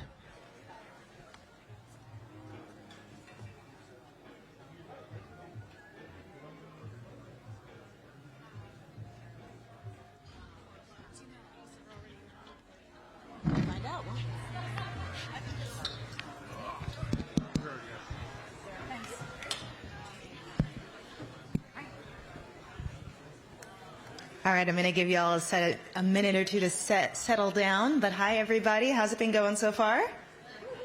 Yes, all right. I am so excited to be here to talk about this very important topic. We don't have a lot of time, so I'm going to get right into it. You know, both of you are the chief law enforcement officers in your state. At what point did you sort of recognize that second chance employment and law enforcement kind of go hand in hand? Kathy, you first. All right. Well, hello, everyone. Thank you for being here and for inviting us to be here. I have the honor to be on this panel with Pennsylvania's Attorney General Dave Sunday, the second best state in the country. And so, to answer your question, thank you, Kimberly. I come from a background where when I started to practice law, it was as a prosecutor in the Department of Justice that is in the Attorney General's office because we have full criminal jurisdiction. And so I knew a couple things. I wanted to be in criminal law because to me it was fascinating the issues that we deal with and the concept of justice and fairness. And at the same time, definitely wanted to be in the courtroom. And so the combination of events led me to the Attorney General's office. But what I realized over the years is that all the work we do in the justice system to hold people accountable, and that's always going to be our primary function, right? To do justice, to make sure that the public is safe, and at the same time, to recognize what our constitutional obligations are as prosecutors, and to find ways to solve problems. What I have noticed over the many years that I was a prosecutor and also over the years that I was a defense attorney representing people accused of crime is that unless we have a broader view of the justice system, it's a little bit like being Sisyphus. You're rolling the boulder up the hill and it's coming right back down again unless you can get to more of the root causes. Why is recidivism so high? Why is our prison population so overwhelming all of the time? Does it need to be? How can we make a difference in the bigger picture? And so that's how I became very involved with second chances. We'll have a chance to talk about what our office did about it, what I've been able to do about it. But frankly, you're a big part of it as well. And I know this, we can reduce violent crime, and we have. We can reduce our prison population, and we have. We can reduce the recidivism rate, which in Delaware is defined as being sent back to prison within 3 years of leaving prison. And we have reduced the recidivism rate. All outstanding measures of success. But our work is truly never done. And so if we're not getting at the root causes, if we're not giving people who deserve a chance after they've been held accountable to get into the workforce, to take care of their families, and to lead happy and productive lives, then we haven't done our jobs. So that's what brings me here today. So it's wonderful to be here, first of all. And what brings me here is a little bit different, but similar, and that is when I was, a long time ago, before I was the Attorney General, I was a kid and I was an absolute knucklehead. I had next to no discipline, and because of that, when I turned 18, I joined the Navy to go find discipline. I was enlisted. I came back from the military, and then I needed to work, And so I started working at UPS. I ended up staying at UPS for 8 years. And so I worked at UPS all through undergrad, and then I worked at UPS during the day while I went to law school at night. And while I was at UPS, I worked with some of the absolute hardest working humans you could ever imagine. And a lot of these individuals, men and women, started out a little rough in life. And I worked with people that were on probation, parole, work release, and I will never forget, and it's interesting because a lot of my criminal justice policies are an outgrowth of that experience I had in the military and at UPS. And so I worked with people who started out a little bit shaky, but magic happens when people work. I will never forget it. I mean, when people realize that they have the power within themselves to change their lives, you can just see everything change. And I saw people that barely could function end up getting promoted, becoming unbelievably successful humans, taking care of their families, and just living amazing, wonderful lives. I never forgot that. And then throughout my career as a prosecutor, because I was a district attorney before I became the Attorney General, we started implementing initiatives to get this done. I mean, 95% of everyone that goes to prison is coming back out. And so as a society, what do we want to have happen? And so we immediately, I started working with our local chamber, with the Manufacturers Association, anyone I could find that would be willing to hire someone when they came out of prison. And that ultimately culminated in what we created, a reentry opportunity center in our jail. And so the whole process for reentry started then. That involves interviews. It involves all the wraparound services that come with it. And so we were able to decrease our we were able to decrease our prison population by over 40%. And we directly attribute a lot of this work with reentry to it. I think that reentry and employment is the absolute total key to victory. I think it's a win-win for everyone. And that's why now as a state attorney general, one of our top priorities in the office is decreasing barriers to reentry and doing everything we can to get people work. Well, I'm glad you brought that up because I did want to ask about specifics. So do you want to go on and talk a little bit more about what specifically you're doing in your it's not you. Okay. What you're doing in your current role to reduce recidivism and help with reentry? Sure. So in Pennsylvania, Pennsylvania is a huge state. We have 67 different counties. That means you have 67 different DAs and 67 different county government structures and everything that comes with it. So what we started for the first year was make sure that I used the bully pulpit of the Attorney General's office to remind all of humanity that reentry is unbelievably critical. I started working with county sheriffs, started working with local police departments. We started working with district attorneys and really putting out models that can work with regard to reentry. Right away, we met with every employer humanly possible that would meet with us to put it on their radar. We have a reentry task force that we run statewide, and so we're revamping that right now because it's not just about finding the jobs, it's about ensuring that all the services are there so that they can remain employed successfully. Attorney General Jennings, with the acknowledgement that both of your states have passed clean slate legislation, what are you doing specifically in this effort? Sure, and thank you for that question. I mean, much like Attorney General Sunday, I think we come at this maybe from a different place, but we come at this from our experiences.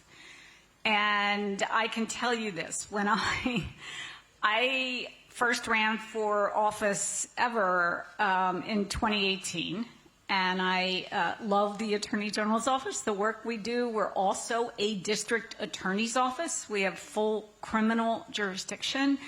And so this is the world I've come from throughout my career. But I grew up in a city that had a very high homicide rate.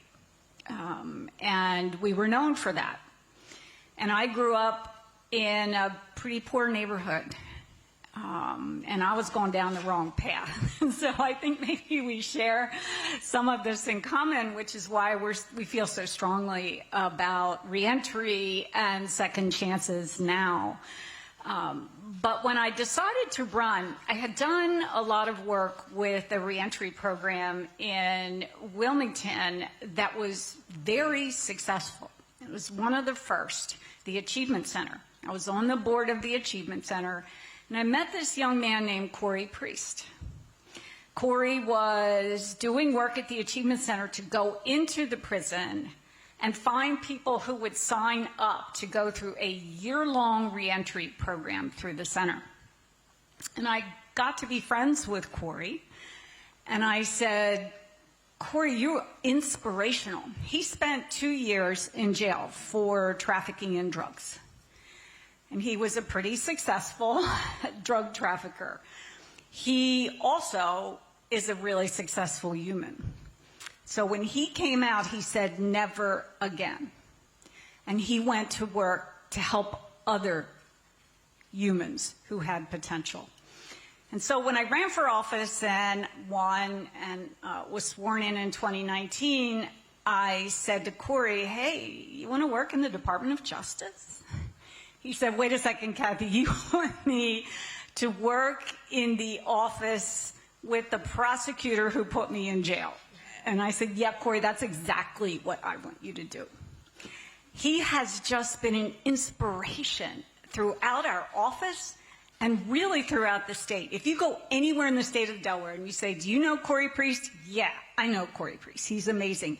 He is now the head of our community program, and he is statewide. He runs programs like the Group Violence Intervention Program, where the highest risk youth in our state, the people doing the shooting and getting shot, and he is turning their lives around. And he is working on every reentry program you can imagine.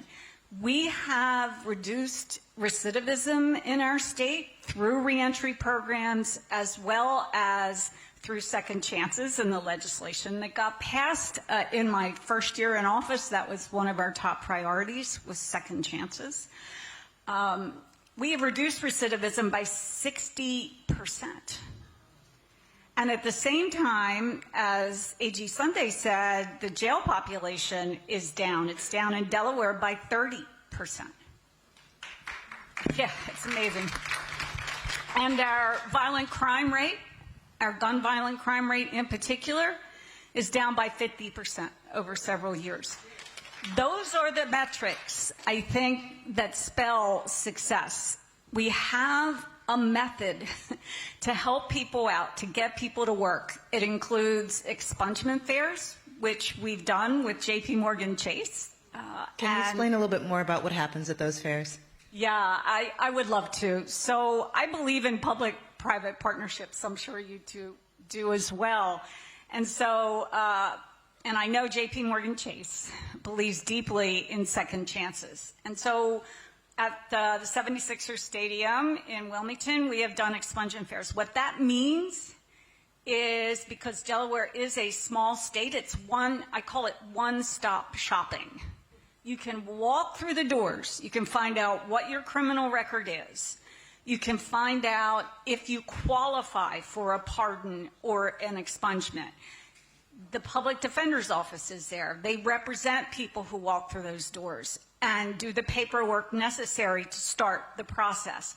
And by the time that ends, people are well on their way to the success we'd like to see. We've even paired those reentry, the expungement fairs with Amazon with job fairs. So with Amazon, they had a job fair in the same place as that same type of expungement fair. So people could actually apply the same day for a job at Amazon. And so it's that kind of work that I think we all need to be doing. And it's not easy work, but it is really bearing fruit. So that's what we do at expungement fairs. Can you both speak to, because you've had such success in your states through your own efforts, but also those teams that you've been working with, for the folks in the room who want to go back to their own states and say, look at this data, look what they're doing in Delaware and Pennsylvania, what do they need to do back home to replicate some of these results? Well, I would start by saying that every state is different in the legal structure of the state. So some things work in some places, they may not work in others.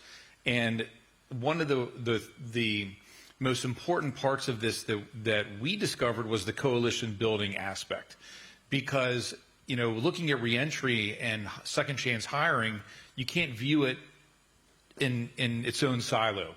You have to collaborate with others on the wraparound services for reentrants.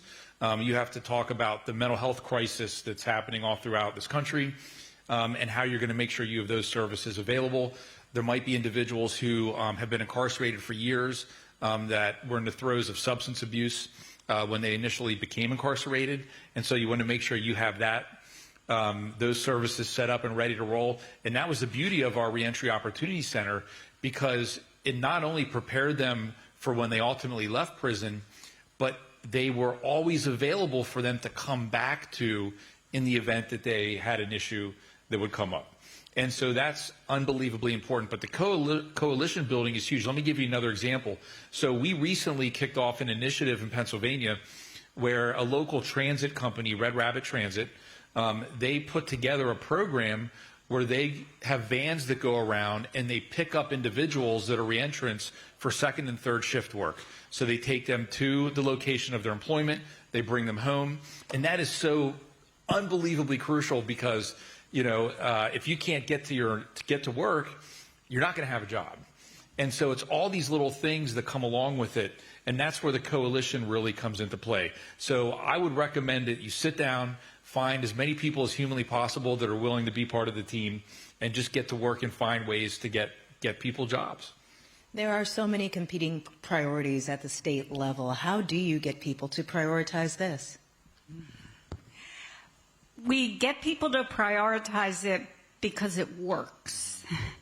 And once they start to dive into the data, the numbers, and the reality that you can lower violent crime at the same time you're lowering the back to prison rate, at the same time that you are making sure that the right people are in prison, truly violent offenders, people who should be there, who are dangerous to others, and that there are people who can be safely treated on the outside.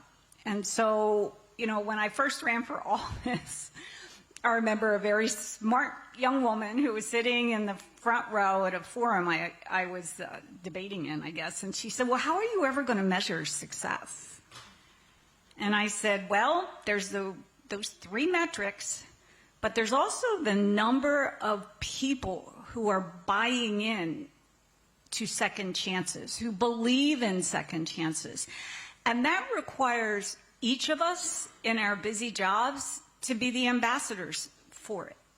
And so I remember when people couldn't get jobs, like at a McDonald's, because they had a criminal record.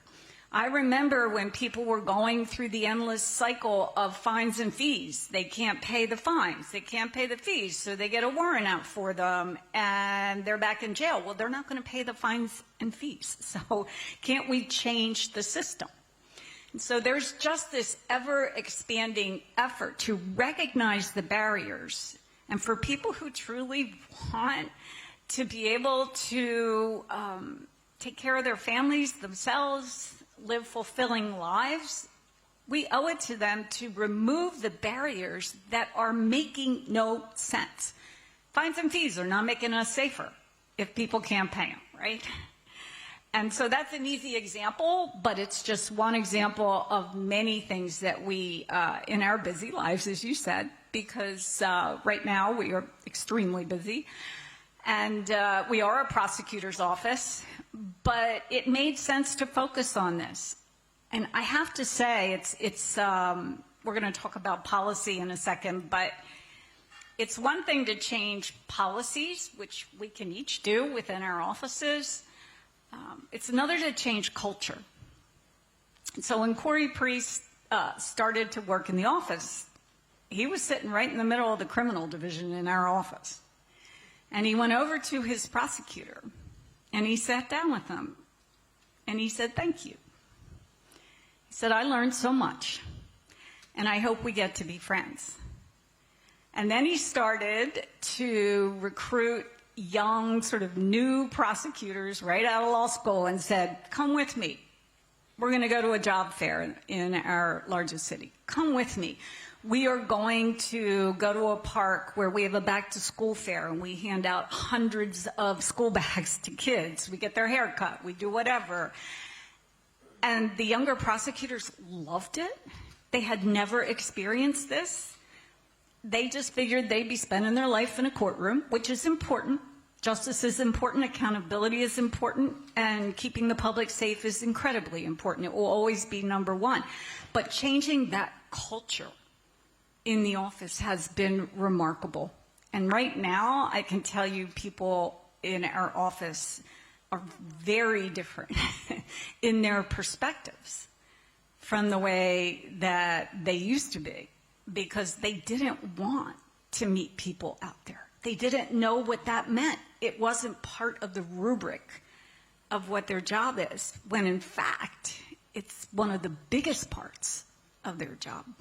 I'm glad you mentioned sort of being an ambassador in your own workplace. And this came up, I know, a bit on one of the previous panels about, you know, you can probably get a lot of people on board with nonviolent drug offenders and giving them second chances. But when it comes to people who have committed violent crimes or gone to prison for other crimes, it can be potentially more challenging. Attorney General Sunday, what do you say when you're talking to employers specifically about the importance of second chances, particularly across the broad spectrum of returning citizens? So a couple things. Number one, the data is overwhelming that when people become employed after they leave prison, the odds of them committing additional crimes goes down drastically. So number one, if you care about your community being safe, this is super important. Number two, as employer, a lot of employers need to find employees. Like it's just they can't find people to do the jobs. And when you go to them and explain to them, number one, this is good for society. Number two, anecdotally, and I know there's data coming in now, but the odds of individuals leaving the job goes down drastically when you hire people that are coming out of prison. And so, you know, you're impacting the bottom line of your company by hiring people that are more likely to stay employed. I also want to make a comment real quick, and this is that, you know, as we talk about issues like this, and I thank you for covering this, and I thank everyone for putting this on today, but, you know, this is about accountability and redemption. It's about both. You are holding people accountable for the crimes that they've committed, but at the same time, you are recognizing the critical nature of redemption on society, not only on their lives, but on our communities. And so there is no world that exists where initiatives like this, you know, shouldn't be accepted. I mean, I've spoken to every single nook and cranny of the political spectrum on this, and accountability and redemption resonates with every single human. And if it doesn't, well, you know, but for most people it does. And so that being said, when you explain it to people, when you connect individuals that have succeeded in this place, when you bring employers in to say, listen, this guy's worked for me for 30 years, and you know what? He did an armed robbery 30 years ago when he was 19, and now he's one of my best employees. Like, that's what you want to hear. And so this isn't, for some people, they think it's like, hey, is this a get-out-of-jail-free card? The answer is no. This person, they were held accountable, they served their time, but now it's time for us to give them a chance to not only be where they were before, but to be even better. Wrapping up, I know that we are in the nation's capital, so we have to talk a bit about federal policy. And I know that you led a coalition of 36 state attorneys general urging Congress to pass the Workforce Reentry Act. And I wonder if you can talk a little bit about that, where that effort stands, and also what do we need at the federal level to help move forward some of the policies that y'all are doing at the state level? I'll be brief about this. I'm sure you want to chime in, but very simply, you know, be it a county, be it a state, people have different levels of expertise on these issues. And the purpose of this act is to provide the technical support, to provide the funding, and put everyone sort of in an even place to be able to start enacting these initiatives. And so that's why I'm so supportive of this. And my hope is that that bill gets passed. I think it's sitting in limbo land right now.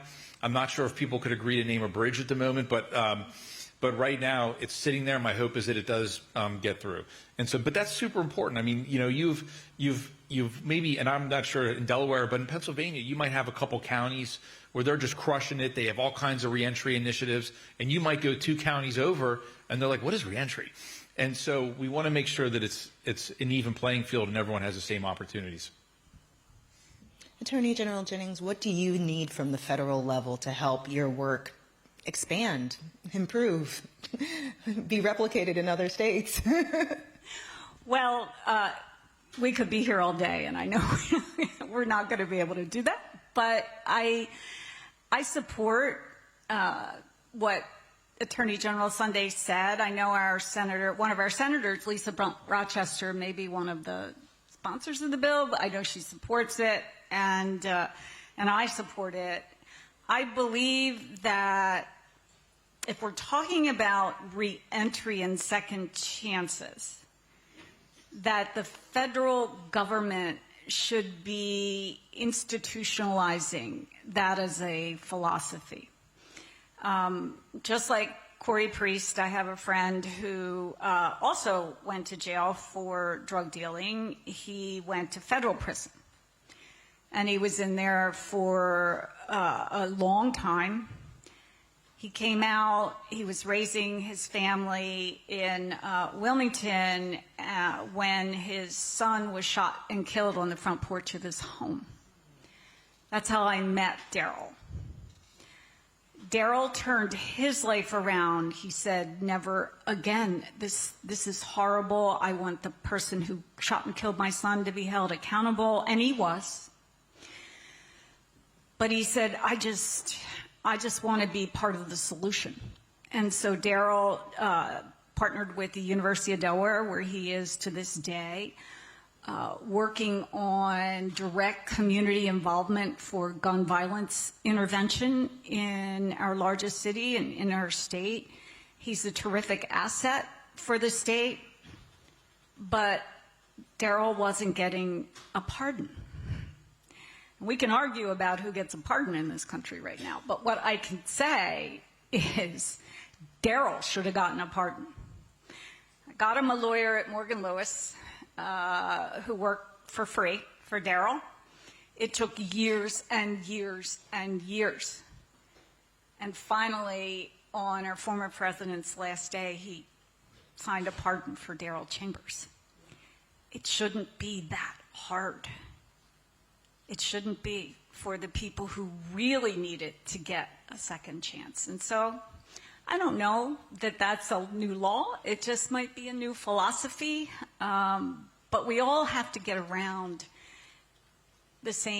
on the same message, and that is second chances works. And so I support it fully. I really, really would like to see our federal government fully support it as well. And get more Daryl Chambers back to work. I think that I wish there was a way that, so I used to serve on the state sentencing commission in Pennsylvania, and we were able to really, move mountains with data. And I feel like this is an area where we don't have as much data as I would like to see, in particular on the success rate of individuals that are hired. And I think that would be helpful if there was some initiative or some federal program that assisted with that. Because then when we went to employers, we could say, listen, the turnover rate is much lower for these individuals. I know that anecdotally that's what we hear. I know there are some studies that have shown that. I think you and I were just looking at one that said like 12%. I think that data came from SHRM, if I'm not mistaken. Wonderful. And so I think that would be really helpful for employers. I know sometimes there's concerns from employers about liability. And I don't know if we should take a look at some different legal options to maybe make that a little easier potentially. But I just think it's such an overall win for society that we have to do everything we can to make sure that it's successful. Well, thank you both so much for sharing your expertise and for your ongoing efforts. Really appreciate your time today. Thank you. Thank you. Thank you.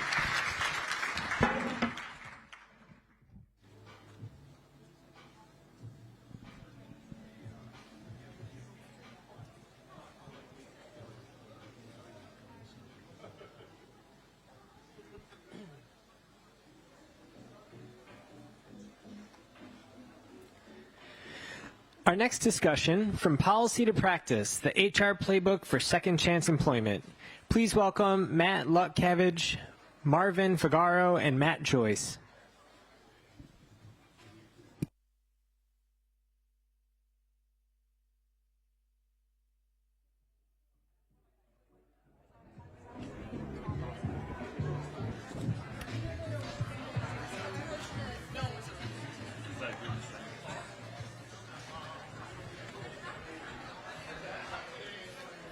Good afternoon.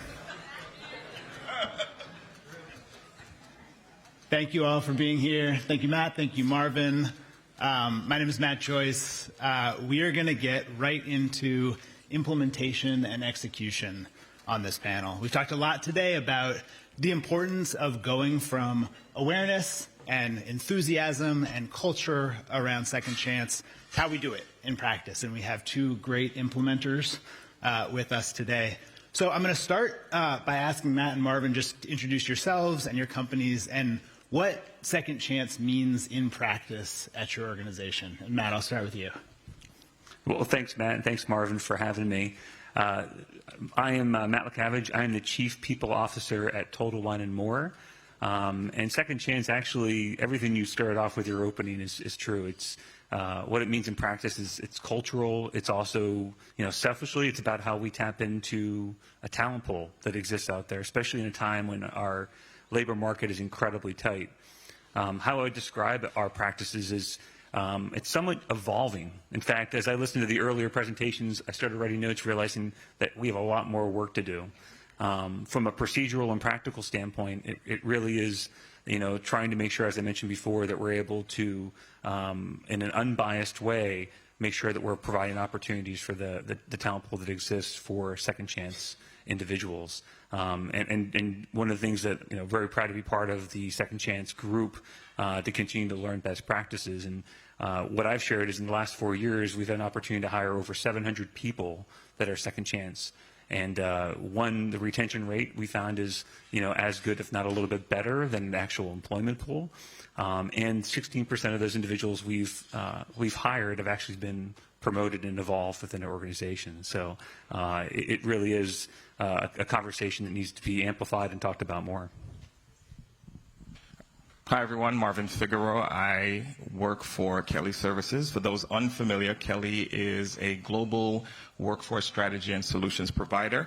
I am the Director of DI Strategic Partnerships, and I essentially lead Kelly's Equity at Work initiative. So simply put, Equity at Work is our mission to remove barriers in the employment process. So we look at end-to-end hiring, right, from the initial engagement all the way to onboarding. And I spend a lot of time internally with some of my colleagues who are client-facing, portfolio leads, salespeople, anyone who's touching the client, but I also spend a lot of time with clients really investigating their process to say, okay, what are some of the things that we need to be thinking about that are barriers to individuals that are looking for work. So really quickly, common things that we often think about are things like drug screens, right?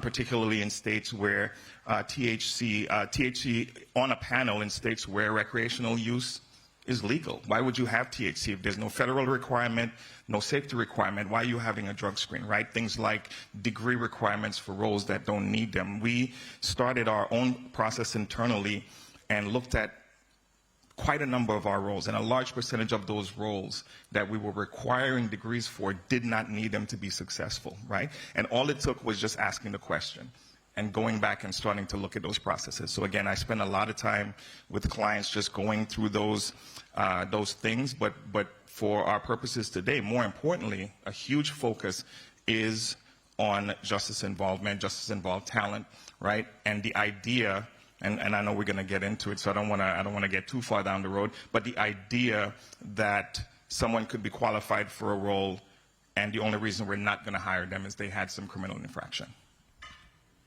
Great. Thanks, Matt. Thanks, Marvin. And we'll say at the outset, Total Wine and Kelly are very visible in their commitments to Second Chance and really leading the way. And I think part of why we wanted to have a conversation today is to be able to sort of share examples and specifics for companies that are considering this from those of you who've been doing it for a long time. So I put up on the screen some fundamentals right? Some things that we want to take as kind of the baseline of best practice as we think about what second chance looks like in practice. So I'm going to call out a couple things on here.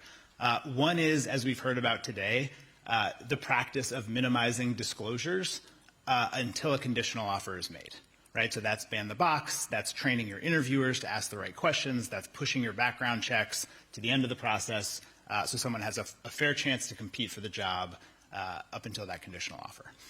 The second is what we would call pre-adjudication, which is at the beginning of the conversation today, we talked a lot about filtering out, right? This is filtering in, right? So second chance employers have mechanisms in place to be able to say there are conviction types, there are people who have a long time since their conviction who we can just say are qualified for this job. We don't have to do individual assessments. We don't have to do other considerations. We can tell our teams, green light those in, right? So that's number two, is having a process where you know the conviction types that can just move right through. And then lastly, individualized assessment, which we've also talked about today, and having thoughtful, deliberate, consistent processes to do individualized assessment. So we're going to take those three as kind of a baseline. And then back to the group, and Marvin, I'll start with you. Talk a little bit about background screening, because it's something that comes up all the time. 95% of companies do it. How do you do it well in an inclusive way that's consistent with second chance principles?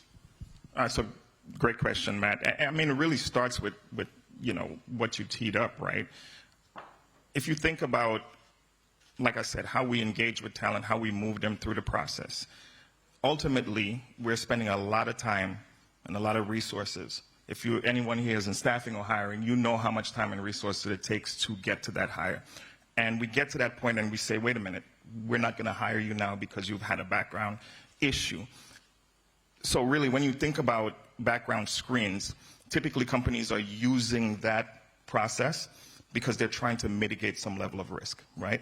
And we can kind of talk about some of the risks that are involved, negligent hiring being one of them, but ultimately looking at your background screening process and saying, first of all, when was the last time we looked at this?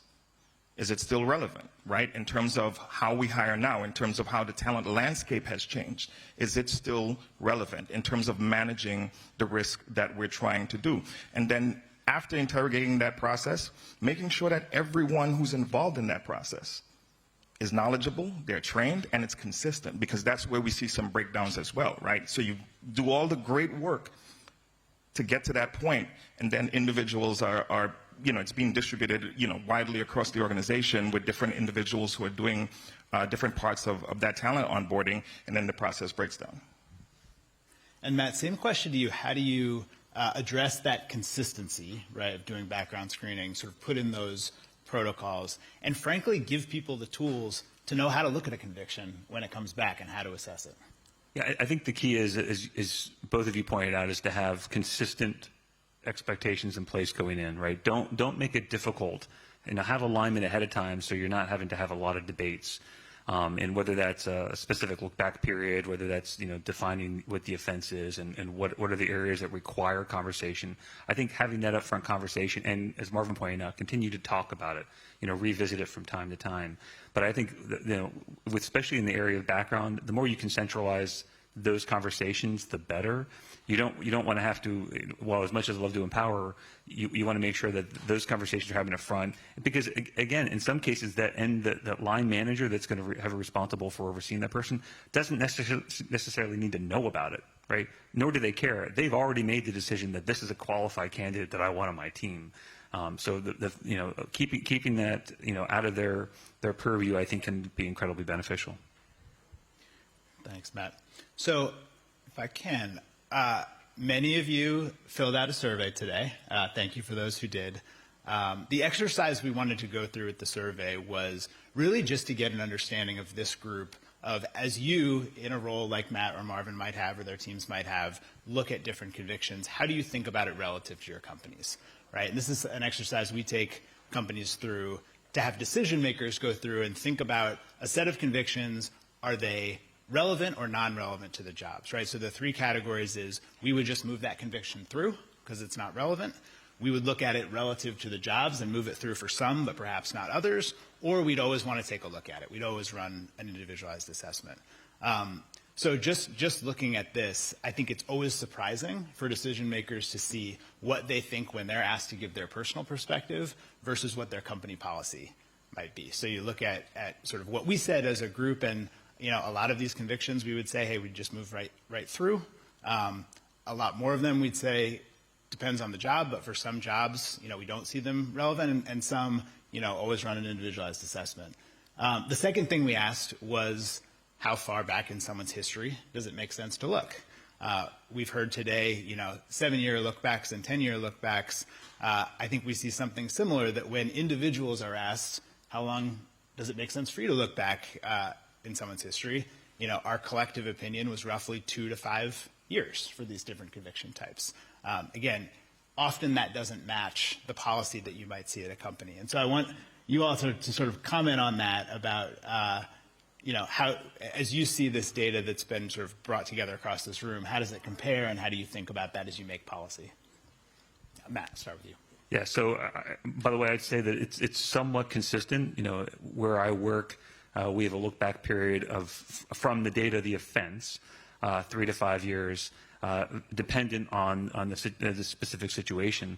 What I would say, though, is once you get past that time period, it's almost irrelevant, right? Unless there is a defined repeated behavior, those are the exceptions. After that, after you say past that period, we believe that person's been rehabilitated, right? And what you don't know is just because someone has had an offense or served time doesn't mean that a candidate that hasn't done some of those same things, right? In fact, in this case, we believe there's a greater likelihood of rehabilitation, the fact that they were. And so once you look past that time frame, it really becomes irrelevant, and you have to look past that, because the minute you want to continue to debate it, then you get back into that craziness of how do you decide between those. So I think, again, you have to be very specific on what is it relevant to the job, and what that look back period looks like. Mark? And this is very encouraging, by the way, right? For me, the reality, when I take it from the perspective of the clients that I work with, it used to be 10 years, right? And then it changed to 7 years. So as we go through these changes, and I'm calling them arbitrary, I'm not oversimplifying it, but what changed from 10 years to 7 years, right? That made it more acceptable. And for organizations like Matt that are doing it in 3 to 5 years, right? So for me, I meet clients where they are, right? If their policy is X, right, and they say it's only nonviolent, felonies, and our look-back period is 7 years, I meet them where they are, because I'd rather meet you there and start the process and keep the conversation going and help and advise and coach, right, as opposed to not having the conversation at all, right? So it's very interesting. This is very encouraging, because quite honestly, to Matt's point, beyond the look-back period, it doesn't even matter. Right? If you're doing it the way you're supposed to do, and that screening vendor or whoever it is you're using, whether you're doing it internally or not, and that screen is beyond that look-back period, it shouldn't show up. It shouldn't be a decision factor, right? So this is very encouraging. The reality is a lot of companies are still at that 7, and some even still pushing that 10-year mark. And we collectively, when I say we collectively, it's great to hear, what Matt's doing, and it enables us to help other large organizations understand the benefits. And I mean, there's a ton of data that we collect, and case studies that we have that demonstrate the viability. But to me, this is very, very encouraging. Thanks, Marvin. And something we heard earlier today was that sometimes these decisions hit HR departments, and they get stalled because there's perhaps a culture of risk aversion, right? Someone who feels like, well, I don't want to be the one to make a decision, and something goes wrong, and then I'm deemed at fault. That person's probably not trained well enough. Then that person probably doesn't have sort of the guiding policy to be able to say, here's how we do this. Here's what the research says, and we heard a lot about the research earlier today about how do we understand from criminologists and from others, what does risk actually look like versus perceived risk. So I think it's so important for policymakers at companies to be able to say, let's have a framework that people can use so it's not all individual. Speaking of individual assessment, another theme that's come up today is making sure that people who perhaps do have convictions that are deemed relevant or that are more recent, have a chance to sort of provide context and employers have an understanding of, that individual as a person, what's happened. I think we see that often as a bit of the Wild West, right? Like an individual assessment is a great term, and it is totally different, even within companies, what it looks like. So I wanted to hear from both of you, how do you run those individualized assessments in a way that really gets to the candidate's potential, their qualifications, their ability to do the job? Matt. Yeah, I think that's also part of the beauty of, continuing to lower your look-back period. So you prevent the need to have to do those individual assessments. I mean, one of the things that's started to happen is we've seen a lot of, municipalities and legislation start to really push for individual assessments. I think that it's actually challenged us from an employer standpoint. Not that it's the wrong thing, it's the right thing, but it certainly delays the process, and it goes back to going back to your filter, going back to your decision matrix. When you're able to provide, when the candidate's able to provide greater context, you can take what is already in your matrix and then test it against the job itself. And so job relevancy, I think, becomes even more amplified, especially if you're within that look-back period. And then, continues to, what has happened with the individual assessments is just challenged us to even look at the offense and the look-back period for each offense. I think for us, we've seen it has minimized that time period, right? Trying to be proactive in the process. Marvin? Yeah, I think the best thing I can say is as much as you can, centralize that process, right? The less hands that are involved in it, so to speak, it just lends to the ability to make sure that you're getting it right. Would you get it right 100% of the time? Probably not. But centralizing the process and making sure folks are knowledgeable and trained enables them to do just that, right? Let's look at everything on this individualized case-by-case basis. Let's look at it from a JRA perspective, right? Sometimes when I'm working with clients, one of the things we talk about is there are two populations that really exist, right? One is the individual that has met their legal requirement, and they're just coming through the front door, whether by application or we do outreach, right? We're recruiting them. The other population are individuals that are still justice involved for whatever reason, right? Whether they're still incarcerated or they are on some type of parole or probation, and the ability to gather information about nature of crime, like you said, how long ago was it? What was the circumstances? That helps you to make some more nuanced decisions, right? Because, the hardest thing is having that go, no go, red, green, right? And most companies have an adjudication matrix that they're operating by. And again, if folks are not trained and they're overwhelmed, sometimes you're talking about the person that's making that decision might be a recruiter or someone in HR, right? And they have 100 of those to go through. Right? So am I going to really spend the time and invest the time to go through that nuanced approach? It's not good or bad. It's the nature of what it is. How do we change it, right? How do we make it better? So again, centralizing that process and ensuring that people are adequately trained and they're really, and here's another piece too. It comes from, I heard the term culture used earlier on today, and that's a really interesting word for me. But it comes from a leadership perspective, right? What are you driving to, right? What are you trying to accomplish, right? For some organizations, there's a moral imperative. They want to do the right thing, and that's great. For others, it's a talent solution. They are struggling to get talent and retain talent. So again, understanding kind of the outcomes, the purpose, and making sure that from a leadership perspective, that's being driven and you're holding people accountable for those right behaviors helps. All right, thanks, Marvin. So I think as we're kind of constructing these good practices together on the stage, I think we're going from how do we greenlight in as many people as possible before we even get to that stage? How do we ask the right questions during an individualized assessment to get to the kinds of answers that can qualify people in and make it feel like the right fit? And then there's public policy and regulation that in some cases sort of squashes all those good efforts. And so I wanted to hear a little bit, and Matt, I'll start with you, about how do you work within your regulatory environment, some of the constraints that might be there through public policy or through licensure or through other things, and maintain those second chance practices while also being compliant. I mean, after I get to the reaction of one more change that happens very rapidly, I think it's important to recognize that oftentimes these things are being done with good intent. And so, an example would be, and we were talking about this earlier, where the right intent of saying removing information about a candidate from the form, right? More identifiable information. Not a bad thing, right? It's a way to protect the candidate, but it does slow down the process, and so it's rolling with it. It's trying to find ways to remove as much friction as you can, because at the end of the day, it's still about candidate experience. These are, as Marvin pointed out, talent that we are desperate to want to bring on board and get going. And so for them, it's frustrating because in some cases, some of the hurdles that are presented to us employers cause a delay in that process. So it's ways of figuring out how you speed the process up, assume good intent from what the legislation is trying to do. Where possible, it goes back to as much as you have centralized is beneficial, but wherever you can take the most de minimis policy of whatever municipality it is and apply it across the board can also be helpful, because it creates some level of consistency to how how the hiring processes happen and how we make decisions. But I would say it's trying to make sure you were figuring out the best way to remove the friction from that process.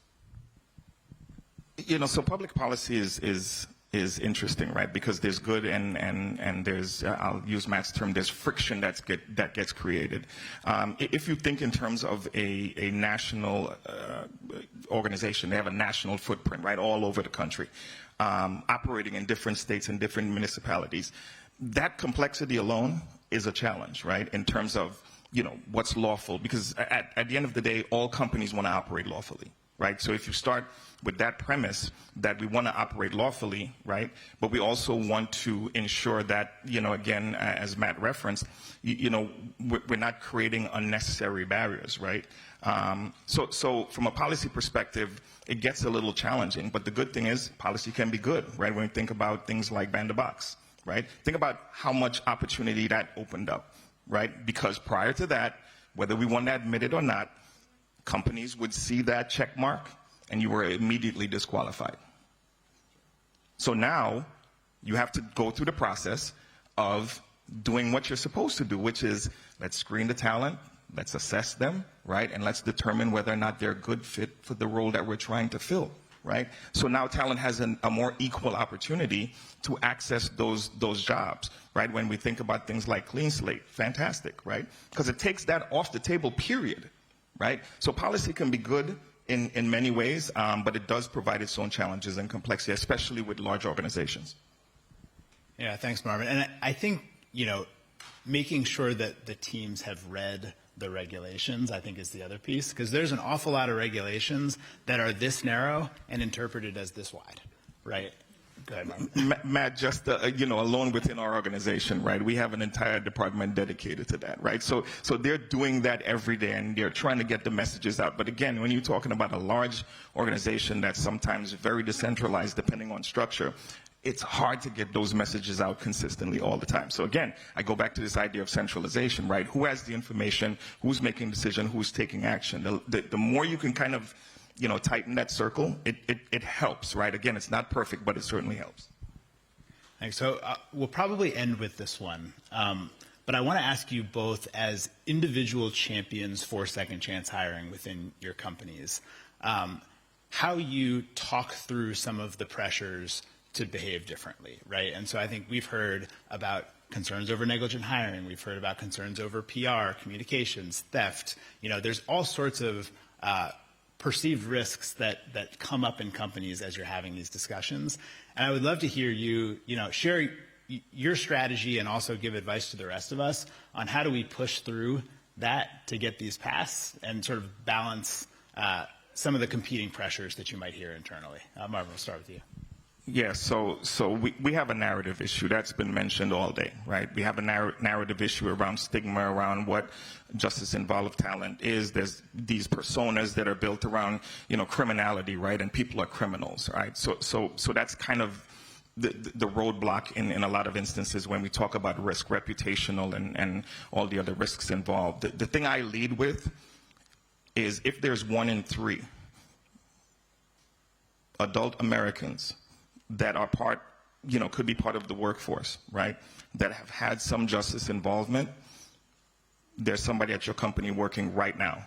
You're just not aware of them, right? And it's created no more of a policy, or not a policy, a risk issue, right, around, theft or workplace violence, which you already have policy in place to manage, right? So the idea that this population or introducing this population, now that they've been identified, will create some undue risk. I always challenge that notion, because there are people working for you right now in your organization. You just don't know it because the look-back period was, it was beyond the look-back period, or whatever the reasoning is. So I always challenge that notion with the idea that there's somebody there right now. Great. We're going to make that the last word. We are out of time, but please join me in thanking Marvin and Matt.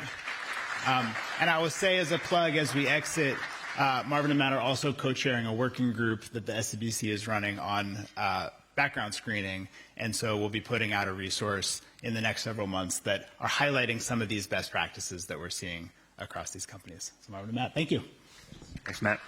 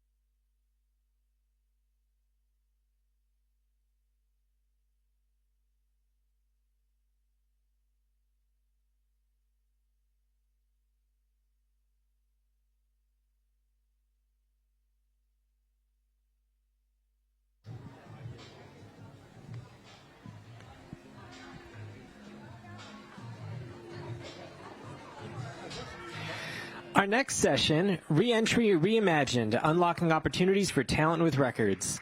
Please welcome Tony McCray, Alyssa Lovegrove, Louis Villafane, Tariq Gaston, and Michael Aiken.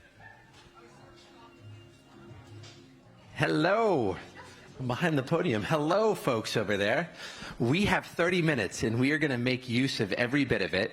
The first 30 seconds, I'd like us to appreciate Tariq's suit. This is a great suit, my friend. Yes, very jealous of that.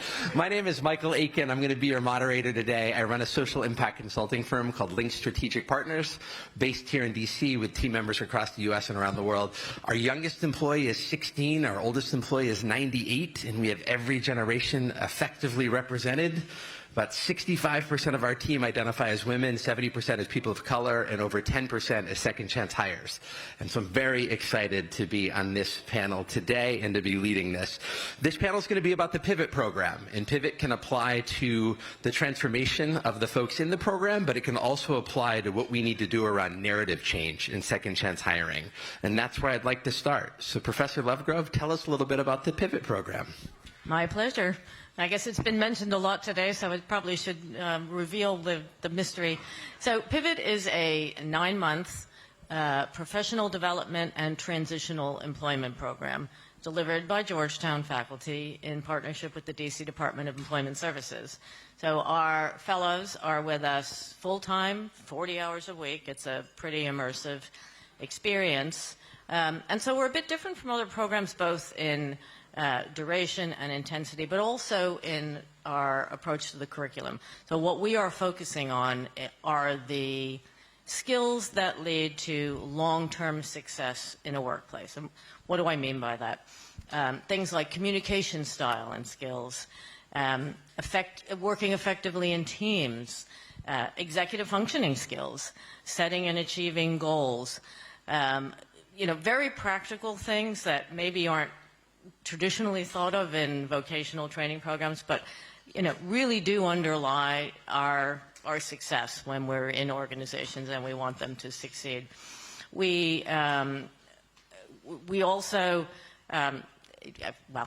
what is our goal, right? First and foremost, is to ensure that the people in our program are on a path to financial stability. So we think about this as a time for them to, I mean, it's 9 months, so we think about it as a time for them to chart a path forward for themselves and take the first steps on that journey.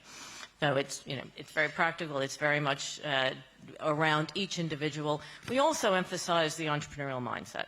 And the reason for that, and we have people who aspire to start businesses, but more important, we want people to have an entrepreneurial mindset about themselves, about life. We want them to be proactively thinking about, are there opportunities in front of me? What are they? And developing an action plan, right? That's the key thing. Success for us, we don't think about recidivism and things like that. Success for us is, you know, is the personal and professional trajectory of our fellows different?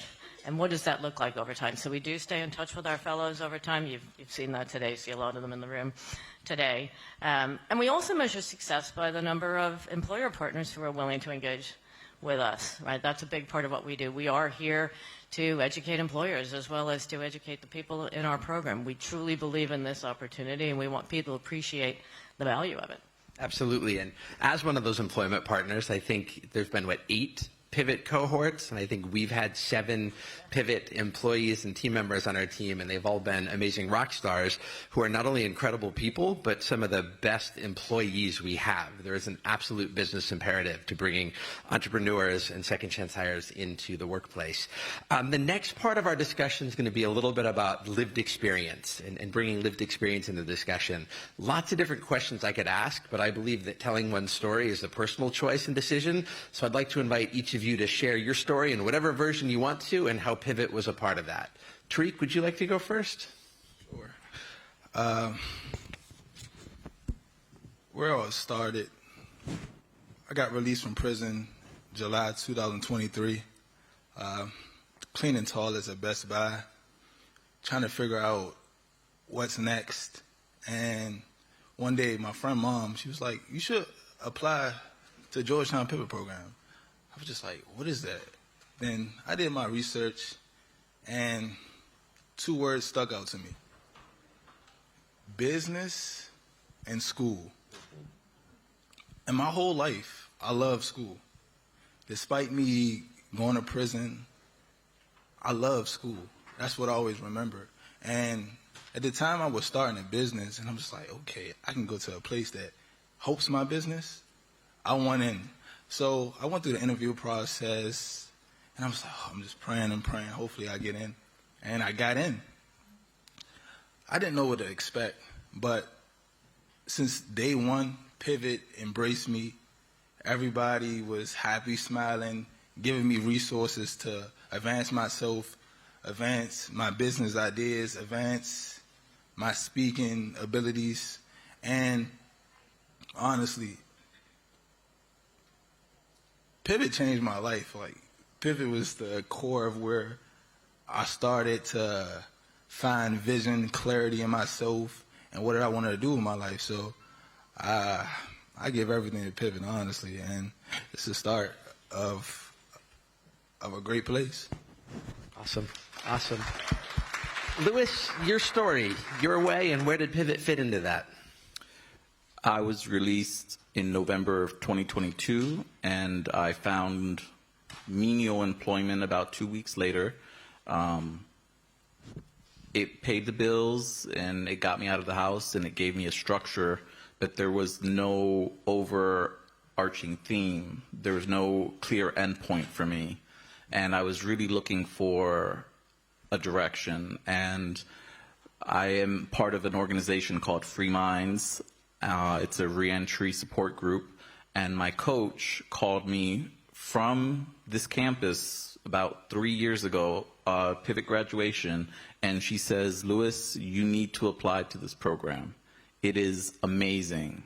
And like Tariq, I also did my research, and I saw that it was a different program. It was giving us an opportunity to rewrite our story and take ownership of it and get into rooms where we normally would not have a seat. The interview process was very vigorous. The assessments, the psychological assessments, very intense, but it lets you know that this is a different kind of program. And like Tariq, I found from my first experience how welcoming and supportive it was. I can't tell you how many times I thought I wasn't going to make it through the program, and the leadership team was like, no, you're going to make it. You know, they believed in me when I didn't, and sometimes it takes that because we're coming into a whole new world after sometimes significant chunks of time, and we need a chance, but also the support that comes with it. Love that. Thank you for sharing. Tony, same question. Yeah, good afternoon, everyone. Thank you for allowing me to be here today. I'm going to prove to you, Professor, that I paid attention in class about a 30-second elevator pitch. Mine's going to be about 60. So I'm currently the program director at the National League of Cities on the Justice Initiatives team. If you're not familiar with NLC, we advocate for all 19,000 cities, towns, and villages.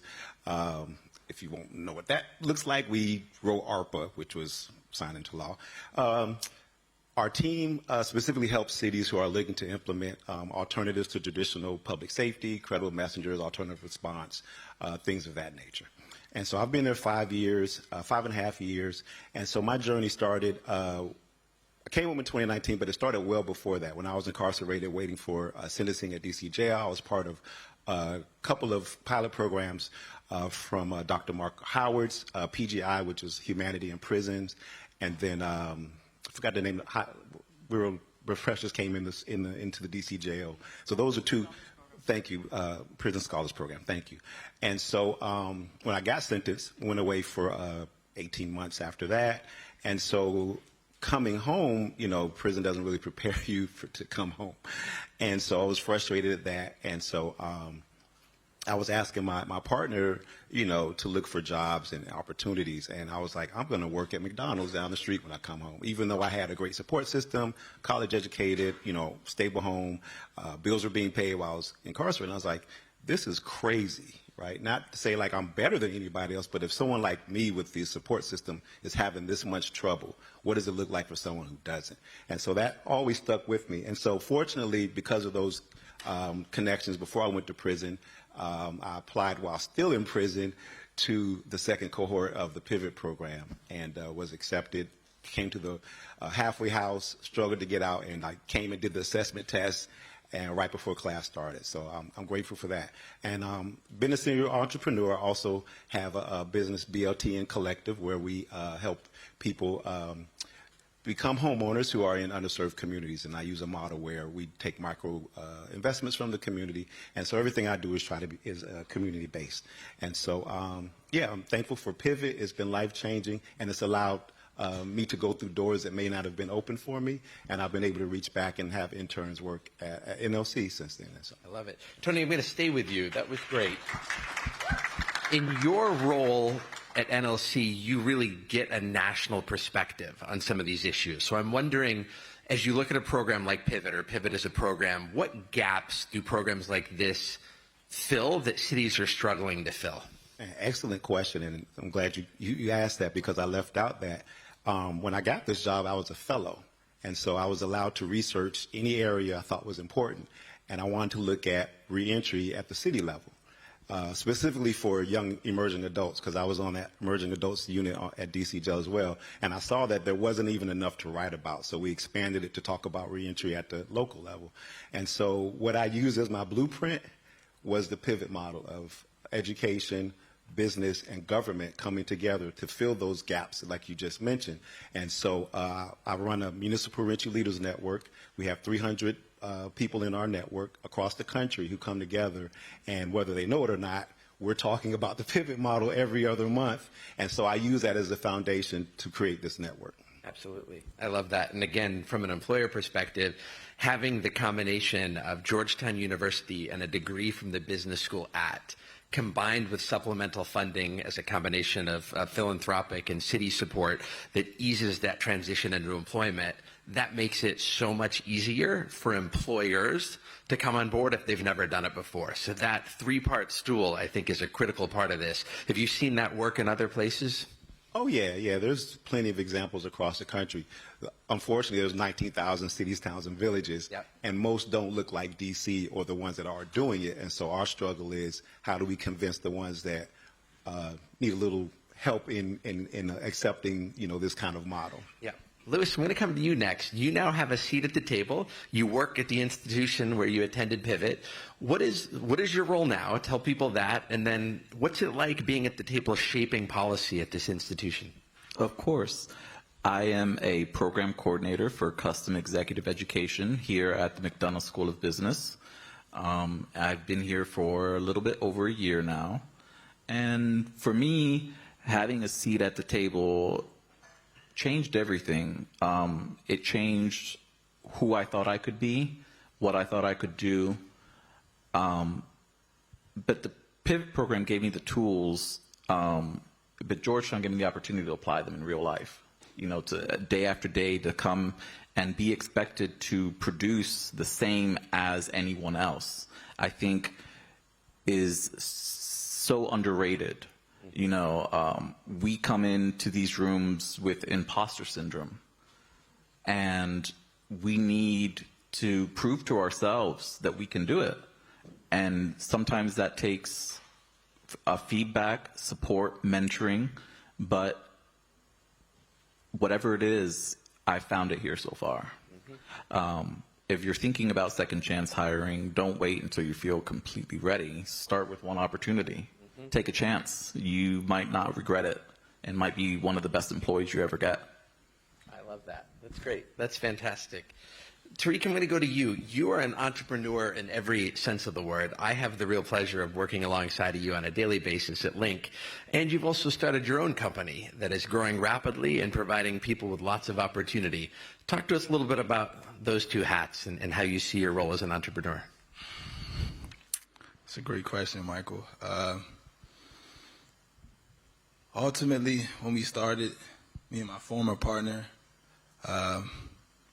we just wanted to make money, survive.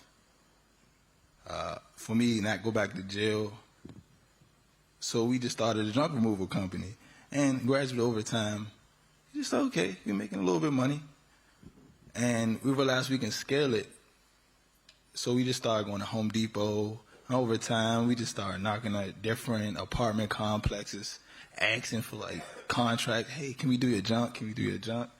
And when I got to Pivot, they gave me a new mind, a new way to think how to structure a real company. And I used those tools to restructure the company. And ultimately, at Pivot, at the end of the year, they have a pitch competition. And the pitch competition, if you win, they give you money. And fortunately for me, I won.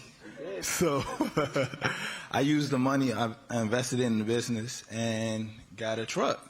So from getting a truck, we started getting more business, was able to get on more apps and make more money. Ultimately, at the end of the year of 2024, we broke even, which was okay, And I'm thankful to say through hard work and what Pivot taught me, we were able to make over $500,000 in 2025. Yep.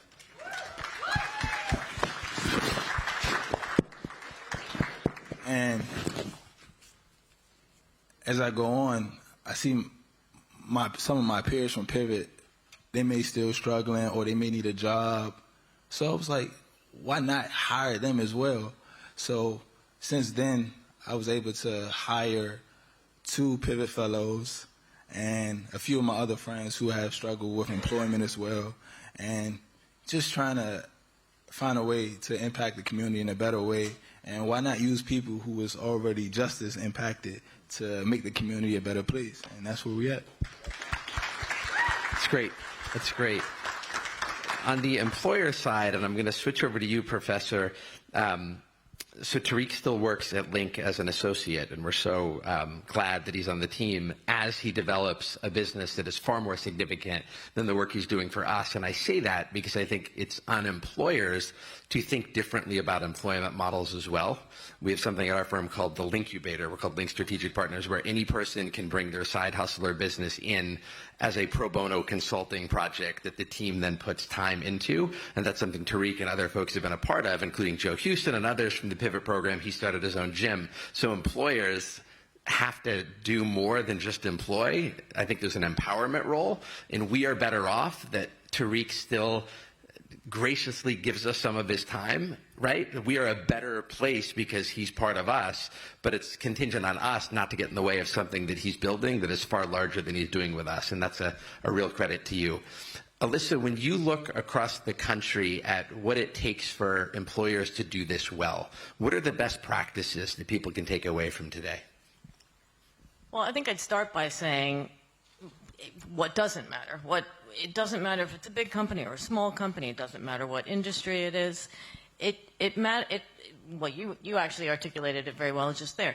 It's companies who want to invest in people. You know, to be honest, what we're looking for is no different than what you would look for when you think about best practices in management in any organizations. Organizations that believe that managing people, developing talent is part of what they're there to do, that it's not an afterthought. So, you know, people know how to manage and be managed. There's an investment in training and development. That's the ideal scenario for our people as well. The only additional element really is, as you say, it's a mindset, it's a philosophy, and Link, I think, is a great example of this, which is this idea that when someone applies, it's not about, is there a reason to say no? It's, well, what are all the reasons to say yes? What does this look like if we go forward and it succeeds? And then it's pretty easy, because then you can just say, okay, what are the things that might get in the way of that success? What can we do to mitigate that, and reduce the likelihood that it's not going to go the way we wanted? And then it's just much easier. So that's what I would say. It's the same as best practice in managing anywhere. Yep. Absolutely. Tony, I'm going to go to you with a similar question. There are a lot of employers watching, right, the stream or in the room. What's best advice? What would you tell folks who are trying to do this? The same thing that we tell city leaders across the country is to look at the data, right? Because city leaders are trying to find ways or to advocate for or get city council to approve a budget or that has funding for reentry. And so employers are the same thing. If you're hesitant, look at the data. We've been asking for data for years, right? And so these programs have been in existence for years, and now we have the data that shows people who are formerly incarcerated show up to work on time at a higher rate than the general public. People who are formerly incarcerated stay longer at a company, longer than the general public. You have less incidences, negative incidences, than people from the general public. So the data is there. The thing that has to go away are the stereotypes and the myths. And so that would be my advice to potential employers. I love it. Louis, what would you tell employers? Take a chance.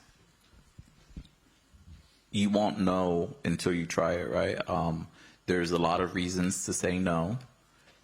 Most of them are reports that were written X number of years ago by an uninterested party. They don't tell the full story of a person. You have to go beyond what's written down. You have to get to know them, and you have to invest in them. Like Alyssa said, it's about bringing to the table the opportunity for individuals to produce their best work for you. And it's a two-way street. You support them, and they will, in turn, give you great work in return. Tariq, advice for employers.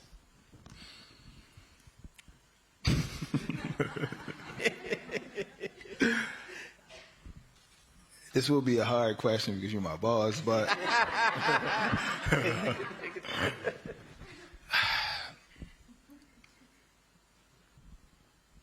like you all said, take a chance. This guy right here gave me an opportunity, and I couldn't be any more grateful.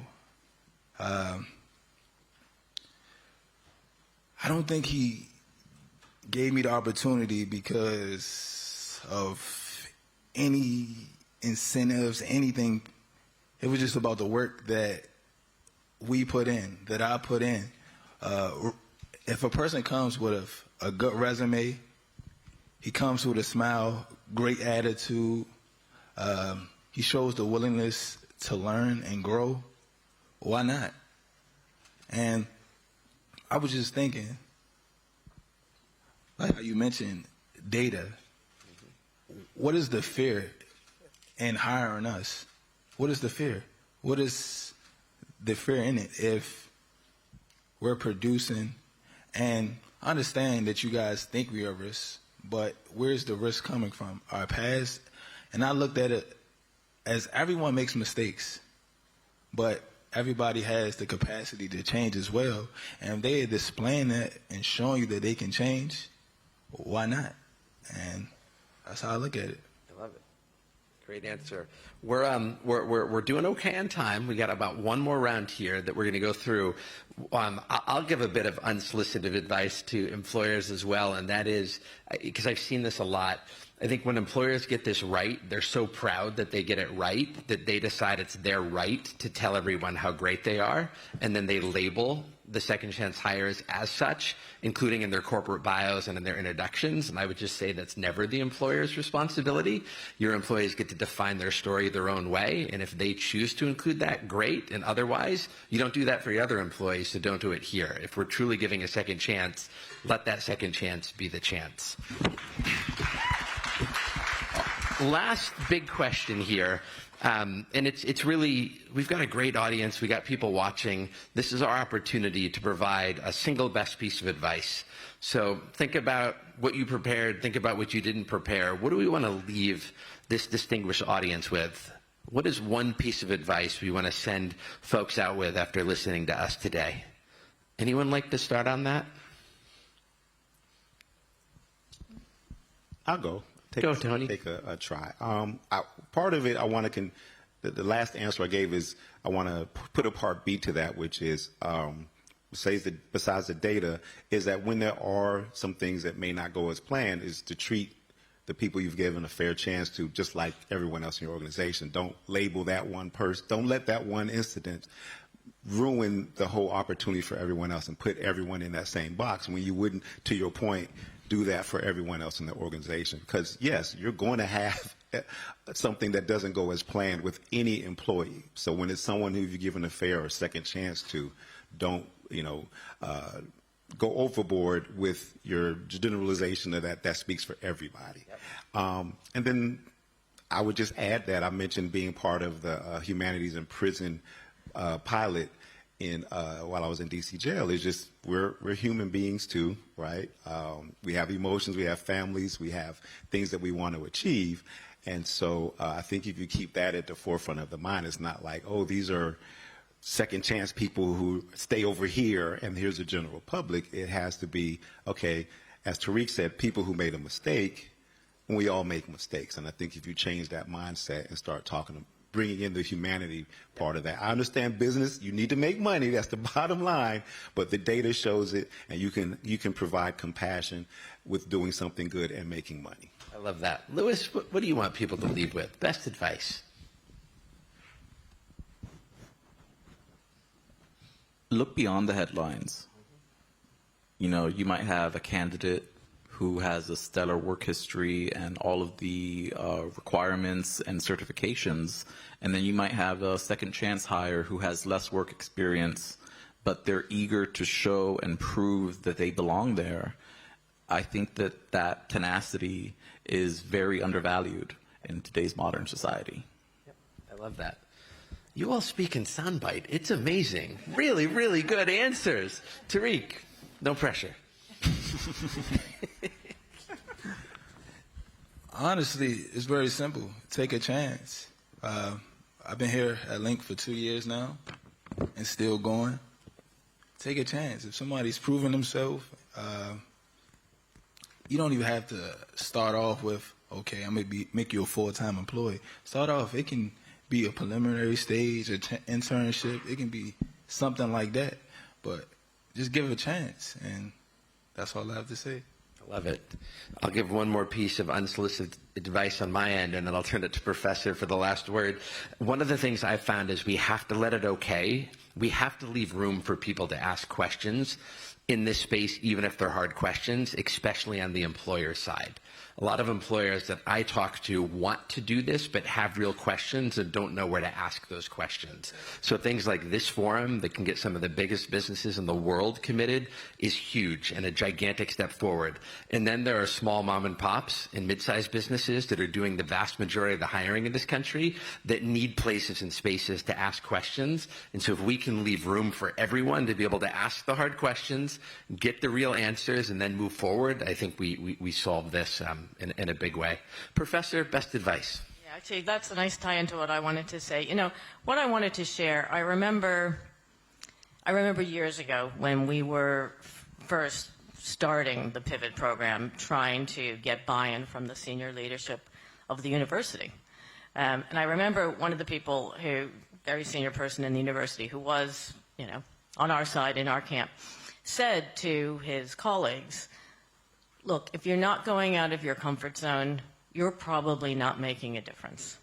So I guess the reason I mention that is because this, you know, it's not easy, right? So I think, you know, sometimes you get in these rooms and you think, well, why doesn't everybody use it? It's not easy. Every single hire, you are actively choosing to believe that it will work out. And there is a little bit of a leap of faith you have to take every time. So it's not easy, but it is worth it. And here's why. When you think about the reward, it goes well beyond that one individual, right? The impact, it impacts everyone in your organization, the positive impact. If you're an inclusive employer, if the people in your organization know that it's an employee-first culture, then you're going to see higher morale, greater productivity, less turnover, even stronger brands, right? So this is a win. It's not easy, but it is a win. So just like they said, just do it. So for anyone who is thinking about who could I invite to be on a panel in the future, I'd like you to think of this panel who got everything in 29 minutes and did a great job. Round of applause for this panel. Thank you all. Thank you.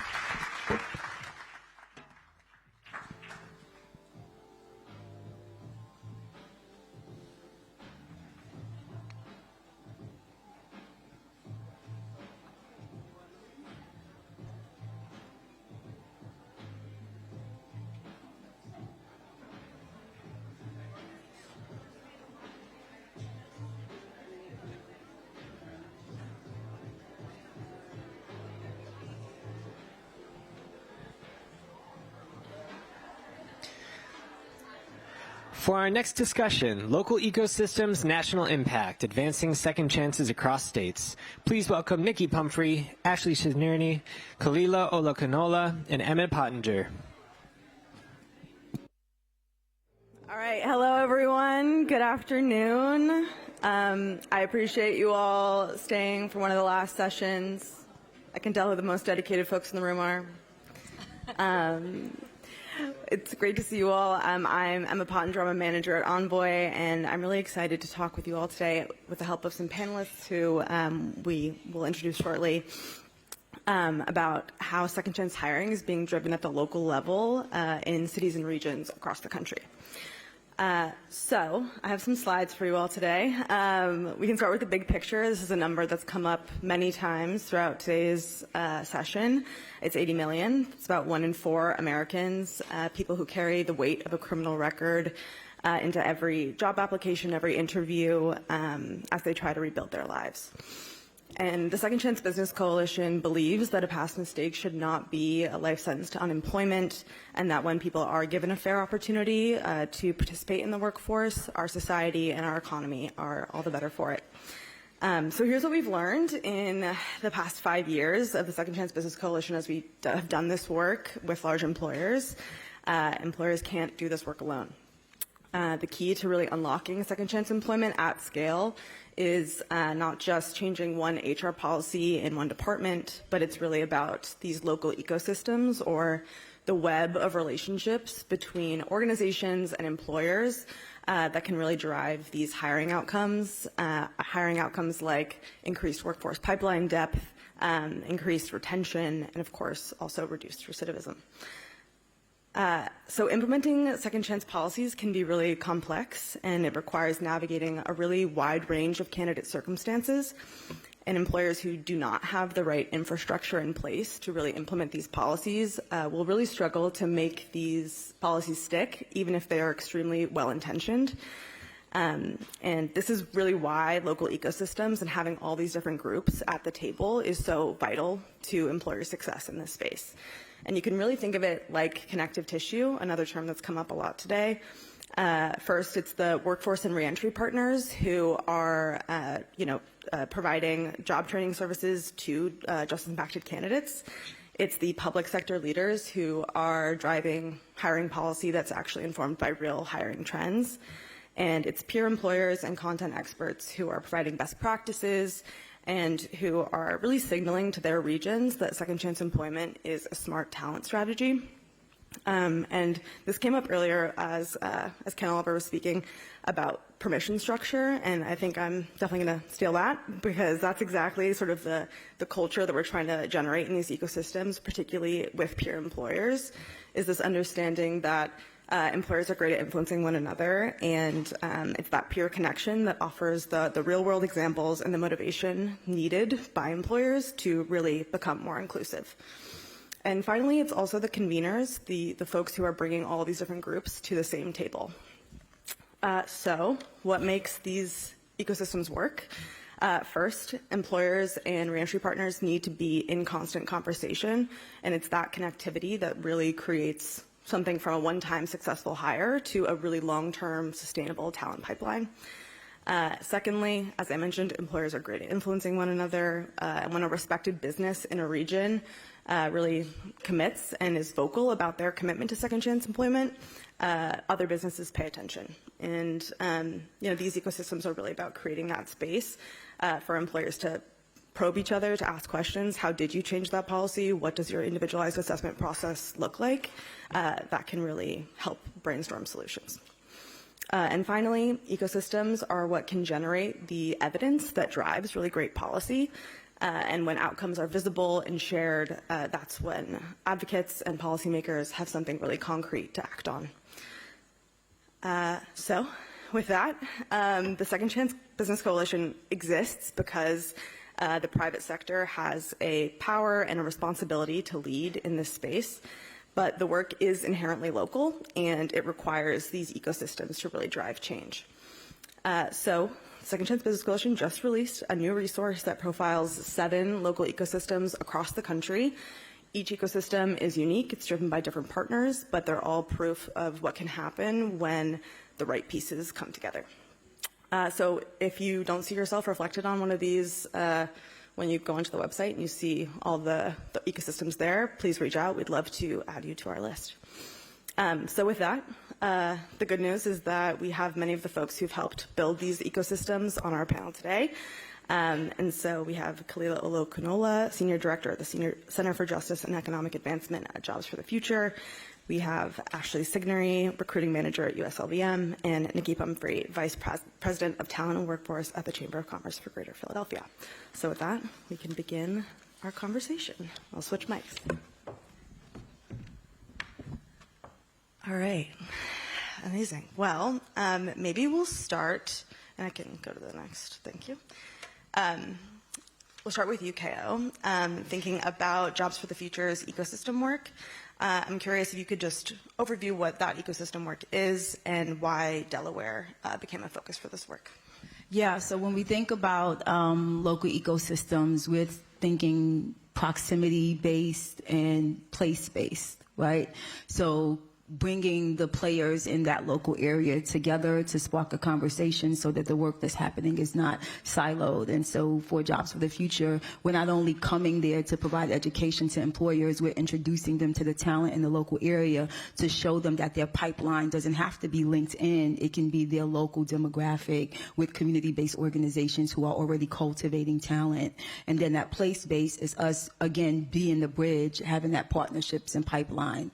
Delaware became a key focus for us because we just had the right people. It always requires good leadership in place and a backbone organization who's already a pillar in the community and who's built trust, because employment is emotional, right? And so we need someone who's already done it and has a track record. And because we had the right funder with JP Morgan and Chase, I know we heard their name in here a couple of times, and we had the right nonprofit organizations, not just local but national, like RBIJ and Care Collective, we were able to come into a team and understand how to lead in our own lens and create a pathway of success.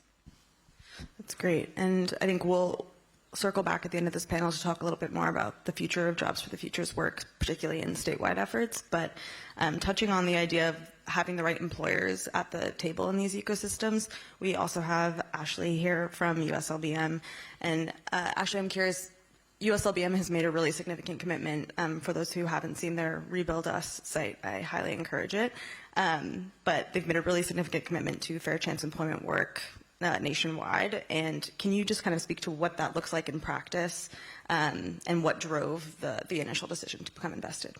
Yes, absolutely. So kind of as mentioned in some other panels, in the manufacturing, like the market for the labor pool is decreasing. So skilled trades and really that industry, you have to be strategic, and fair chance hiring is one of those ways.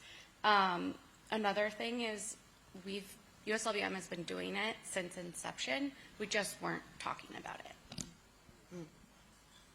Yeah.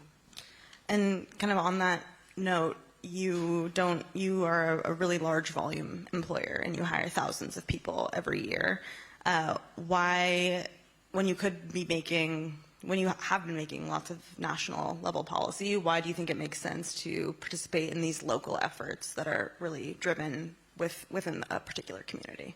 Yep, I think there's two parts to that answer, specifically because I was part of the Phoenix cohort. We had a market president that was super supportive of it, and then we also had someone who was impacted essentially through the program. We just didn't know it because, again, we weren't speaking about it. So along with kind of support of the local level and the local markets, that trickles down into national markets and regions and the 400 plus locations we have outside of Phoenix. Amazing. And thinking about local ecosystems and how they're impacted by their policy environments, we also have Nikki here from the Philadelphia Chamber. And the Chamber there has really uniquely taken on fair chance work. They've recently released a fair chance ordinance. We can get into that in a little bit. But what do you see the Chamber's role as convening employers around this issue of fair chance employment? Really appreciate that question. I think it really touches on a few of the elements that my team here has already touched on, which is, we also heard today that there's narrative change work, there's practice change work, and there's policy change work. And I really think that chambers of commerce are sitting at the intersection of each of those things. And so we are in a really unique position to help drive change uniquely in each of those spaces. We sort of serve as a really critical intermediary. We know that intermediaries play a really important role, but a thing that I want to point out is, it's not just making connections or convenings. It's really thinking about what is the way in which we are driving systemic change with the rigor, the efficacy, and at the scale at which it needs to happen. And so I think that when we, decided to participate in that work, we saw the unique position that we were in. We were already hearing from employers that had sort of talent needs, and were looking to us for really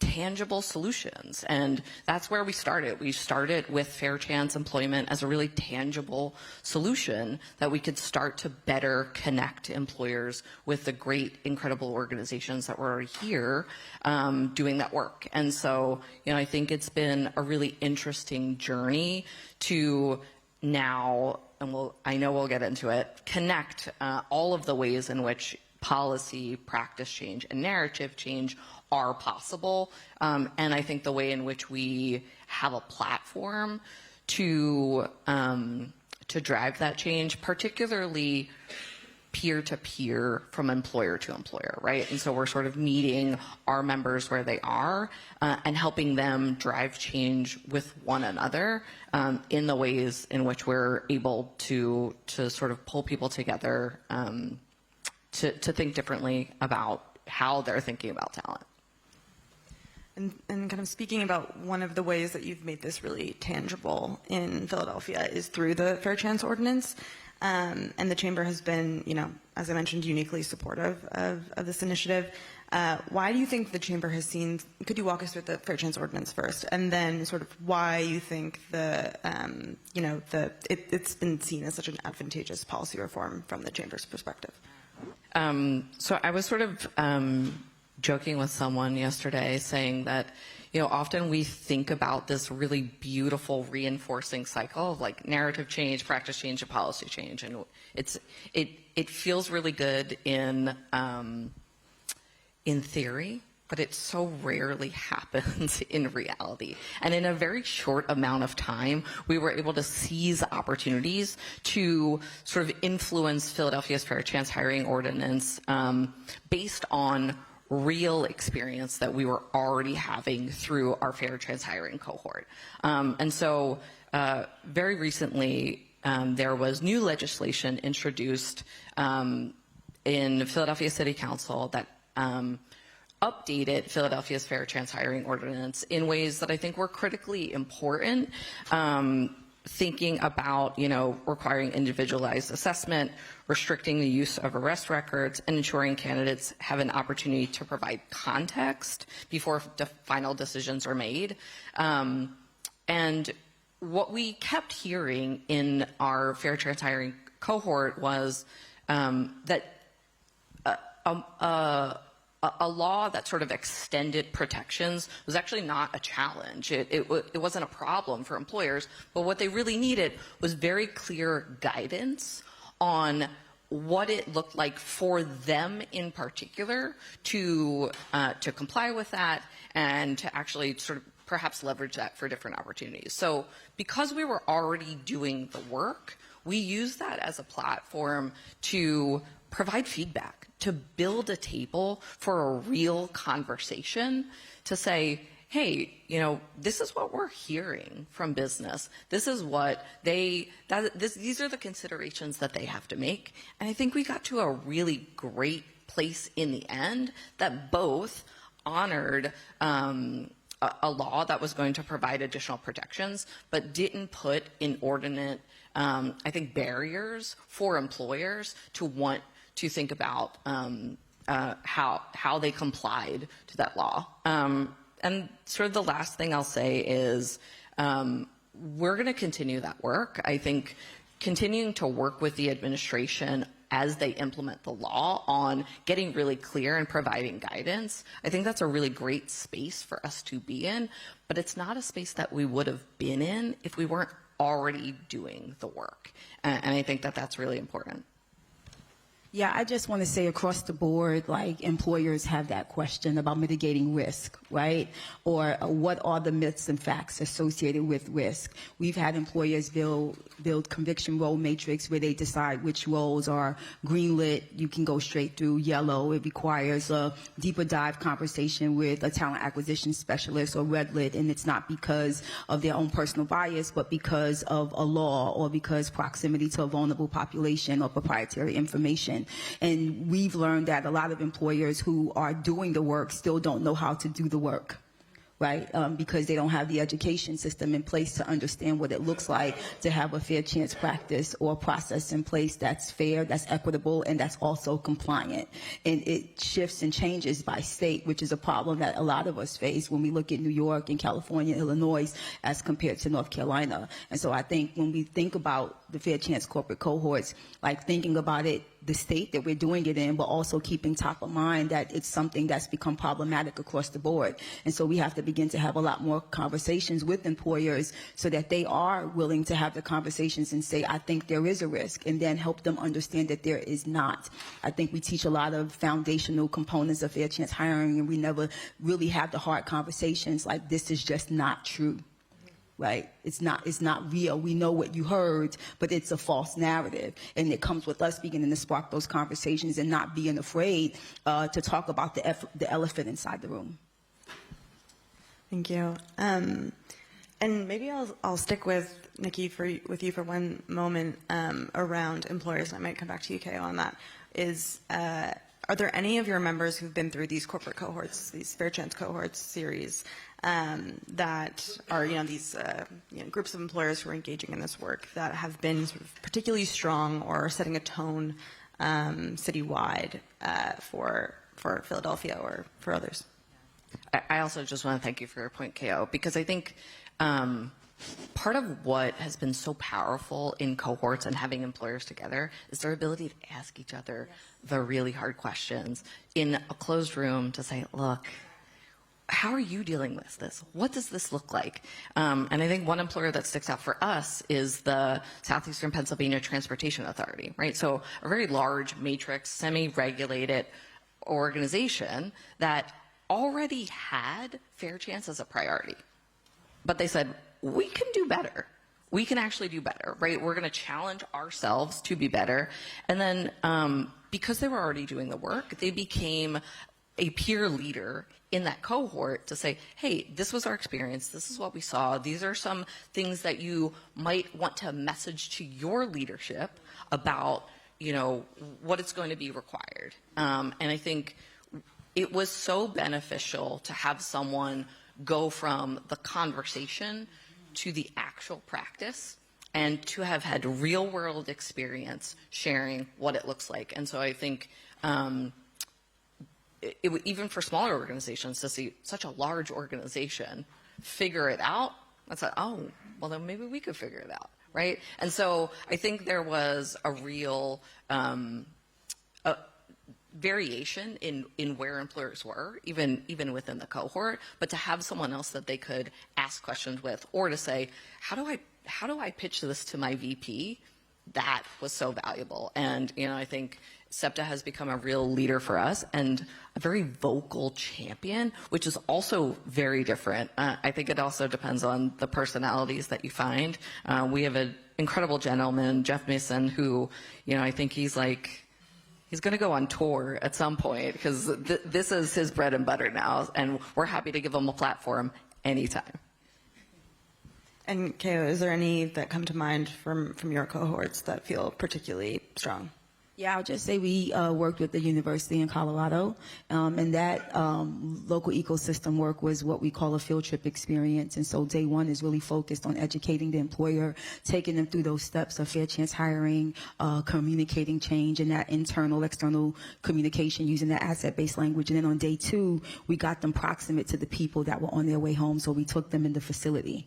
And when we took them in the facility to meet individuals that were on their way home, it kind of we had already built the business case, but we were able to build the human case, right, the community case, and then the culture case combined, right? So we extended it beyond, and they were able to put a name and not just know a number, and it made it easy to take that conversation and turn it into a commitment. And we've seen that in local areas, when you're able to get people in the room to have those conversations, to know that they're not the first one in the fight, right, and then to bring them closer to the talent, it doesn't just change the narrative for the talent, it changed the narrative for the community because they become an evangelist of the Fair Chance work. And sort of, you mentioned in-facility work, and I'd love to hear a little bit more about how Jobs for the Future's, local ecosystems have thus far been rooted in sort of the local work, but are moving statewide into the Fair Chance to Advance program. So I'd love to hear you talk a little bit about Fair Chance to Advance and sort of what that connectivity between higher education, prisons looks like.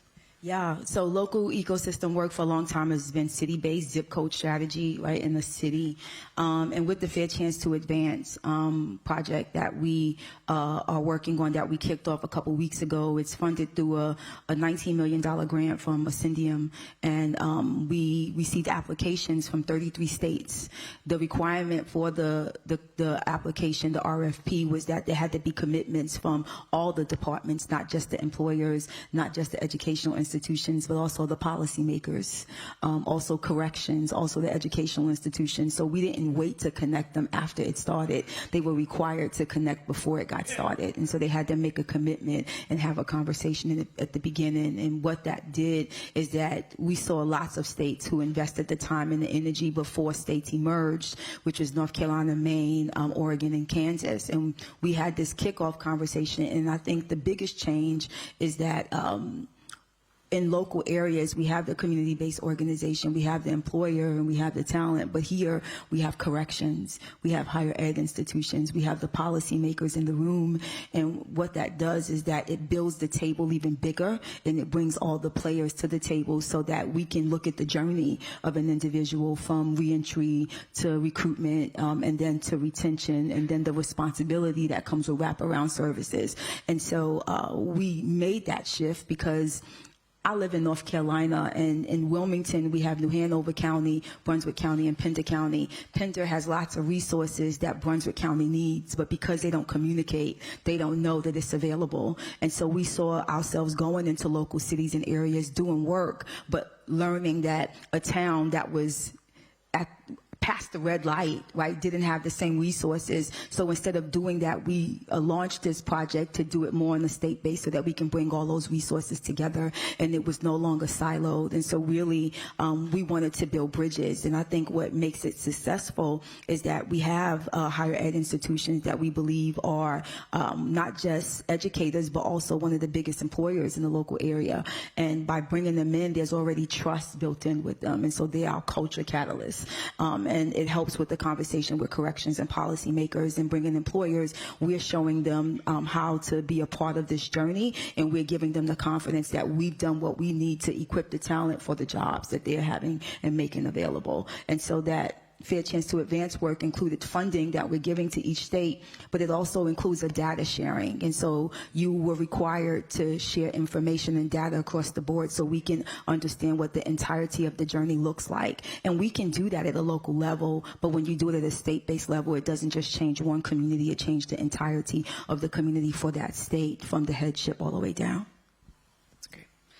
And maybe in our last few minutes, I'd love to ask a question to each of you, or to answer for you all to answer the same question, which is, we're in a room full of advocates for this work, and you all are coming at this work from different but aligned angles. I'm curious what you would say to either a policymaker or an employer who's interested in this work, what their sort of first step should be trying to activate this type of work in their local community. And Ashley, maybe start with you. Sure. The first step that I would say is there's so much support and there are so many resources. There are people in this room that I studied your programs, I wanted to replicate them, and the community partners too that will support you. You can call them and say, hey, I'm a Fair Chance employer, and they'll give you qualified candidates. I have a man who has never met me, and he sends me vetted qualified candidates every single day. So I think just having, that's number one. And then number two, having a really supportive executive leadership team, I think, is second. So whoever wants to go next. I would say get specific. What can you change right now? Specifically, where can you start? Do something, and figure that out. And I do think that there's a lot of support, but saying that you are interested in this work, saying that you are committed, doesn't actually move the needle. So what are you going to do? Get specific. Yeah, I'll just say get connected. right? There's a song that says, I'm a movement by myself and we're a force when we're together. And so I think when we get connected, we realize that we don't have to do the work ourselves, that we can do it as a team, because teamwork will always make the dream work. Amazing. I think we can end there. Or, yeah, maybe you drop the mic? Yeah. No. Too expensive. Okay. All right. Well, thank you all. Really appreciate everyone's time and attention. Thank you, my panelists. Thank you.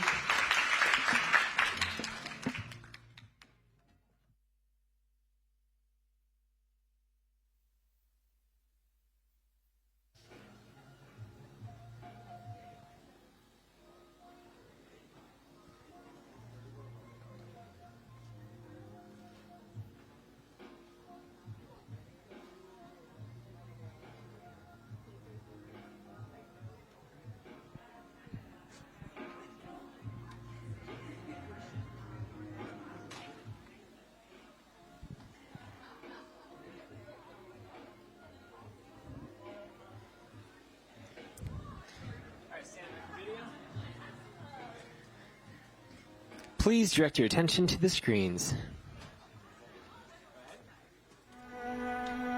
Young adults are our future. They bring a perspective and a point of view that we absolutely must hear. First and second chances matter because in many ways it is the story and the arc of America and the arc of American democracy. JLA stands for the Jump Leadership Accelerator, which is an exploration of careers in policy and advocacy work. And so we decided to partner with the NBA to work with them on their advocacy and policy campaigns, while at the same time creating worker-based learning for youth across the country, ages 18 to 25. The JLA program is really about demonstrating and giving them the opportunity to show their value proposition and show why it's important to invest in the youth, because the youth represent tomorrow. At the Social Justice Coalition, we believe in the power of partnerships. At the end of the day, just like basketball, making a difference in the world is a team sport. And the Jump Leadership Accelerator is exactly that. We're working with our partners from the Justice and Upward Mobility Project and Jobs for the Future to create a place where young people can come and build and develop their skills to take it to the next level. These young people are the future of this work. They're the ones who are going to carry the flame of social justice into the future.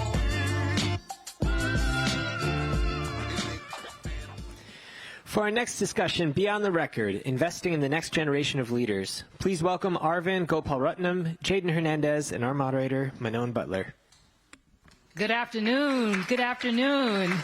I want to give yourselves a round of applause. You are still here with us. We've had a rich set of discussions today, and we are extraordinarily thrilled to be here with you and to share a bit about the Jump Leadership Accelerator, a partnership between the Justice and Upward Mobility Program project and the National Basketball Social Justice Coalition. I'm Manon Butler, and actually I'm really thrilled to be here. I have a privilege of being a member of the Social Justice Coalition's team. I'm the head of programs and partnerships, and I'm an alum of Georgetown University, a double alum, so it's always great to be on the hilltop. We're going to dive right in. I know we have a number of questions, and we're in store for a really rich conversation. We have Arvind, and we have JJ. Jaden wants to go by JJ, so we're going to have a conversation with JJ this afternoon. Arvind, who is the Senior Vice President for Corporate Social Responsibility for the Bucks, really is here and represents the very best of what the NBA community is about off the court. We can talk a lot about on the court, but today we're talking about the off-the-court efforts. Second Chances is a priority for our Social Justice Coalition, and our team recently had an opportunity to spend some time with leadership at the Bucks on a host of things, including the priorities that drive their impact work off the court all day, every day. So before we talk about JLA, the Jump Leadership Accelerator, and the Bucks' partnership, Arvin, would love for you to just tip us off. You're going to hear a lot of that as well, some of that parlance, basketball parlance. So if you could tip us off just about the role that the Bucks have played in second chance efforts generally and why it's important. Sure. Hi, everybody. Arvin Gopal Ratnam. First, thanks, Manon. Appreciate you, and to James, Abby, Neha. Our team from the Social Justice Coalition are incredible. I just want to thank the Second Chance Forum for having us out here. What Manon left out when she came to visit me in Milwaukee was that she had to fly through a blizzard a couple weeks ago, and she still made it. You guys didn't have a blizzard for me when I came here, so I appreciate you. Thank you, thank you, thank you. I'll stay as long as you'll have me. But yeah, this is my 10th season with the Milwaukee Bucks. I help spearhead all of our community impact work, which is our philanthropy, programming, advocacy work off the court. And I will tell a quick little story, which is about 6 months into my job when I joined, one of my coworkers, my colleagues, his name is Sterling Brown. Sterling Brown is a player in the NBA and has played in the league. And I got called into a meeting because he, the night before, had had an interaction with law enforcement and was accosted and arrested and taken into prison. And as you can appreciate, the next morning I get called into our president's office, and he's like, I need you to go learn about everything going on in the justice system right now. We're about to go into meetings with the police commissioner, district attorneys, and this is what just happened with one of our players. Go learn. And as soon as you tell me to go learn, that's all I needed. And so it started, that education started because of a personal connection to somebody in our culture, an employee, a colleague. And so that interest and desire to understand about our criminal justice system started there, carried through the bubble when you saw our Milwaukee Bucks and my colleagues protest an NBA basketball game in the bubble, to when we came out and they were the first team to lead a march following the George Floyd, to the work we've gotten to do at the Milwaukee Bucks continues to just grow time after time after time. And so Second Chance is kind of the underlying thread of the work that we try to do in our criminal justice space, to provide a second chance for people returning to our community. And so throughout this conversation, I'll tell you guys a little bit more about some of the work that the Bucks are doing, some of the ideas we're stealing from other NBA teams. But it's an incredibly proud part of our culture, right? We don't care about just being champions on the court. We've got to be champions off the court. And we're funded to do that. We're supported to do that. We're staffed to do that. And so that's part of the commitment that our ownership team continues to put on me, to continue to prioritize second chance programming into our culture. Thank you, Arvin. And that's a perfect setup for the Jump Leadership Accelerator, which is, again, a partnership with Jump. And it really serves as an opportunity to provide pathways for the next generation of change makers. And so what it consists of is this is our inaugural year. We have 4 teams, the Milwaukee Bucks, the Boston Celtics, our Cleveland Cavaliers, and the LA Clippers that serve as partners to help actually create opportunities for our Jump leaders. You're going to hear from one of them momentarily. The program really just consists of a rotation with the teams and then a rotation with an advocacy partner in market. So that's the assist portion. We have 3 A's, the assist, we have the Academy, and the Academy is monthly. We are working and spending time with the Jump leaders on a host of issues to provide the support for the journey that our Jump leaders are on, policy-related, business, so on and so forth. I'm not going to steal your thunder, JJ. We have alley-oop speakers that come and share their wisdom, and so thrilled, again, that we're in partnership with Larry Miller and Ken Oliver to bring this to life. And then we have what we call the advance, which is to really provide a pathway and an opportunity for the brilliant, our next generation of change makers to do what we believe we should set our young leaders up to do, which is to lead. And so with that as the tee up for you, how to do? Is that all right? All right? Okay, so I'm going to pass it over to you. And I'd love for you to just talk a bit, JJ, about, what was it about this program? Why did you say, yeah, I think I want to participate? Tell us a little bit about you and why. Hi, everyone. I'm Jaden Hernandez. I am part of the Jump Leadership Accelerator program. I'm partnered with the Boston Celtics, and That's a great question, Manon. I think the reason I joined JLA is pretty simple. I was a youth who didn't have any guidance. I didn't have any role models around me at the time. I was looking for direction in a path that I wanted to take, and I wanted to build my future. I knew I liked sports. I knew I liked working with the youth, and the jump program allowed me to take those ambitions farther and be involved in those spaces at a high impact level and on a national level.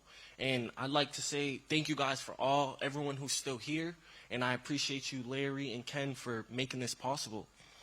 Awesome. And I will say this, that part of the special sauce is that we're engaging justice involved young people. So our criteria is 18 to 25. So those are our jump leaders. And justice involved, there's a wide range of options. First-hand experience, but also, you have, the vicarious experience. And so our jump leaders, we have 6 of them who are working with the 4 teams that I mentioned. And so I'm going to now pass it back to you, Arvin, and talk to us a bit about your why. Why was it important for the Bucks to participate as an inaugural team partner?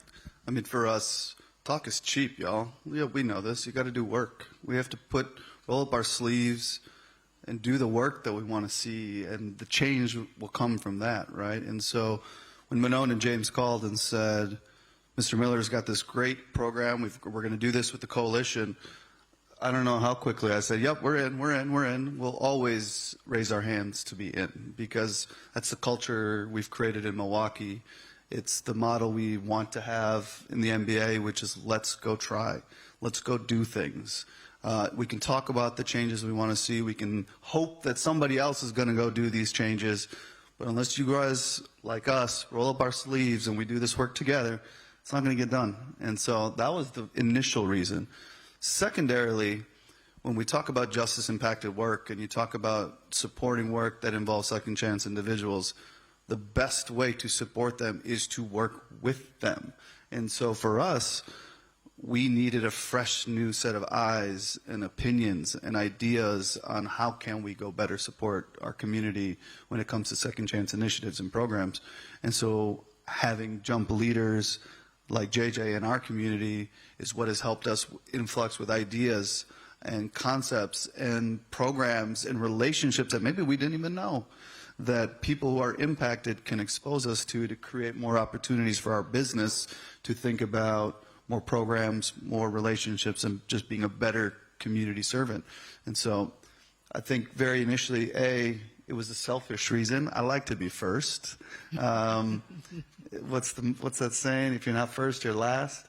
I don't like to be last. So I also didn't want Manon calling me next year and saying, hey, all these other teams did this, now you should do it, right?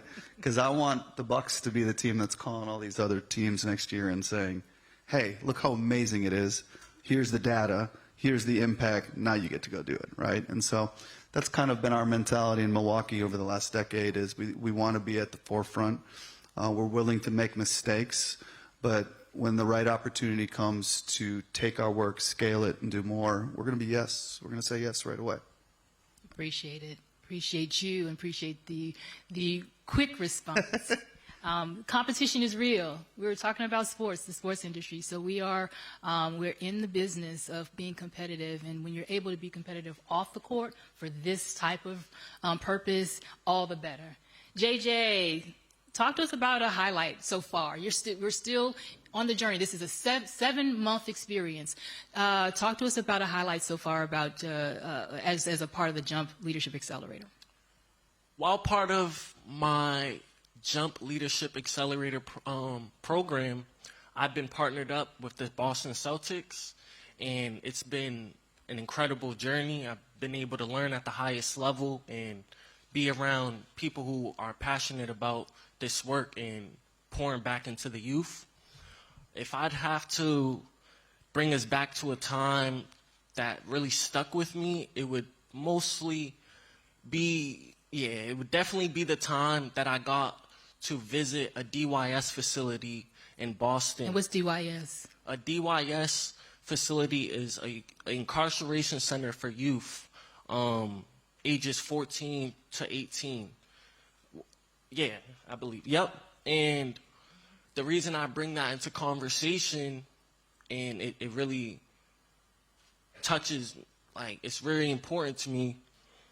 That day, I was able to visit the facility with head coach Joe Mazzulla, and, you know, it was more than just an event, and being there was great, but I feel deeply passionate and grateful that I was able to be in that space, and I'm able to, the youth that were there were able to see me as a leader in a different light, were able to hear insight from me, and it gave me a reason to continue doing this work. If Joe Mazzulla can change his narrative and be an impact for a great impact for the community and the youth, and continue doing the work that he's doing now, it makes me driven to continue giving that insight to youth so they understand what's possible. That's powerful. That's powerful. We talked about preparing for this. I'm just going to be real, right? You know, part of this is creating the space to hear the voices from folks who really are doing this work. And so I've had the benefit of learning from JJ. Even today, we were back in the back and huddling, and I'm learning from you. I'd love for you to just talk about some of the projects you're working on, but also talk about More Than Words and the work. And More Than Words is an advocacy partner in Boston that is also incredibly important as we talk about the framework for the Jump Leadership Accelerator. It's the team, and it's also local organizations that are doing the work. Us working in tandem to focus on pathways of opportunity that lead to employment, that lead to policy development, that lead to change. So talk to us a bit about that. Yes, More Than Words is my partnered program back in Boston. You know, More Than Words helped me find my voice, and the JLA program is helping me take it further. While working with More Than Words, I've been able to connect with many legislators, state representatives on topics that concern me and my team in the community. And two of those main issues for me that we focus on is the juvenile justice system and the child welfare system. And I think while doing that work, I've been able to get a grasp of how I can actually add value to these spaces and to these conversations. And I think the work that I've been doing, and I'll touch a little bit into that briefly, you know, there's a lot of things that need change, but a big one that I'm very passionate about is Raise the Age. I'm not sure if you guys are familiar with that, but essentially it's to keep adult offenders out of adult prisons. You know, the human mind isn't fully developed until 25, and you know, we're charging youth as an adult when they haven't been given a chance to fully divert or see what's possible. So More Than Words helped me see what's possible, and Jump is helping me accelerate that. You know, it's in the name, Jump Leadership Accelerator. So I'm very grateful, and I think we need more programs that uplift youth in these spaces to use their voice to change the problems that they're dealing with in their community. Thank you for that, JJ. Thank you. And so some may wonder, wait a minute, why is the NBA in partnership and working on a program like this? So our Social Justice Coalition, which is the policy advocacy arm of the NBA community, a joint venture with the NBA, Our Players Association and our Coaches Association was established in 2020 with this very purpose in mind, to use the platform of the NBA to advance policies that really matter, right, on the social justice, advancing social justice side of the ledger. Criminal justice, community safety, voting rights, policing are our priorities. Under the criminal justice banner is second chances. And so when we think about how we bring policy into action, it was something that we've been in the lab thinking about. I'm looking at my colleague, Abby Omonjola, who is really driving the driving force for the coalition on the Jump Leadership Accelerator. We've been thinking about it for a while. And so bringing this to life, we were just talking about this, is one thing to be in the lab, is another thing to bring it to life with the partners. And so that's the why. Right? And so when I think about this, Arvin, I would love for you to talk a bit more about what it means to invest, because this is an investment that the Bucks are making with your time and quite frankly, the platform that you have to support the Jump leader that you have. But you also are doing some other work, and I don't want to give short shrift to the Community Reintegration Center rotational program. So if you could talk a bit about the investments that the Bucks are making in JLA as well as CRC, that would be great. For sure. I think the investment is a huge part of a bigger goal, which is how do we change this narrative around people who have been incarcerated or impacted by the justice system. And so the investment is investment in programming, it's investment in people to go do this work, it's investment in the time, certainly, to work with the legislative leaders in Wisconsin. So to echo a little bit of what Monona is saying, like Jay said, in Wisconsin, we're also a raise the age state too. Like, we're still fighting for that. We don't have expungement legislation here in Wisconsin. So the coalition is my partner and the team's partners to help understand what's going on at the state level. How do we change that narrative? Recommend to us potentially ways to invest our resources into the community to go help advance these things.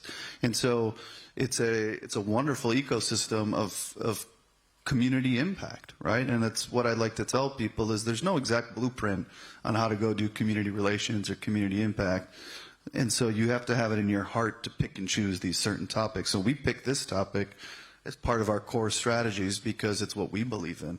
It's what's good for business. It's what's good for our employees. It's what's good for the people of Wisconsin. But it's just the right thing to do. And so those rationales are what we use to then advocate for the resources needed to go do the JLA program or do another program which we call our CRC employment program. And so I'll tell you this just personally and honestly, which was we, in 2019, right before COVID, we took our NBA team, went into a local prison system. You've probably seen videos on ESPN and a lot of different things where Giannis and the team went into a local correctional facility, and we did a controlled conversation with incarcerated individuals facilitated by the national group ARC, the Anti-Recidivism Coalition. So it's like an hour of that where it's our players, incarcerated individuals, all just sharing stories. And you can imagine the power of just storytelling in that room, right?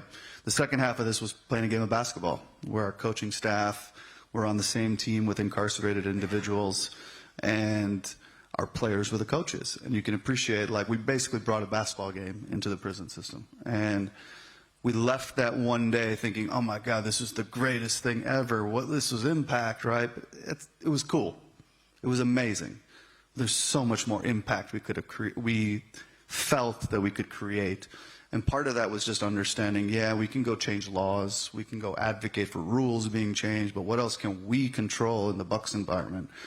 We quickly then went into COVID. We came out of COVID and we realized we had an employment issue. People didn't want to come back to work. We had employment needs. Like, I had a building that was opening up and games and concerts and events, and our company didn't have staff to go work these things. And so we created an employment program with the Community Reintegration Center. It's now in its 4th year running, where we have currently incarcerated people who come and work Bucks home games and guest services, conversion, retail, housekeeping. They will work all crazy hours of the day and night. They get bussed over from the facility. They get paid. They get taken back. And it's a 9-month rotational program that we've now got 4 years going. We've got nearly, all told, I think it's close to 30 participants that have started 4 years ago. Each year it's a different cohort, but close to 30 total participants. 100% of them have stayed out of prison after being released, which is the best statistic we can share, right? Employment has been a critical tool for our local community and those who have been returning to help them stay out. And so I'm proud of that. I'm proud of the Bucks culture for creating a program like that. But each year it's about adding to it, right? So we have an educational curriculum. We use nonprofits in our community and provide them stipends to come and teach classes to those incarcerated, to teach them the skills that they need for when they return. We're not the experts, so let's use our platform to bring the experts to the table. And so we just graduated our most recent class, which for the first time included females from our local female correctional facility. So for the first time in 4 years, we actually have females now too, which is great. And so that program is going to continue to grow. We are currently seeking state funding from our Wisconsin state government to help fund this going forward. And so that's part of what we've created, Manon. There's a lot of things we can talk to, we can say, like we want things to change, we're expecting people to do this, but in every one of our roles, we have the ability to control certain things, right? And in the sports world, we have maybe a little bit more control of things at times, and this was one thing that we could influence and control. And it's continuing to prove that it's working, and more importantly, it's continuing to reinforce that we got to scale it and take it to more people. Thank you for that, Arvin. We've been talking about business case internally. We've been talking about the business case, and today we've been really, the numbers are kind of mutually reinforcing. When you talk about 80 million, 1 in 3, I will tell you we've had internal conversations across the NBA complex around what this means, and bringing subject matter experts in, because this is also about education. It's about making it proximate and real. And so the more we're able to play our part, we have members of our team who have done the policy and know this and live this, but we are not as proximate as those who've had the firsthand experience and those in community who are doing this day in and day out. So part of this is about being about the work and, quite frankly, continuously getting smarter. And so that's one of the jobs that we take very seriously. JJ. Talk to us about how JLA has shifted or informed your thinking about long-term, what you're looking to do next. Before Jump, I didn't really have a direction. I didn't know where I wanted to go in a career aspect. And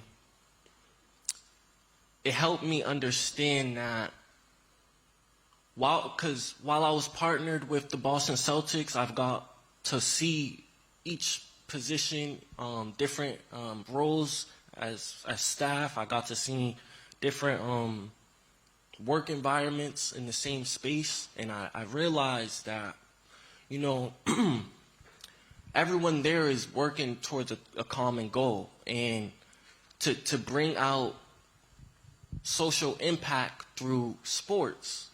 And whether that's through ticket sales, whether that's marketing, or being on the, or being a player yourself, I think being in that space allowed me to see that you don't have to be an athlete to add value to these spaces, and you don't need to be an athlete to work for the Boston Celtics, period.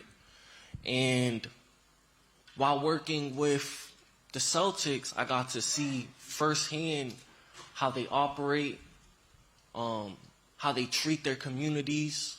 You know, it's a champion. I'm sorry, but we a championship team, you know? Hey, us too. That's Maybe not what we're this doing year. here, right? And yeah,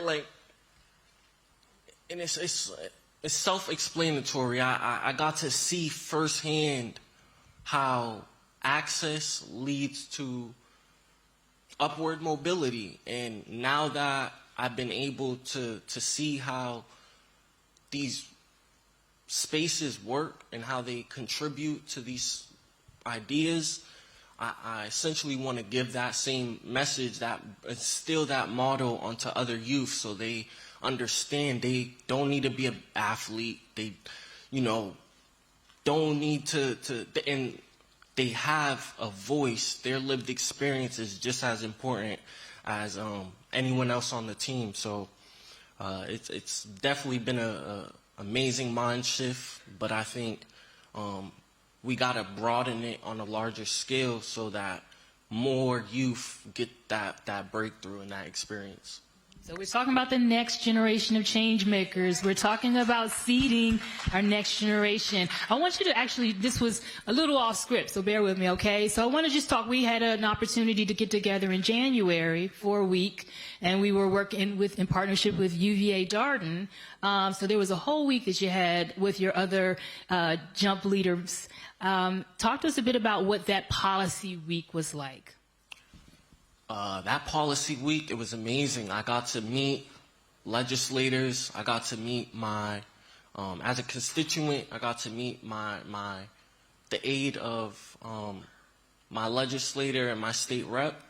And I think those conversations are important, and we have to continue giving youth those opportunities to voice how they feel, their ideas.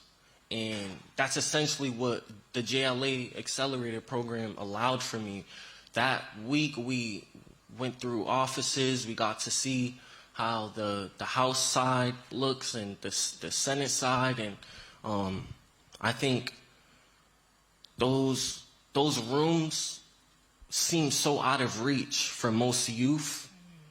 But when we start applying those opportunities for the youth to assess in and join in on, I think great outcomes come out of it, and it leads to essentially what we're looking for in safer communities, youth leading to being outstanding members of the community business, and I think it applies on each level. So those days allowed me to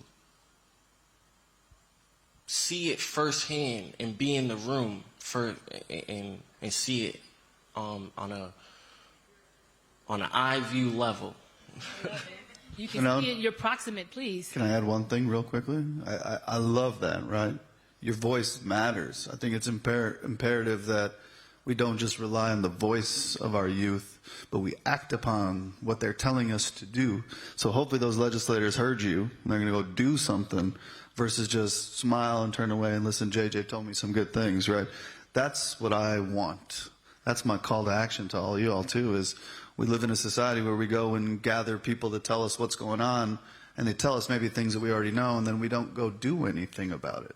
We got to go do something. So hopefully those legislators were listening when they asked for your opinions, and hopefully they go change some things, or at least react to it, right? Because I think that's why we're all here together, right? It's to listen to this stuff and then go react and go do something.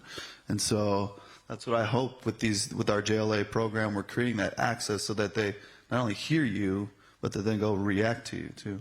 And to add on, I think it's important as well, because a lot of the times they just don't understand what it's like to be in that situation. You can't speak for a youth if you haven't been through or you're not dealing with the situation. And I think those conversations allow state reps, representatives, legislators, people in power to essentially see what needs to be worked on. You know, the youth is the next generation, and you know we're very big on, you know, changing the narrative and allowing the next gen leaders to pave the way, but I don't think that's possible if the people in power now don't understand or don't allow these conversations to be had. Real talk, JJ.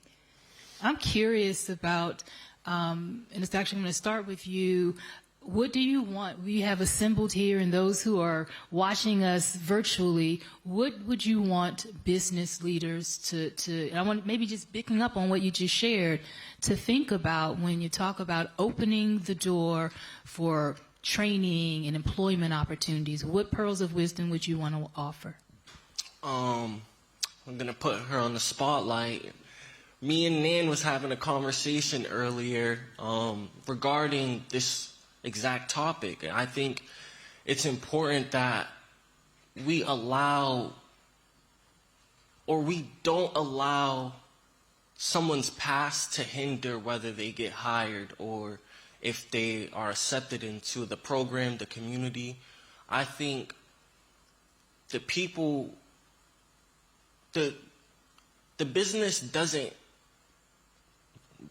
go down. They don't lose money when we hire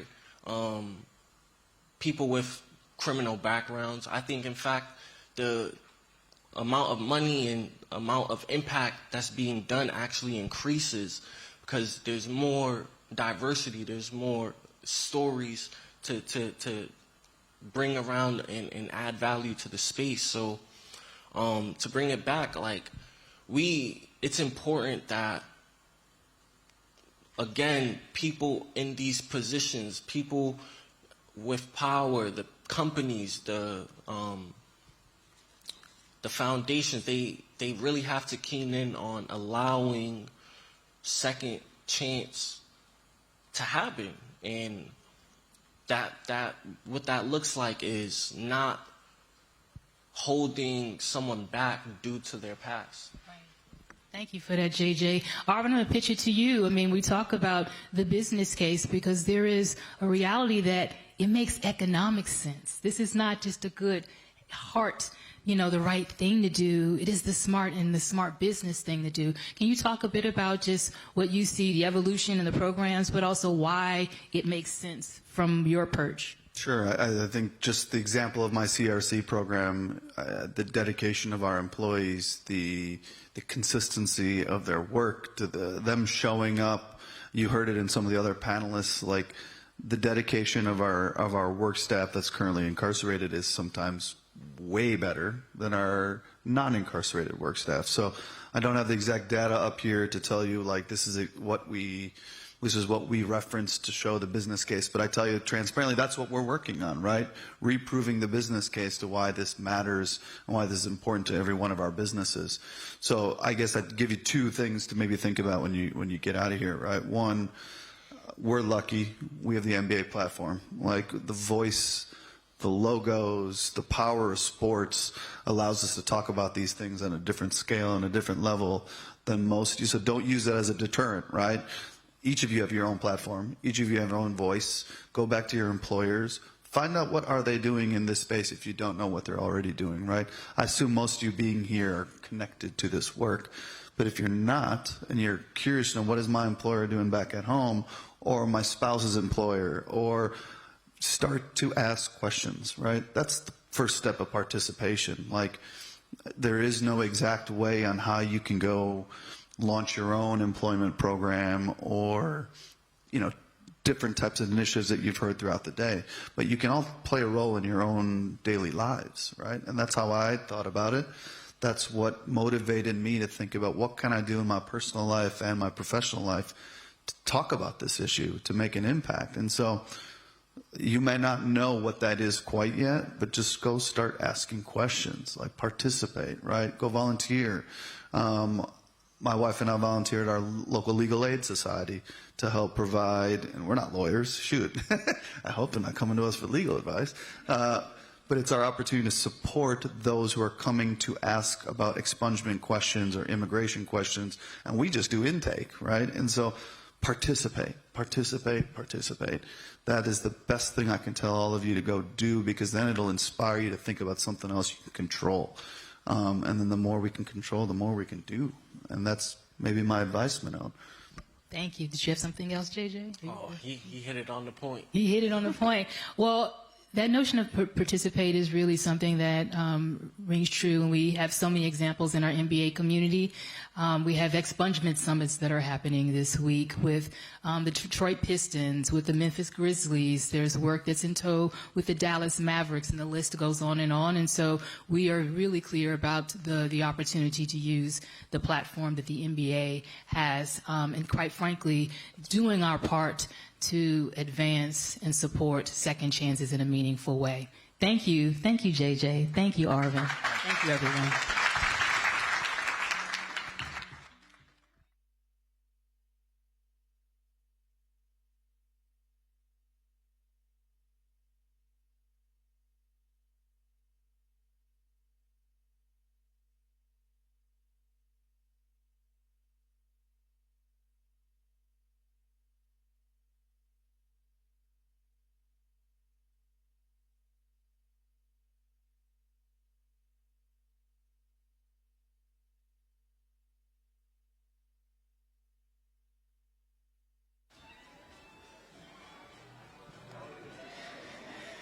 For our final discussion, narrative change, shifting public perception to advance second chances. Please welcome Larry Miller, Ken Oliver, Jeremiah Brown, Nan Gibson, and our moderator, Lou Holder.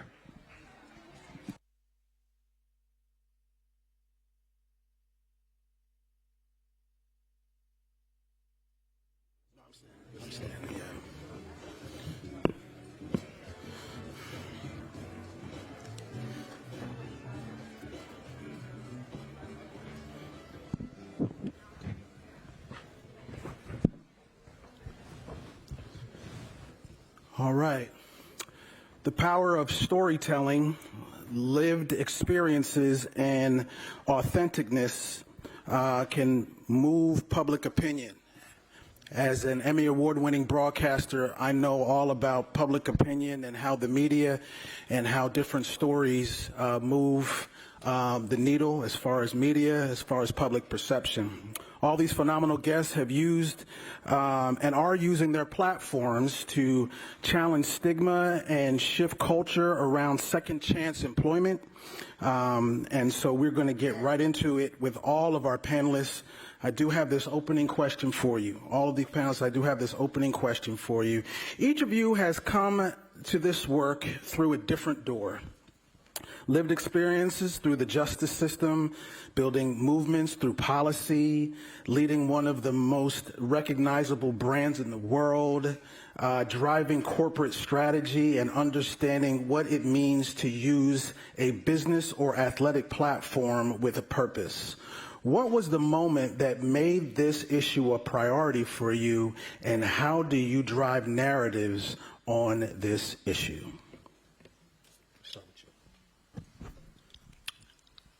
First and foremost, it's an honor and a privilege to be here to serve alongside just incredible people, change agents, and to serve alongside others that have served on this stage. As a former NFL athlete, there's a huge responsibility that comes with the platform that I've been very fortunate enough to earn as a professional athlete, and my peers as other professional athletes, both current and former. And the moment that made this real for me was me reflecting on my childhood growing up in Brooklyn, New York. Go Brooklyn, right? Oh, man, we family. Okay. I knew I was in the right room. I felt the energy. Oh, man. And just growing up in Brooklyn, New York, in NYCHA, and for those that aren't familiar, that is the projects, that is low income, that is a disenfranchised low income community. And not only was my mother struggling, but everyone's mother in my community was struggling. We were struggling because we didn't have the resources. And it is bittersweet for me to even share this, but my brother, who was formerly incarcerated, I had the opportunity to learn from his experience of being incarcerated and what that did to my household, but also what shaped him to do some of the decisions that he made in his life that led to his incarceration and him not having a second chance. and how much that impacted my family. And for me, having the opportunity to learn from not only my brother, but other individuals who were surviving through the next day in my community, it really came down to not only just a lack of awareness, but a lack of resources. Mm-hmm. And for me, being in the NFL, it allowed me to understand how important proximity is. Yeah. And how important it is to be around other individuals that can help amplify the message and invoke change in communities. And for me, I'm very, very fortunate that I get to do this work alongside incredible individuals at the Players Coalition. Nice. Thank you so much, Nan. Yeah, thank you. So first of all, actually, I want to, on behalf of JP Morgan Chase, I want to welcome Larry Miller as the new co-chair of the Second Chance Business Coalition.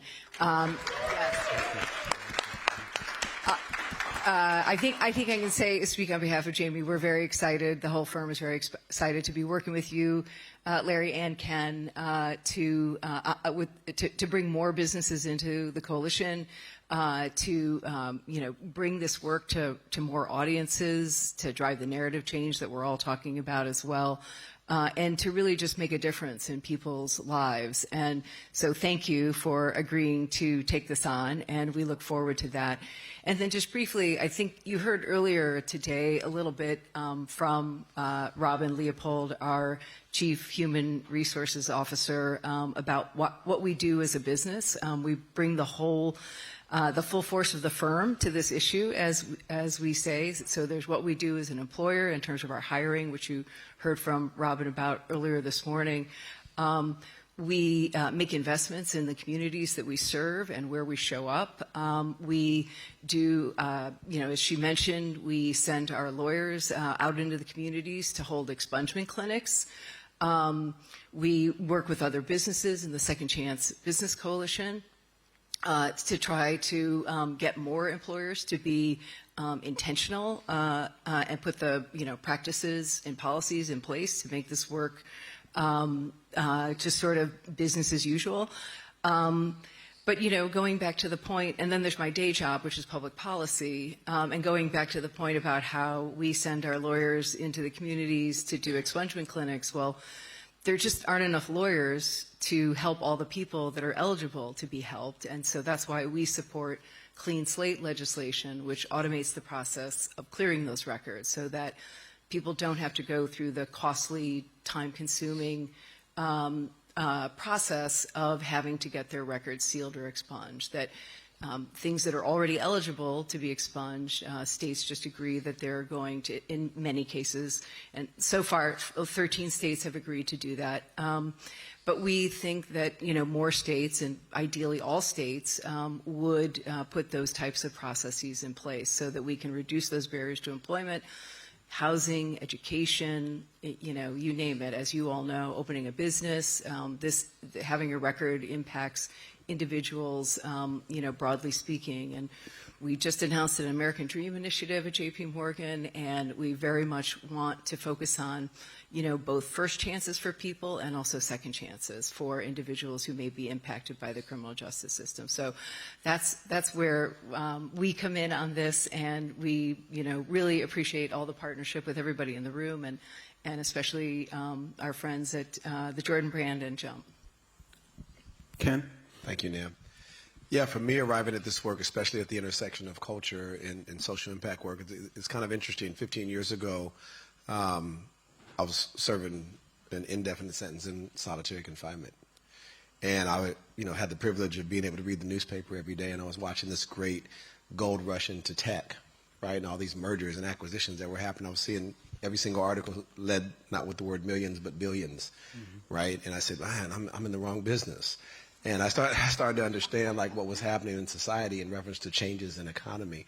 And, several years later, fast forward, I get out, I found myself in the tech sector.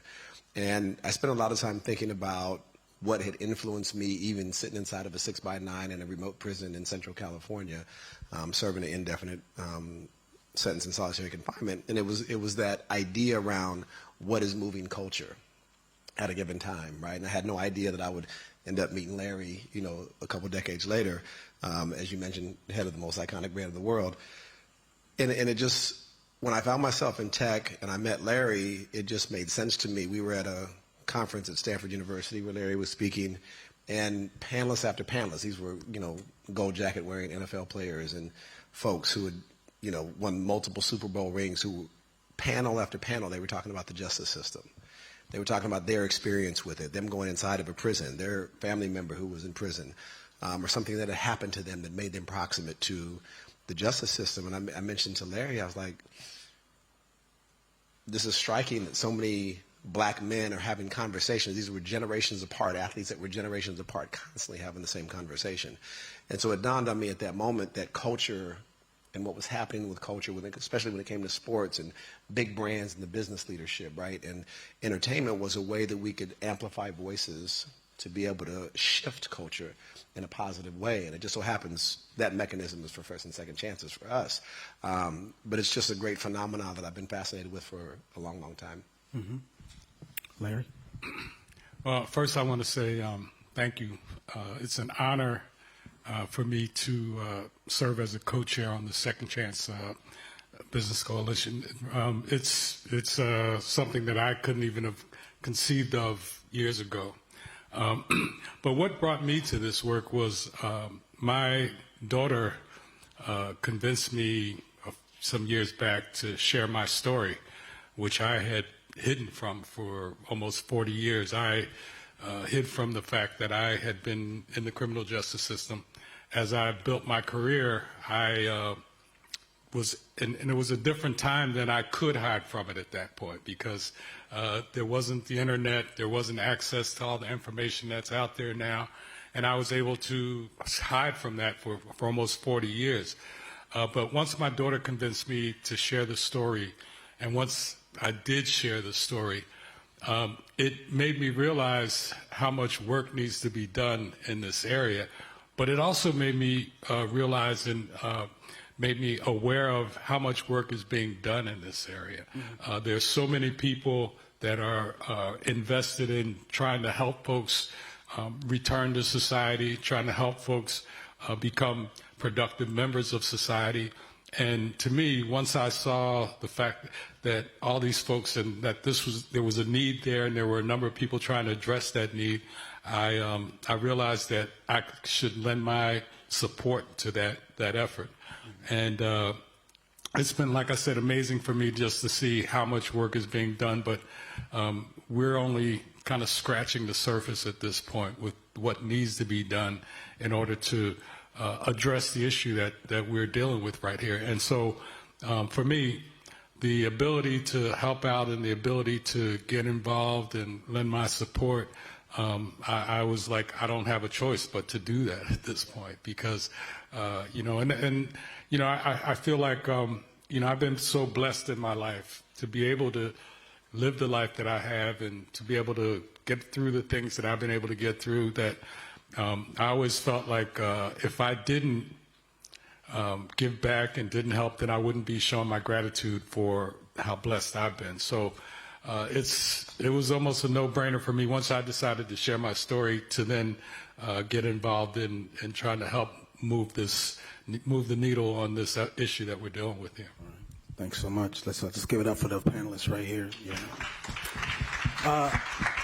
Larry, I'm going to stay with you. Founder, Justice and Upward Mobility Project, and chairman of Jordan Brand at Nike. In the digital age, people with records can no longer hide their past the way you did. That changes the calculus entirely for someone trying to rebuild. What does that reality demand of employers that did not exist when you were coming up? So my first job out of college was with Campbell's Soup Company. And the question on the application was, have you been convicted of a crime in the last 5 years? Well, I was truthfully able to answer that no, because it had been longer than 5 years. I had done my time, and by the time I was answering that question, I could truthfully answer that. And because of that, like I said, because of the lack of information, the lack of the internet, there was nothing else that was asked about it. It didn't go any further than that.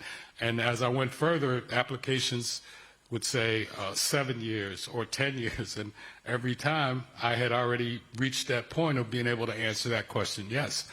But today, it's just so much more challenging and so much more difficult because, so to me, it's almost impossible to hide from it today. You're almost better off acknowledging it today and saying, hey, this is who I am and this is what I bring to the table. But I will say that I believe 100% that my experience growing up, my experience as far as being in trouble, being involved in the criminal justice system, I really believe that all of that led to who I am today and to what I was able to do from a business perspective. It gave me a different perspective than some other folks might have. I was able to look at issues and look at problems in a different way. And I'm a believer that if you're trying to solve a problem or solve an issue, if everybody in the room is looking at it from the same perspective, there's only one possible solution that can come out of that. But if you got people looking at it from different perspectives, I think it lends itself to being able to make a better decision. So for me, the ability to make some decisions and help to lead some companies, I think my experience and what I brought to the table based on my life actually lent itself to me being able to do that in a different way and to be able to do, I think, a different and a pretty good job at it. Very good job at it. Very good, very good. Nan Gibson, Executive Director, J.P. Morgan Chase Policy Center. Your question is, corporate credibility on second chance employment is hard to earn and easy to lose. How does J.P. Morgan Chase balance the importance of authentic storytelling in such a complex regulatory environment? Sure. Well, thanks for the question. We do it authentically, really. And I think what we have talked about is the fact that, as you heard earlier, we put processes in place where, we ban the box. We only do a background check after a conditional offer of employment has been made. So we know at that point that this person has the skills that we need to do the job. We just have to make sure that they fit with our regulatory requirements. And so, our senior leadership team got together to figure out how to do that, and then they worked with all of their folks to implement it. One thing I will just, HR has been mentioned a lot today, and I just want to say we have an amazing general counsel, and legal is your friend. Our legal department and our legal team really worked and I see Harris nodding his head. They work hand in glove with our HR team and our global screening team to make sure that our processes and policies are implemented consistently. And I think a proof point of that for everybody here is that if you look over the last 7 years, roughly 10% of our new hires have been individuals with records. That number doesn't go up and down. That number looks like that. And so that tells us that, we have a consistency policy and process, and we're treating everybody, that comes in the door the same and fairly. So I think that's something that does lend a lot of credibility to the fact that we are in a very complex regulatory environment. And, over the last 7 years, we've been able to hire 23,000 people with low-level records that fit within our regulatory framework. So I think that's how we build that credibility. And then, but, again, we know that we can't do it alone. And so that's why we find the coalition is so important to work with other employers across all industries, because not everybody has the same, regulatory requirements that we do. And they can put, they can hire a broader spectrum of people perhaps than we can. So that's why we think that this is important. The other important thing about companies, getting together and putting their logos on a website and committing to doing this work is that it sends a demand signal out into the market, so that individuals who are applying to these companies know that they are going to be, that they're going to get a fair chance when they are applying to these jobs. So that's another important signal that we're sending to the market, both as individual employers, but then also in this broader coalition. Thanks for that. Jeremiah Brown, former NFL player, Advocate Players Coalition.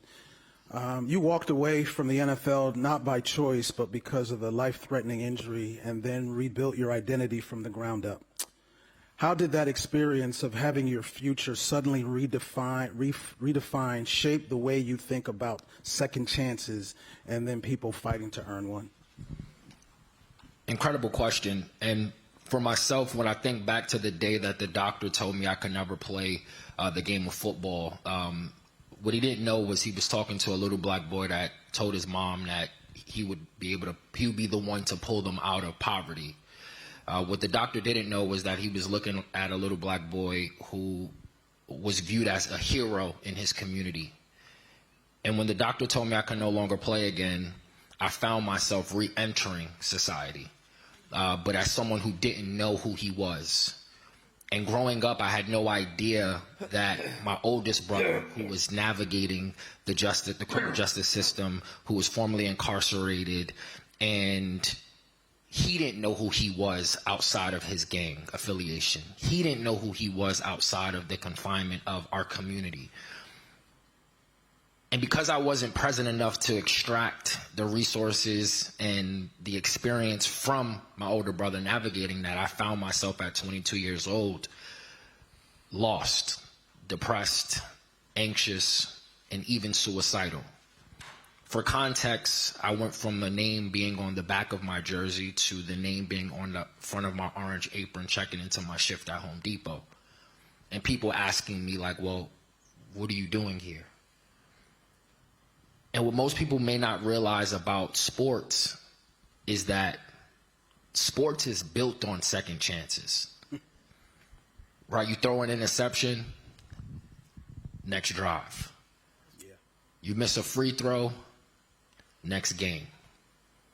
You lose the game, next week. Could you just imagine if the professional athletes that we aspire to either be like or aspire to be around, if they were judged on their last interception or their last free throw? And for me, as a former NFL athlete who didn't have a Hall of Fame career, I wish I did, but I didn't. I hold a great deal of responsibility to not only empower, but equip other professional athletes to leverage their platform, because we, through our sport, have built know, like, and trust with people from around the world. And because people know, like, and trust us, we have an opportunity to amplify messages as strong as Second Chance. Ken Oliver, President, CEO, Justice and Upward Mobility Project. You just mentioned it a little bit there, but I want to dive a little deeper. You went nearly a decade in solitary confinement to lead one of the most ambitious second chance initiatives in the entire country.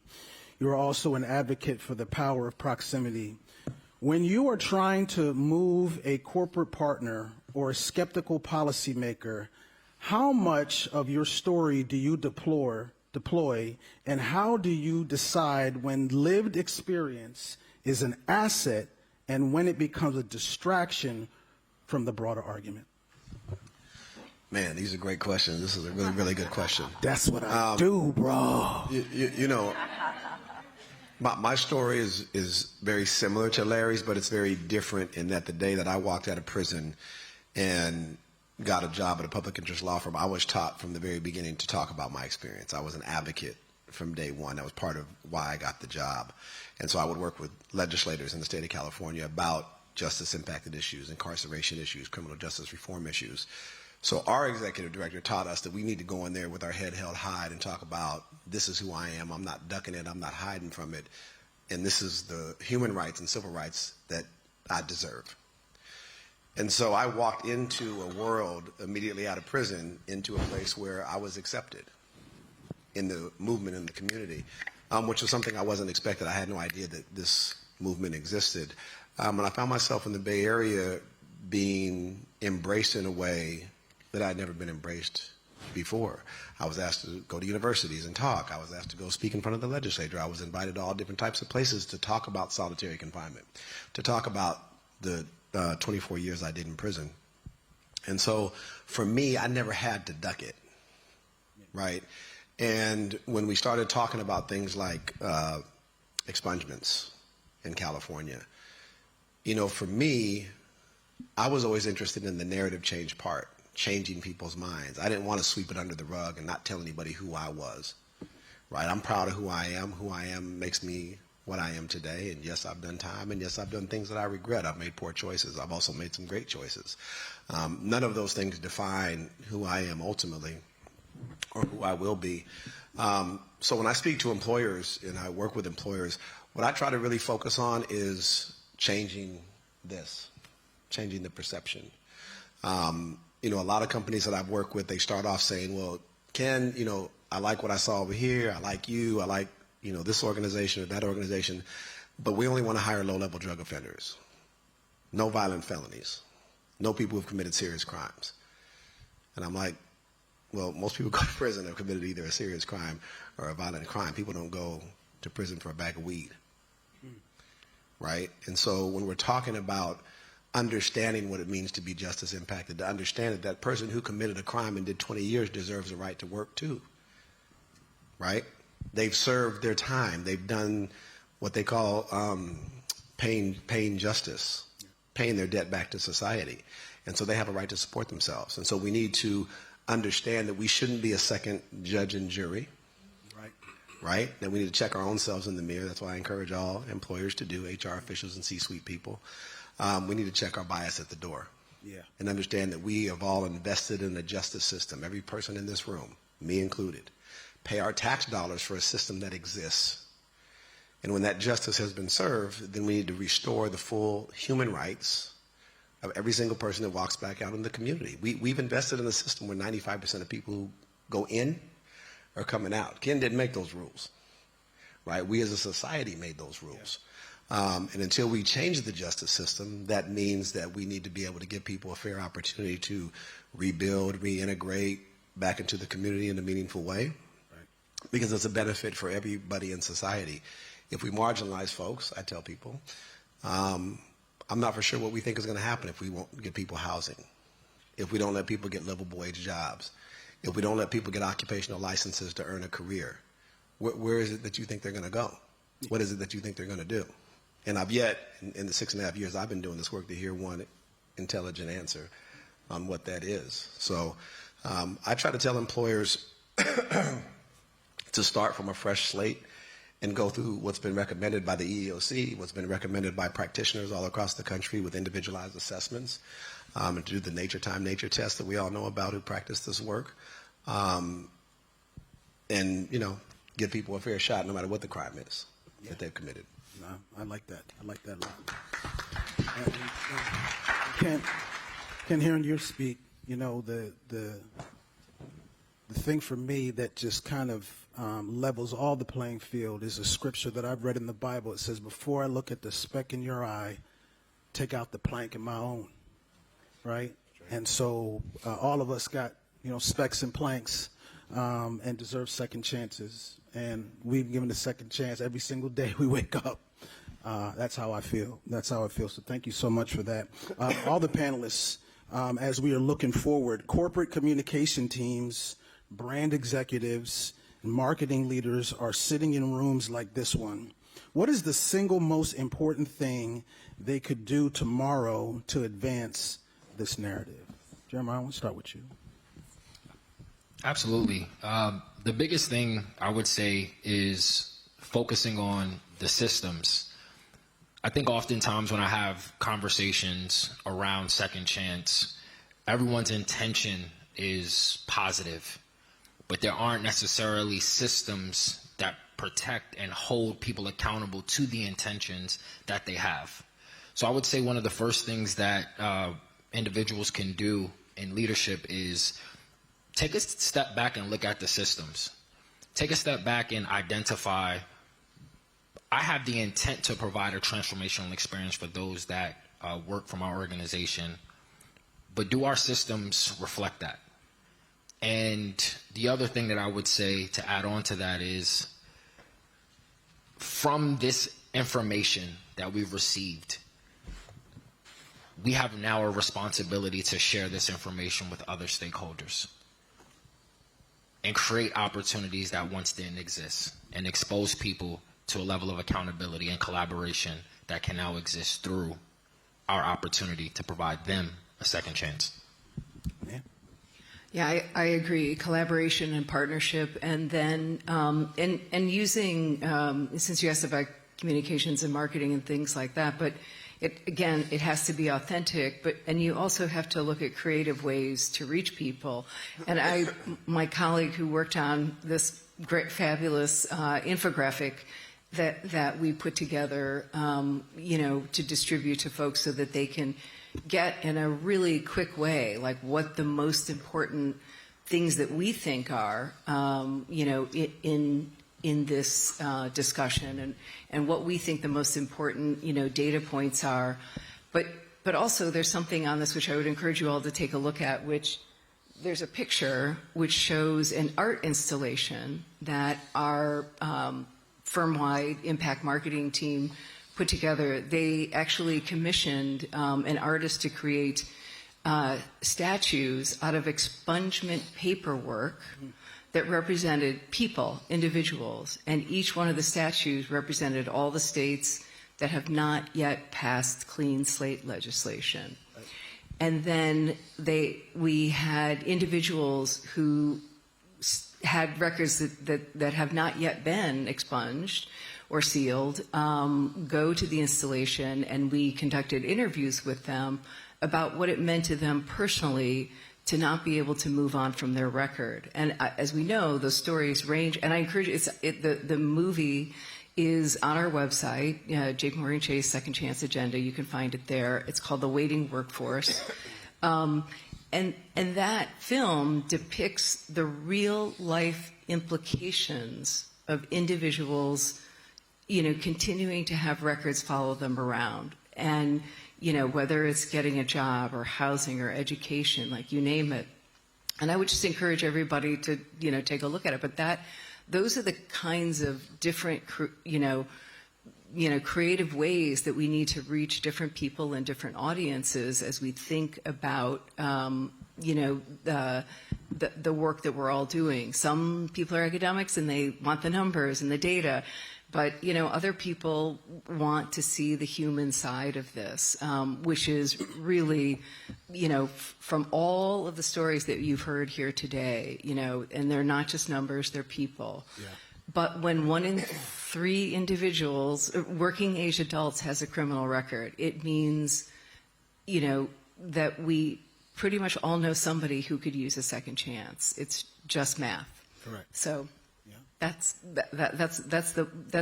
some of the creative ways that we are thinking about how to get the different messages across to different audiences and individuals who have a stake in changing people's minds about this or moving policy, and that's and working in a coalition like this just to drive home that point again. Ken? Yeah, I think there's a lot of ways to communicate and market the messaging around this practice of so-called second chance hiring. I think for me, what I've witnessed the last 6.5 years, and I've been on all sides of the equation. I've been on the policy side, I've been on the direct service side, and I've also been on the corporate side. This is a top-down exercise. It's really about getting buy-in from, if not the CEO, somebody in the C-suite, to be the champion. Because then the comms and the marketing becomes a lot easier. Before joining Larry, I worked for the biggest background check company in America, right? And, they thought that if JPMorgan Chase could do it and hire 22,000 people, that they could do it, right? And here they were, a background check company, and they were able to see firsthand a lot of the adverse actions. But one of the things I really respect about the CEO there, it was a young tech founder in the Bay Area. he built it into the culture. When he decided to do it, he said, like, this is no big deal. We're going to show our customers. They have over 100,000 customers, some of the biggest companies in the world. They said, we're going to show our customers that you can hire people up and down the line of people who've been to prison. And they didn't discriminate against any crime. Yeah. We had people who had served 25 years for homicide. We had people that had committed sexual offenses. We had people that had committed armed robberies as engineers making $150,000 a year up and down the company. But what made it such a cultural phenomenon is because the CEO was gung-ho about talking about it. And when they wanted to build a corporate social responsibility department, he said, let's go find a justice impacted person, which was me, to go out and actually build their corporate foundation, right? And so I think if you can get a CEO's buy-in like Jamie Dimon or, other big companies who we've heard about today who do this, it makes the way you talk about it easier. Right. We talked earlier a little bit about the permission structure. Right? Everyone's scared to talk about it, right? Some companies don't want to talk about it. But what's interesting is the companies that are talking about it and have a comm strategy around it and are marketing about it, they're finding the most success. Yeah. The ones that are like tippy-toeing and I'm scared and what's this person going to say and that person going to say, they're the ones having challenges, right? And so I think what I would recommend is that we spend more time trying to talk to the decision makers in the company. And those usually, in some cases they do, but in most cases they don't. They're not in the HR department. They're in the C-suite of the board. Gotcha. Yeah. Larry, final word? I agree with everything that everyone has said. So, but I do want to share a couple stories. So when I was about to graduate from Temple University with my bachelor's degree in accounting. Go Owls. And at the time, there was what was known as the Big Eight accounting firms, and if you were graduating, your goal was to work for one of the Big Eight. And I ended up, there was one I had kind of zeroed in on called Arthur Andersen. And so I ended up going there, spending the whole day, interviewing with a number of people all day. And in the back of my mind, I'm thinking, should I share my story with these folks? Because all they knew, I was a young black man about to graduate with honors. They were interested, I was interested, so it was all good. But I'm still thinking, should I come clean with these folks? And finally, I get to the last person, and I say, okay, I'm going to share my story with him. And he was actually the hiring manager. So I kind of start to share my story with him, and as I'm talking to him, I could see his face changing, like not in a good way. And then when I got done, he reached in his pocket and pulled out an envelope. He said, wow, that's an amazing story. And he said, I have an offer letter here that I was all ready to give you, but I'm sorry, I can't give it to you now. He said, I wish you the best, but I can't hire you. And at that point, there were a bunch of things going through my head. The first one was, this whole process has been a waste of time, energy, money for me, because with a criminal background like mine, they're never going to let me build any kind of career. And so I might as well just go back to what I know and go back to the street. And that's what happens with a lot of people coming out of the system. You run into these roadblocks, and after a while, you just say, you know what, I give up. Fortunately, I decided not to give up, and I went on to build a pretty decent career. Actually kind of glad that this guy turned me down, because I probably wouldn't be doing what I've done up to this point. But then the other side of that is, when I went to the Trailblazers, when I was going to work with the Portland Trailblazers, there was a guy named Todd Lewicki who was the person that was hiring me at that point. I was going in as the president of the Portland Trailblazers, and I talked to Paul Allen, who was the owner, a number of times, and they had decided they were going to hire me. And because Paul Allen also was the owner of the Seattle Seahawks, they decided to have the NFL do the background check. These guys were pretty thorough. They ended up going down to Philly, going into some back rooms in City Hall and finding all these manual records with all my criminal activity. They found it all. And so they got back to Todd with this information, and Todd was kind of conflicted at this point because he still really wanted to hire me. He still believed that I was the right person for this job. But he was concerned that if he shared this information with Paul Allen, that Paul would nix it. And again, I'm hearing this after the fact. Like my book had come out, the story was out, and Todd is now sharing this story with me that I had no clue about it before. So he basically said he reached out to David Stern, who was the commissioner of the NBA at the time, and asked David, do I have to share this information with Paul? He said, I still want to hire this guy. David still wanted to hire me, but do I have to share it with Paul? And David told him, yeah, you do. You can't know this, hire this person, and not share the information with Paul Allen. So he said Todd is telling me that he called Paul, and he kind of goes through the whole story of sharing this information with Paul. And he said when he was done, Paul said, well, I got one question. He said, what's that? He said, how long ago was this? I said, I don't know. 20. He said, don't worry about it then. So they hired me anyway. Never told me, but they hired me anyway, regardless of my background, because they were hiring the person I am today. They weren't hiring the person I was 25, 30 years ago. And to me, that's two ends of this. That's two ends of the spectrum. One where they wouldn't take a chance on me at all, and the other where they were willing to take a chance on me based on who I am today. And I think, to me, the more we can think about and look at who the person is today that we're talking to, the person that we're looking to hire, who is that person today, and do everything that we can to find out as much as we can about who that person is today, I think that would make a major difference in terms of the ability and the desire to hire people. And I say this almost every time I speak. There's in this world, I heard a quote that really stuck with me, and it said, in this world, talent is distributed equally, but opportunity is not. And that's absolutely a true statement. And to me, there's so many talented people who just never have been in a situation where they've had the opportunity to express that talent. Right. Some of the most intelligent, creative people I've ever met are people I met while I was incarcerated. That is a workforce that we need to figure out how to tap into and how to take advantage of. Yeah. Let's give it up for Larry, Ken, Nan, and Jeremiah. And if you haven't read Larry's book, you should. Jump.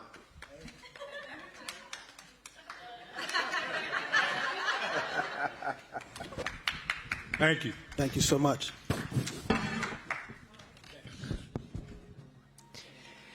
Thank you for joining us today for the 2026 Second Chance Forum. The Second Chance Business Coalition is marking 5 years of driving opportunity, and there's more to come. Visit secondchancebusinesscoalition.org and follow the coalition on social media for resources, highlights, and updates from today's forum and the full anniversary celebration. Safe travels, and thank you for joining us. That concludes our program.